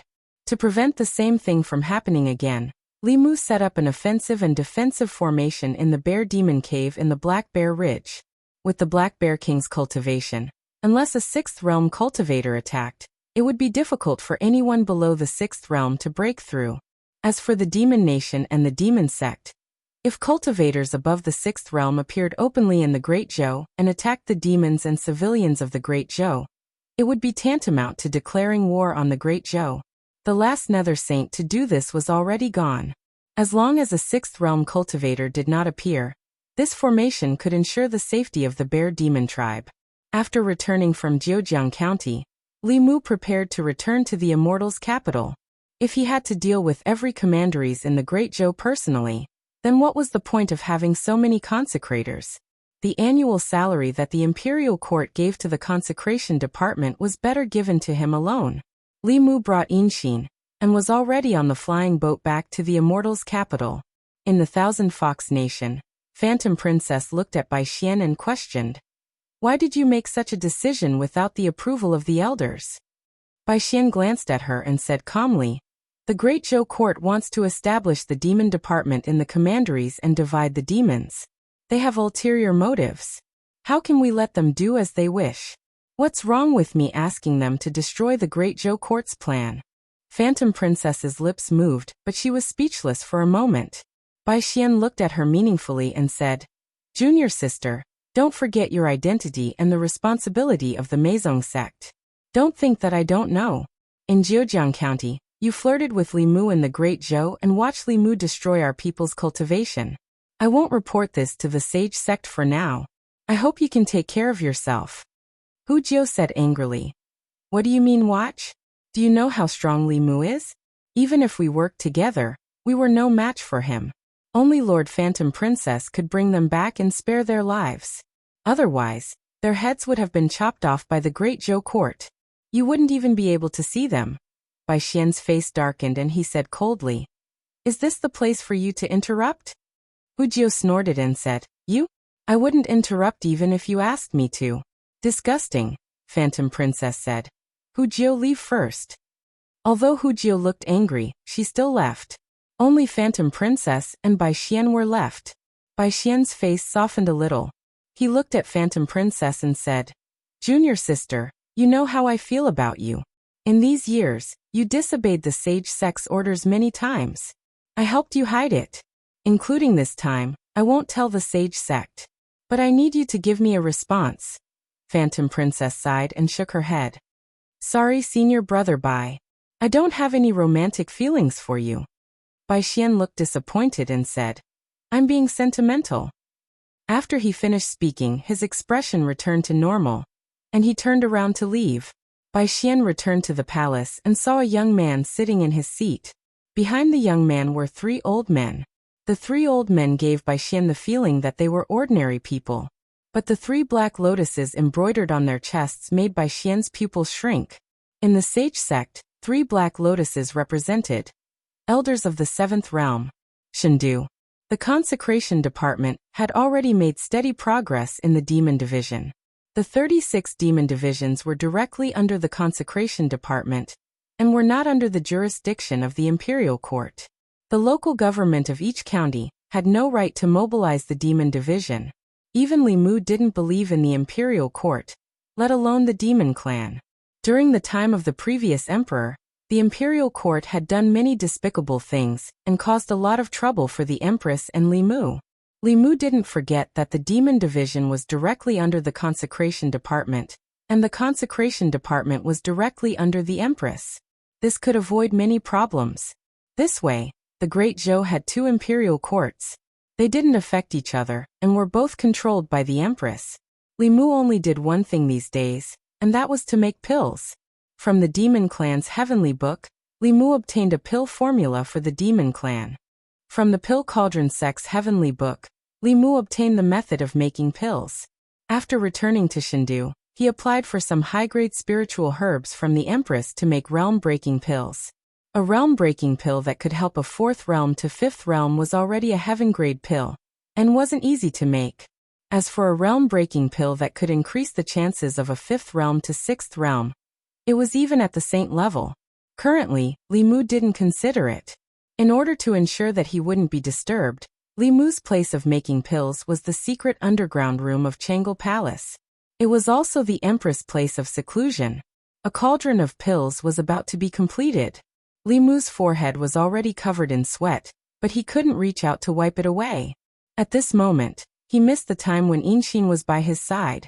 Although she couldn't help him much, she could still wipe away his sweat. As Li Mu was thinking about this, a slender white hand reached out from the side and used a handkerchief to wipe away his sweat. Li Mu turned around and saw the Empress's face. He was a little flattered. "Your Majesty," Zhou Yi said softly, "focus on making pills." Li Mu turned his head back and wholeheartedly began to refine pills. In fact, he had some complaints in his heart just now.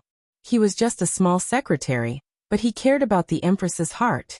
He approved the memorials, did the undercover work, drew the fulu, and made the pills. Even the donkeys in the production team didn't dare to order him around. But the moment the Empress lowered herself to personally wipe away his sweat, Li Mu felt that it was all worth it. Then Li Mu couldn't help but despise himself. He was so easily satisfied that he was bought over by small favors. How embarrassing. In front of the Empress, his heart had to be harder.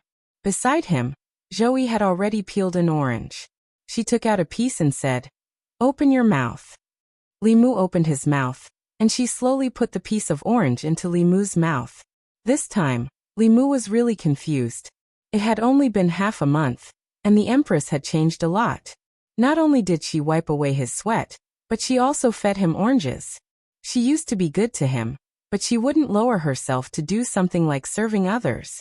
Li Mu swallowed the piece of tangerine with trepidation. After refining this cauldron of pills, when he returned home, he secretly gave Lord Mei a look. Walking out of the palace, Li Mu slowed down. Mr. Mei came from behind and asked, "What's the matter?" Li Mu was confused. "Did Her Majesty do anything strange when I wasn't here?" Mr. Mei said unhappily, "What strange things could Her Majesty do? If not, then forget it." Li Mu shook his head and went home on his own. Mr. Mei glanced at him, turned around and complained, "Strange." Then her expression froze. Strictly speaking, Her Majesty did seem a bit strange when Li Mu wasn't here. For example, she went to Li Mu's house more often than when Li Mu wasn't here. And she didn't go to see Wan Wan and Xiao Bai. Instead, she spent more time with the little green snake. When did Her Majesty become so familiar with the little green snake? When Li Mu returned home, he was welcomed by 4 beautiful girls. Wan Wan, Xiao Bai, and Inxin were fine, but Tingxin was really clingy. As long as Li Mu was in his house, she would think of ways to pester him. Sometimes she would ask him questions about cultivation, and sometimes she would ask him to teach her supernatural powers. The key was that she couldn't learn it in one try. Li Mu often had to teach her 10, or even dozens of times. In the process, a lot of physical contact was unavoidable. Even though Li Mu was already very careful, he couldn't avoid her rubbing here and there. Teaching her supernatural powers was more torturous than refining pills and writing talismans. Li Mu had no choice but to teach Inxin first, and then let Inxin teach her. In the room, Bai Tingxin pouted and said unhappily, "He's deliberately avoiding me." Bai Inxin glanced at her and said unhappily, "Who told you to always be so unruly?"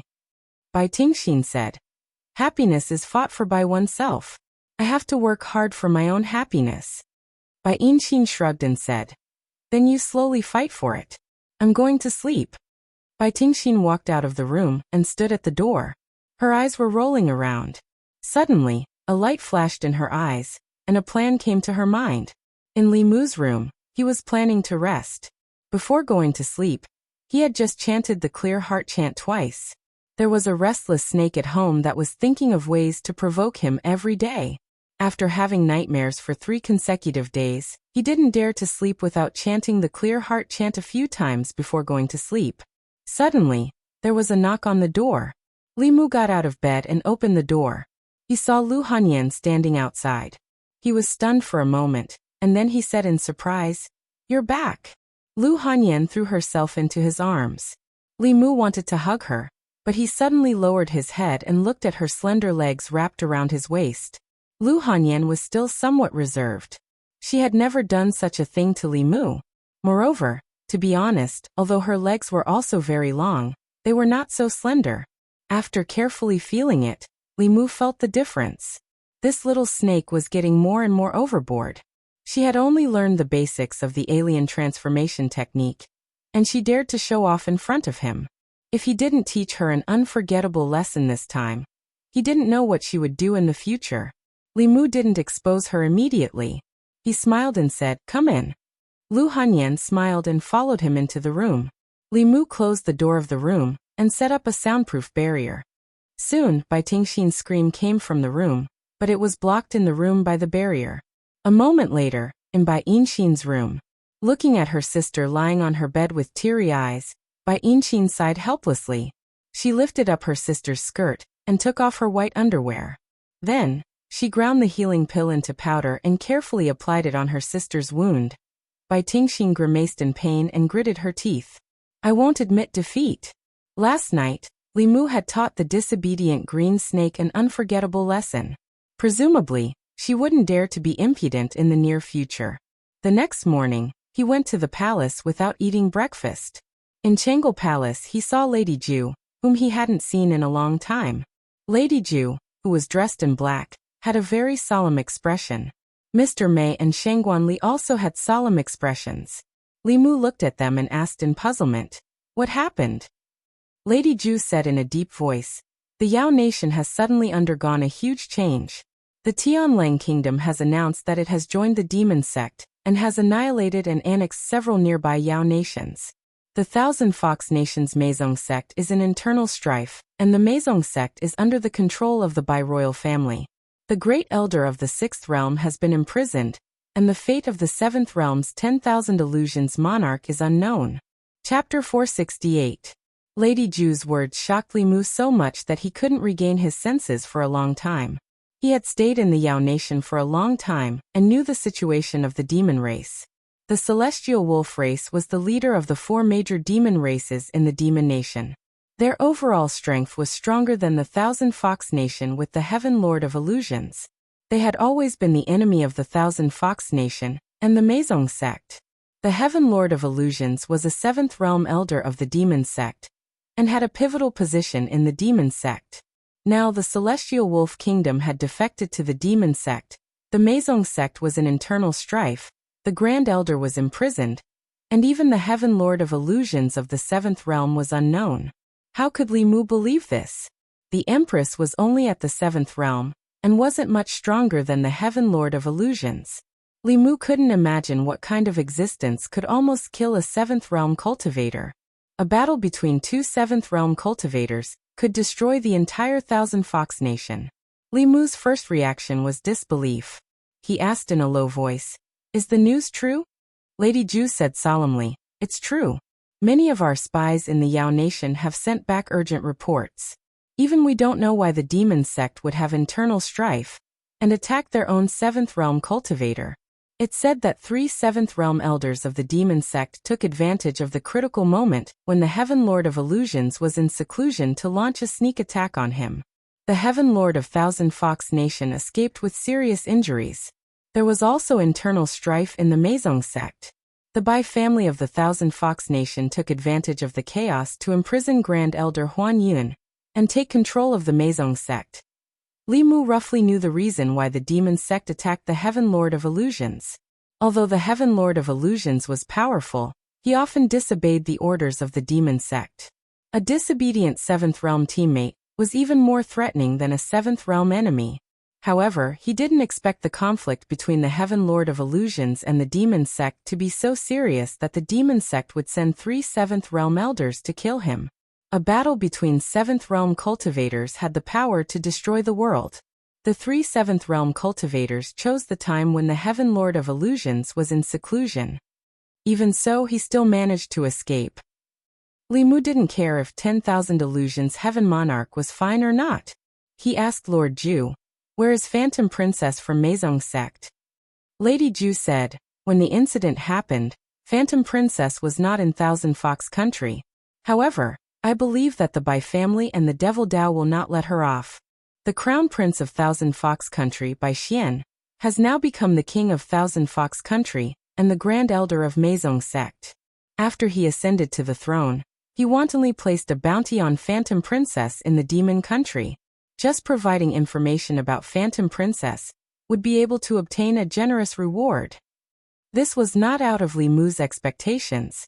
The Fox clan's heavenly book was in Huan Ji's hands. Bai Xian wanted Huan Ji for that page of the heavenly book. Mr. Mei said worriedly, "The Celestial Wolf clan has already begun to annex the other forces of the Demon Nation with the secret support of the Demon Dao. They probably want to unify the Demon Nation. If the Demon Nation is unified, the northern part of the Great Zhou will face an unprecedented strong enemy."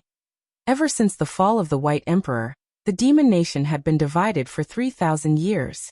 In these 3,000 years, although the demon race had always been the greatest enemy of the ancestral province's humans, the divided demon race only dared to invade the borders in a small area. They did not dare and did not have the ability to invade on a large scale. However, if the Demon Nation was unified by the Celestial Wolf clan, the situation would be different. With the support of the Demon Dao, a unified Demon Nation would become the Great Zhou's greatest threat. The northwestern border would never be peaceful. More importantly, once the Demon Nation invaded, the Ghost Realm and the southern countries would definitely take advantage of the situation to invade. The centuries-old foundation of the Great Zhou would be in jeopardy. After this news was spread, the imperial court was in chaos. Under the auspices of the Minister of War, the head of the Secretariat, and the palace attendants, an impromptu court meeting was held in the Crepe Myrtle Hall. Officials of the fairies' capitals rank 4 and above were not allowed to be absent for any reason. Today, there were no old party members or new party members in the Crepe Myrtle Hall. Everyone only had one identity, and that was the Great Zhou's officials. The Demon Nation's situation had changed drastically, and the Great Zhou court had to come up with corresponding countermeasures. In the Crepe Myrtle Hall, King Ping said in a deep voice, "The Demon Nation must not be unified. Otherwise, the Great Zhou will be in danger. I suggest that the Imperial Court immediately send troops to the Demon Nation to suppress the Celestial Wolf clan and prevent future troubles." In the Imperial Court, the new party had always liked to attack the old party. However, this time they maintained a rare silence. This cannot be done. While everyone was silent, the left assistant minister of the Ministry of War stood up and said, "The Great Zhou has never participated in the internal affairs of other countries. There is no righteous reason to send troops to the Demon Nation. Moreover, the Demon Nation's terrain is complicated and difficult to supply. Fighting in the Demon Nation is disadvantageous to our soldiers, and we will easily fall into a passive situation." The civil and military officials had different opinions on this matter. The civil officials believed that the Demon Nation had always had ulterior motives. Once it was unified, it would definitely attack the Great Zhou. The Great Zhou could not sit back and watch the Demon Nation grow stronger. The military officials analyzed the drawbacks of sending troops to the Demon Nation from the perspective of starting a war. Strictly speaking, this would be interfering in the Demon Nation's internal affairs. It would not be legitimate. More importantly, the Demon Nation and the Ghost Realm had a similar characteristic for thousands of years. No matter how hard they fought and how ferocious they were, once the human race tried to take advantage of the situation, they would immediately join forces. If the Imperial Court sent troops to the Celestial Wolf clan, it would most likely have the opposite effect.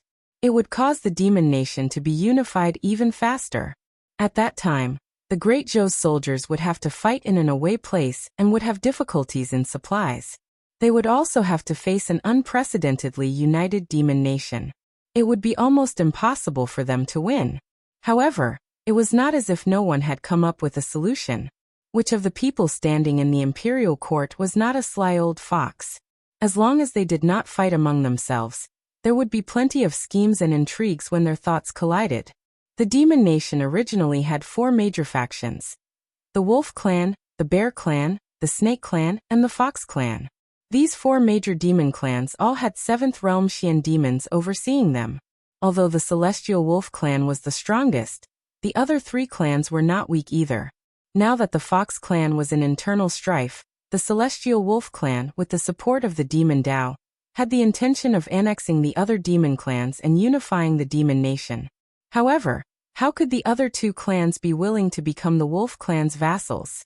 The Demon Clan could support the Celestial Wolf Clan, and the Great Zhou Court could also secretly support the Nine Heavens Snake Clan and the Tianshan Bear Clan, allowing the demon clans to fight against each other and quell this disaster without expending a single soldier.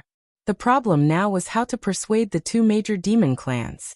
Although they were not convinced by the Celestial Wolf Clan, they obviously would not trust the Imperial Court even more. Who would be willing to take the risk of going to the demon nation and complete such an arduous mission? The Purple Myrtle Hall fell into silence again. Some of the officials were cowardly. They could give advice, but they were unwilling to risk their lives and enter the demon nation. There were also some officials who knew their own limitations. With their abilities, they were not able to persuade the 2 major demon clans. Instead, they would delay the Imperial Court's important matters. A white-robed figure floated in from outside. When the officials saw the middle-aged man walk into the hall, they all lowered their heads and bowed respectfully. "Greetings, Principal." The middle-aged man stood with his hands behind his back and said softly, "I'll go." There was no one more suitable than the principal of White Deer Academy, the Minister of War of the Great Zhou, to go on the diplomatic mission to the 2 major demon clans. He had the qualifications and the strength to do so. All the officials in the hall placed their hopes on him. Several days later, the principal of White Deer Academy returned to the divine capital. What he brought back was not good news. The Nine Heavens Snake Clan and the Tianshan Bear Clan had rejected the Great Zhou Court and clearly stated that they would not cooperate with the humans. This result caused the Imperial Court to become nervous again. This nervousness even spread to the common people. Chang'e Palace. Zhou Yi was no longer in the mood to read. Although she was not willing to be the emperor, since she was in this position, she had to be responsible for the people of the Great Zhou. Otherwise, she would have left the divine capital with Li Mu long ago and gone to a place where no one could find her to grow flowers and vegetables. Li Mu sat at the side and looked at her frowning appearance. He sighed softly in his heart. In fact, if it was anyone else, this matter would be a dead end. The 2 major demon clans refused to cooperate. She could not send troops, and she could not watch the demon nation be unified. She definitely did not know what to do. Li Mu thought for a moment and said, "Your Majesty, since I have nothing to do, why don't I go?" Zhou Yi rolled her eyes at him and said, "What's the use of you going when even Principal Lin can't do anything about it? Just stay by my side obediently. I can't let you take risks for everything." Li Mu said, "Subduing the demon nation is what I promised your Majesty. Besides, my wife is not by my side, so it's quite boring for me to stay here.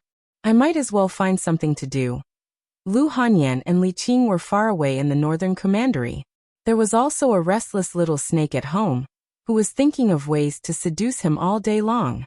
Last night, it became Lu Hanyan. Tonight, it might become Li Qing. Li Mu could not afford to offend her, but he could avoid her. More importantly, the Thousand Fox Nation had undergone a great change. He did not know how Hu Jiu and Huan Ji were doing. Li Mu had to admit that although the little snake was dead, he still could not sit back and do nothing about the companions who had fought side by side with him. Zhou Yi looked at Li Mu and said self-deprecatingly, "So it's because you feel bored by my side. You'd rather go to the demon nation than stay here." Chapter 469. Li Mu didn't expect the Empress to look at the problem in such a tricky way. He quickly explained, "Your Majesty, please don't misunderstand. That's not what I meant." "Then what do you mean?" "I don't mean anything. Do you feel that it's meaningless to talk to me?" Li Mu took a deep breath and finally said, I won't go. A moment later, he left Changle Palace with a helpless expression. In the past 6 months, he had indeed spent more time outside than in Chengdu. The Empress had already seen the resentment in the memorial, but this time, Li Mu had to go to the Yao nation. In fact, he and Phantom Princess had the same dream, which was that humans and demons could coexist peacefully. She ended up like this largely because she didn't want to hurt innocent humans and angered the higher-ups of the demonic path. For the Great Zhou, he couldn't sit by and watch the Yao nation unite. For Little Snake, he couldn't watch anything happen to Phantom Princess and Hu Jiao. The Empress' anger was temporary. She would agree if he coaxed her later. In Changle Palace, Zhou sat on the dragon throne. After a long silence, she asked Mr. Mei and Shangguanli, Am I being unreasonable? Shangguanli lowered her head and didn't answer. Mr. Mei glanced at Shangguanli and said helplessly, Actually, Li Mu is also helping your majesty. If the Celestial Wolf tribe unifies the Yao nation, it will be a disaster for the Great Zhou. Zhou said, But he just came back a few days ago. Recently, he's only been in Chengdu for a few days and gone for a few months. Mr. Mei thought for a moment and said, Your Majesty, a short separation is for a better reunion. After he calms down the chaos, he'll have time to stay by your Majesty's side. Zhou sat there and fell into deep thought. Li Mu returned to the Li residence. When he opened the door, he found the Empress was already in the courtyard. Zhou looked at him, took a deep breath and said, Go. I won't stop you. Li Mu breathed a sigh of relief. The Empress actually knew how to coax herself. If only everyone could be as reasonable as her. Since the Empress had already agreed, Li Mu did not have any more misgivings. Before he left, he made arrangements for Wanwan and Xiaobai's cultivation, and assigned tasks to Yin Xian and Ting Xian. In the courtyard, Li Mu hugged Wanwan and Xiaobai and gently patted their heads. He said, Cultivate well at home and wait for me to come back. He walked towards Moaning Heart again, and the girl opened her arms to him. Li Mu didn't want to hug her at first, but she had already posed. If he didn't do anything, how could she get out of the embarrassing situation? The girl only thought about a farewell hug. If he thought too much, it would make him seem like he had a dirty mind. Li Mu hugged her gently and said, Take your time to comprehend the matrices I taught you. I will check them when I come back. Bai Yinxin nodded gently and said, I understand, brotherly. I will work hard to cultivate. Li Mu finally looked at Bai Tingxin. Wanwan had hugged him, Xiaobai had hugged him, and his sister had also hugged him. If he treated her differently, it would be inappropriate. As soon as he opened his arms, Bai Tingxin jumped onto him. She hooked her arms around his neck and wrapped her slender legs around his waist. She promised, Don't worry, I will cultivate well. You also have to be careful outside. I will wait for you to come back. She clung to Li Mu and was unwilling to come down. Li Mu could take her down by force. A former niece spoke like the mistress of the house. Li Mu even wanted the Empress to bring her to the palace to learn the rules. At the very least, he wanted her to learn how to hug and not cling to others. Li Mu had told her many times about this. She insisted that this was the nature of the snake race and could not be changed. Li Mu let out a long sigh of relief. Finally, he looked at the Empress and said, Your Majesty, I will leave now. Zhou naturally stretched out her arms. Li Mu was stunned for a moment. He opened his arms and hugged her gently. The Empress's figure was seriously underestimated. Except for Li Mu, no one knew what kind of curves were hidden under her loose clothes. She was not inferior to Lu Hanyan. Wanwan and Xiaobai were slightly inferior. Yinxin and Tingxin were even more incomparable. After a short hug, Li Mu took a step back. He looked at them again, and turned to leave, until his figure completely disappeared. Several figures were still standing at the door. At a certain moment, Zhou asked the green snake beside her, Don't you like him? Why didn't you leave with him this time? Bai Tingxin said meaningfully, As long as two people's hearts are together, why would they care if they can accompany each other every day? Zhou said, But your hearts are not together. Bai Tingxin clenched her fists and said firmly, Sooner or later it will be. Great changes had occurred in the Yao kingdom. The great Zhou court wanted to ally with the Yao to resist the Yao, but they were rejected. They could only find other ways. In recent days, various large and small court meetings had been held. They were all discussions about resisting the Yao race. Another group of students of White Deer Academy had gone to the north. Even the dean had personally gone to Jiujiang County to stand guard there and deal with possible conflicts in the future. The Secretariat, the Assistant Minister of the Secretariat, and the several secretaries of the Secretariat all looked haggard. They had yet to reach a conclusion about the Yao race. They began to miss the days when they had Li Mu. He was in the Secretariat and they did not have to worry about big or small matters. Unfortunately, in the past half-year he had rarely participated in the affairs of the Imperial Court. He focused on the affairs of the Consecration Department. The tasks he carried out were all confidential tasks. The Secretariat did not have the authority to know. Louis scratched her hair and said with some annoyance, "Where did Lord Li go?" "In the hinterland of Yingzhou. In a hollow mountain, Chen Shi, Han Shisan, Sun Qi, and nearly 100 corpse sect disciples stood respectfully beside a platform. They said loudly, 'All corpse sect disciples greet the great elder.' Not everyone was willing to work with corpses. Thus, within the 10 demonic Dao sects, there weren't many corpse sect disciples. This time, in order to refine the 10 demonic Dao corpses, Chen Shi and the others had called back all the corpse sect disciples. In the middle of the platform, a young man stood with his hands behind his back. He said faintly, "Something happened recently that made me very sad." All the corpse sect disciples had been hiding in this mountain for the past few months. They did not pay attention to the outside world and focused on refining the sage corpses. They did not know what was happening outside. However, anyone could see that the great elder was very angry. The pressure of an expert made them unable to breathe. They could not help but lower their heads. Li Mu was silent for a moment and said again, "There is internal strife in the Meizong sect. The great elder, Huan Yun, was seized and imprisoned by a traitor." As soon as he said this, the crowd immediately exclaimed, "How is this possible? Doesn't the Lord of Heaven still exist in the Meizong sect? The Lord of Heaven will not sit by and do nothing." Li Mu stretched out his hand and pressed down. The crowd's voices stopped abruptly. The scene became so quiet that even a pin drop could be heard. Li Mu continued in a deep voice, "When the Lord of Heaven was in seclusion, he was attacked by 3 elders of the sage sect. He was seriously injured. It is unknown whether he is dead or alive now." His words caused an even greater uproar among the corpse sect disciples. How is this possible? The Lord of Heaven is at level 7. He can also become an elder in the sage sect. Why would the sage sect attack the Lord of Heaven? This doesn't make sense. Fake news, it must be fake news. Li Mu stretched out his hand again, and the crowd's noise immediately disappeared. He snorted and said, "The Meizong sect has made so many contributions to the sage sect. The Lord of Heaven is loyal to the sage sect, but he ended up like this. I can't take this lying down." Chen Shi looked hesitant and said slowly, "Great elder, no matter why the sage sect attacked the Lord of Heaven, it has nothing to do with us. I think we should not provoke the sage sect. Otherwise, we may follow in the footsteps of the Lord of Heaven and the Meizong sect." "What nonsense are you talking about?" Li Mu looked gloomy and said, "I am close friends with the Lord of Heaven. How can I watch him be wronged? Since the sage sect is not benevolent, don't blame the corpse sect for being unjust. From now on, the corpse sect will no longer listen to the sage sect. If you don't accept my decision, you can leave now."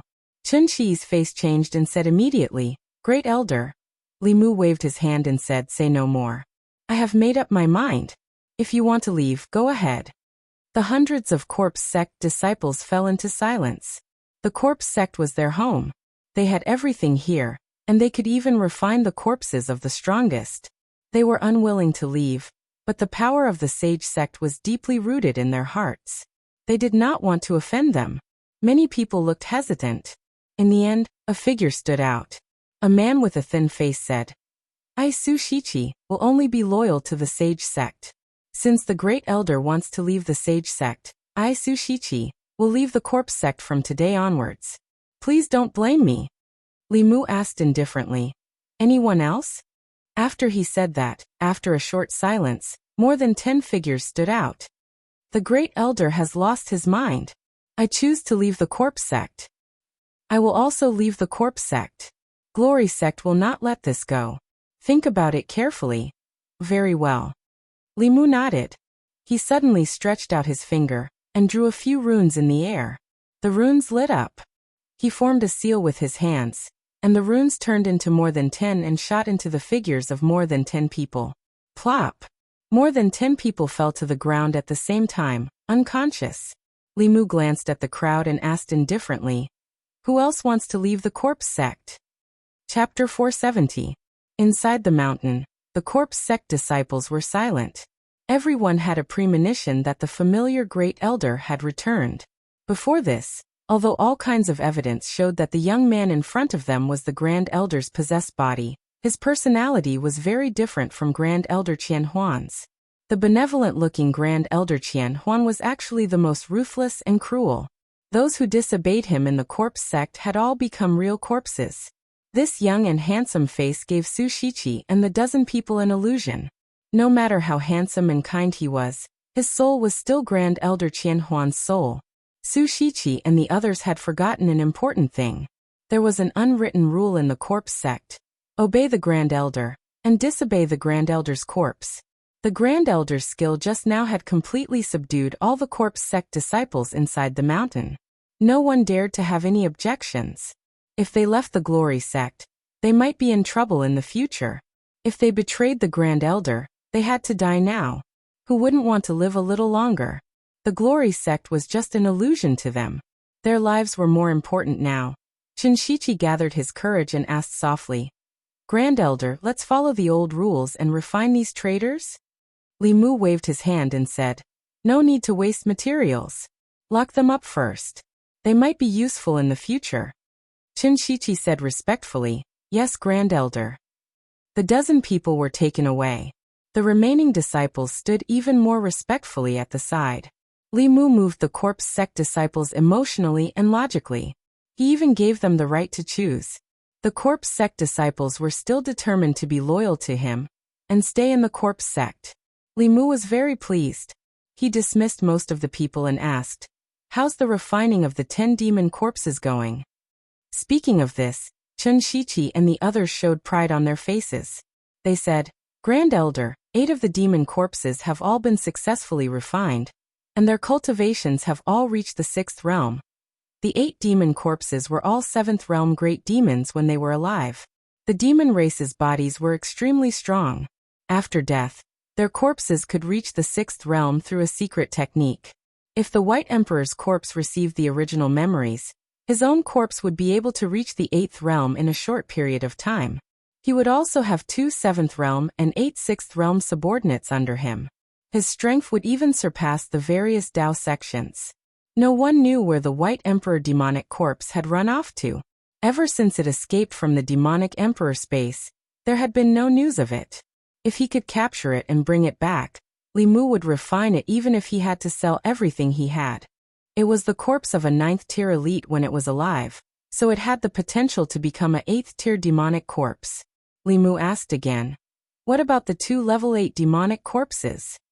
This was what he was most concerned about. They were too powerful when they were alive. If there were no problems during the refinement process, then in principle after the refinement, their cultivation could reach the 7th level. Speaking of the 2 Yao corpses, Qin Shi said regretfully, reporting to First Elder, "Refining these 8 Yao corpses has already exhausted all of the corpse sect's accumulated resources. We no longer have the materials to refine these 2 corpses." Li Mu had high hopes for the 2 demon corpses. With 2 7th-tier bodyguards behind him, who would dare to speak loudly to him in the future. Li Mu looked at Qin Shi and said, "What other materials do you lack? I will give them to you." Qin Shi counted with his fingers and said, "At least 10,000 pieces of spiritual jade, diamond jade, bone-growing grass, and various other body-refining materials, 49 by 7. Li Mu thought of the less than 1,000 pieces of spiritual jade he had left and waved his hand. "If you can't gather them all, then slowly gather them. There's no rush." Li Mu stayed in the corpse sect for 2 days, intending to study these 8 Yao corpses properly. He could not count on the 2 Yao corpses for the time being. Although these 8 corpses had all barely reached the 6th tier, and would not be a match for a real 6th tier elite in a one-on-one fight, there was strength in numbers. The 8 corpses formed the 8 Desolation Corpse Refining Formation, and even a 7th tier elite would have to avoid it.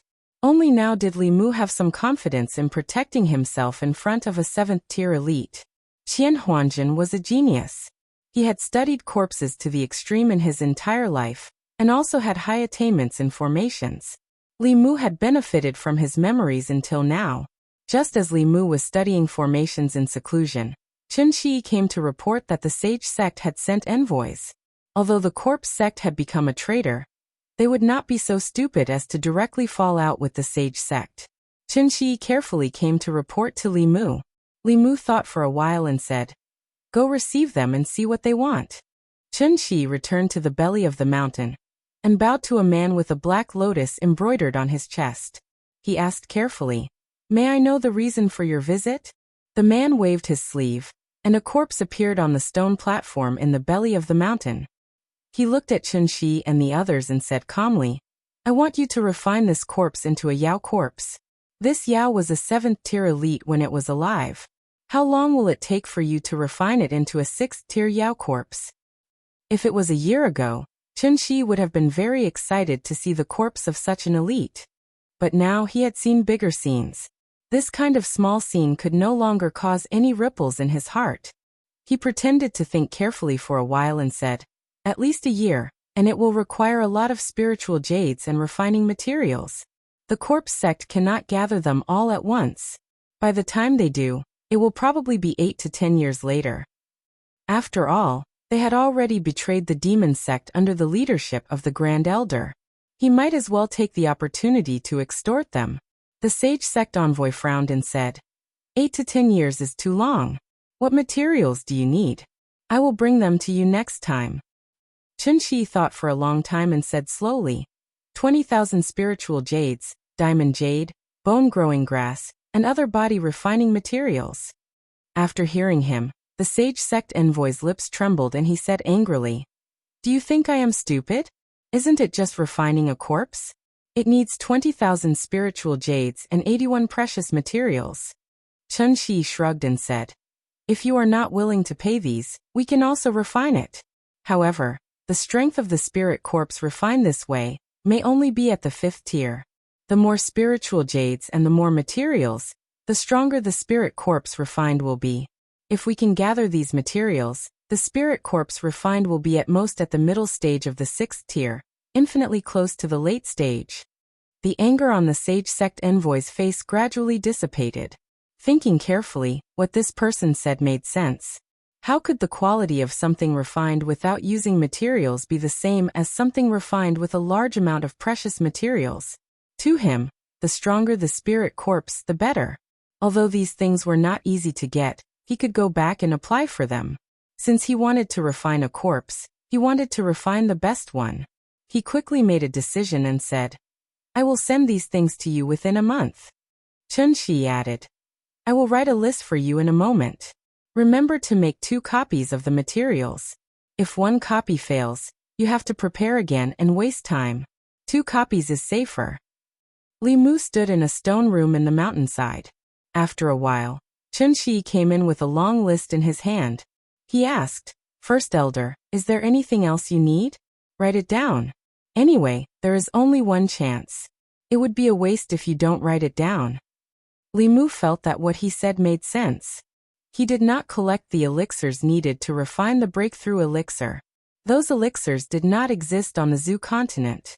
Some were in Xian continent, some were in Yuan continent, some were in Changzhou, and some were in Juku continent and Fenglin continent. If he wanted to collect them, he would have to go to all 10 continents. He picked up the pen and was about to write when he thought about his handwriting. He handed the pen to Chen Shi and said, "I will say, you write." Since he had worked undercover for Phantom Princess for a few months, he had developed a good habit of paying attention to details. Not long after, on the mountainside platform, the messenger of the Sage sect looked at the list that was long enough to drag on the ground. He said in disbelief, "These are all?" Chen Shi nodded seriously and said, "All of them." The messenger of the sage sect pointed to the bottom part and said, "The rest is fine. These elixirs have nothing to do with refining corpses. What do you want them for?" Chunxi shook his head and said, "Do you know as much about refining corpses as we do? These elixirs seem to have nothing to do with refining corpses, but their medicinal properties can complement each other and increase the success rate of refining corpses." Chunxi talked for almost an hour and finally convinced the messenger of the sage sect. He left the demon corpse and flew away with a painful face. Chunxi watched him go and then let out a long sigh of relief. He said with lingering fear, "If he had not left, I would not have been able to make it up anymore." On the mountainside platform, Li Mu looked at the middle-aged man's corpse on the platform. It looked similar to Phantom Princess. His expression was a little complicated,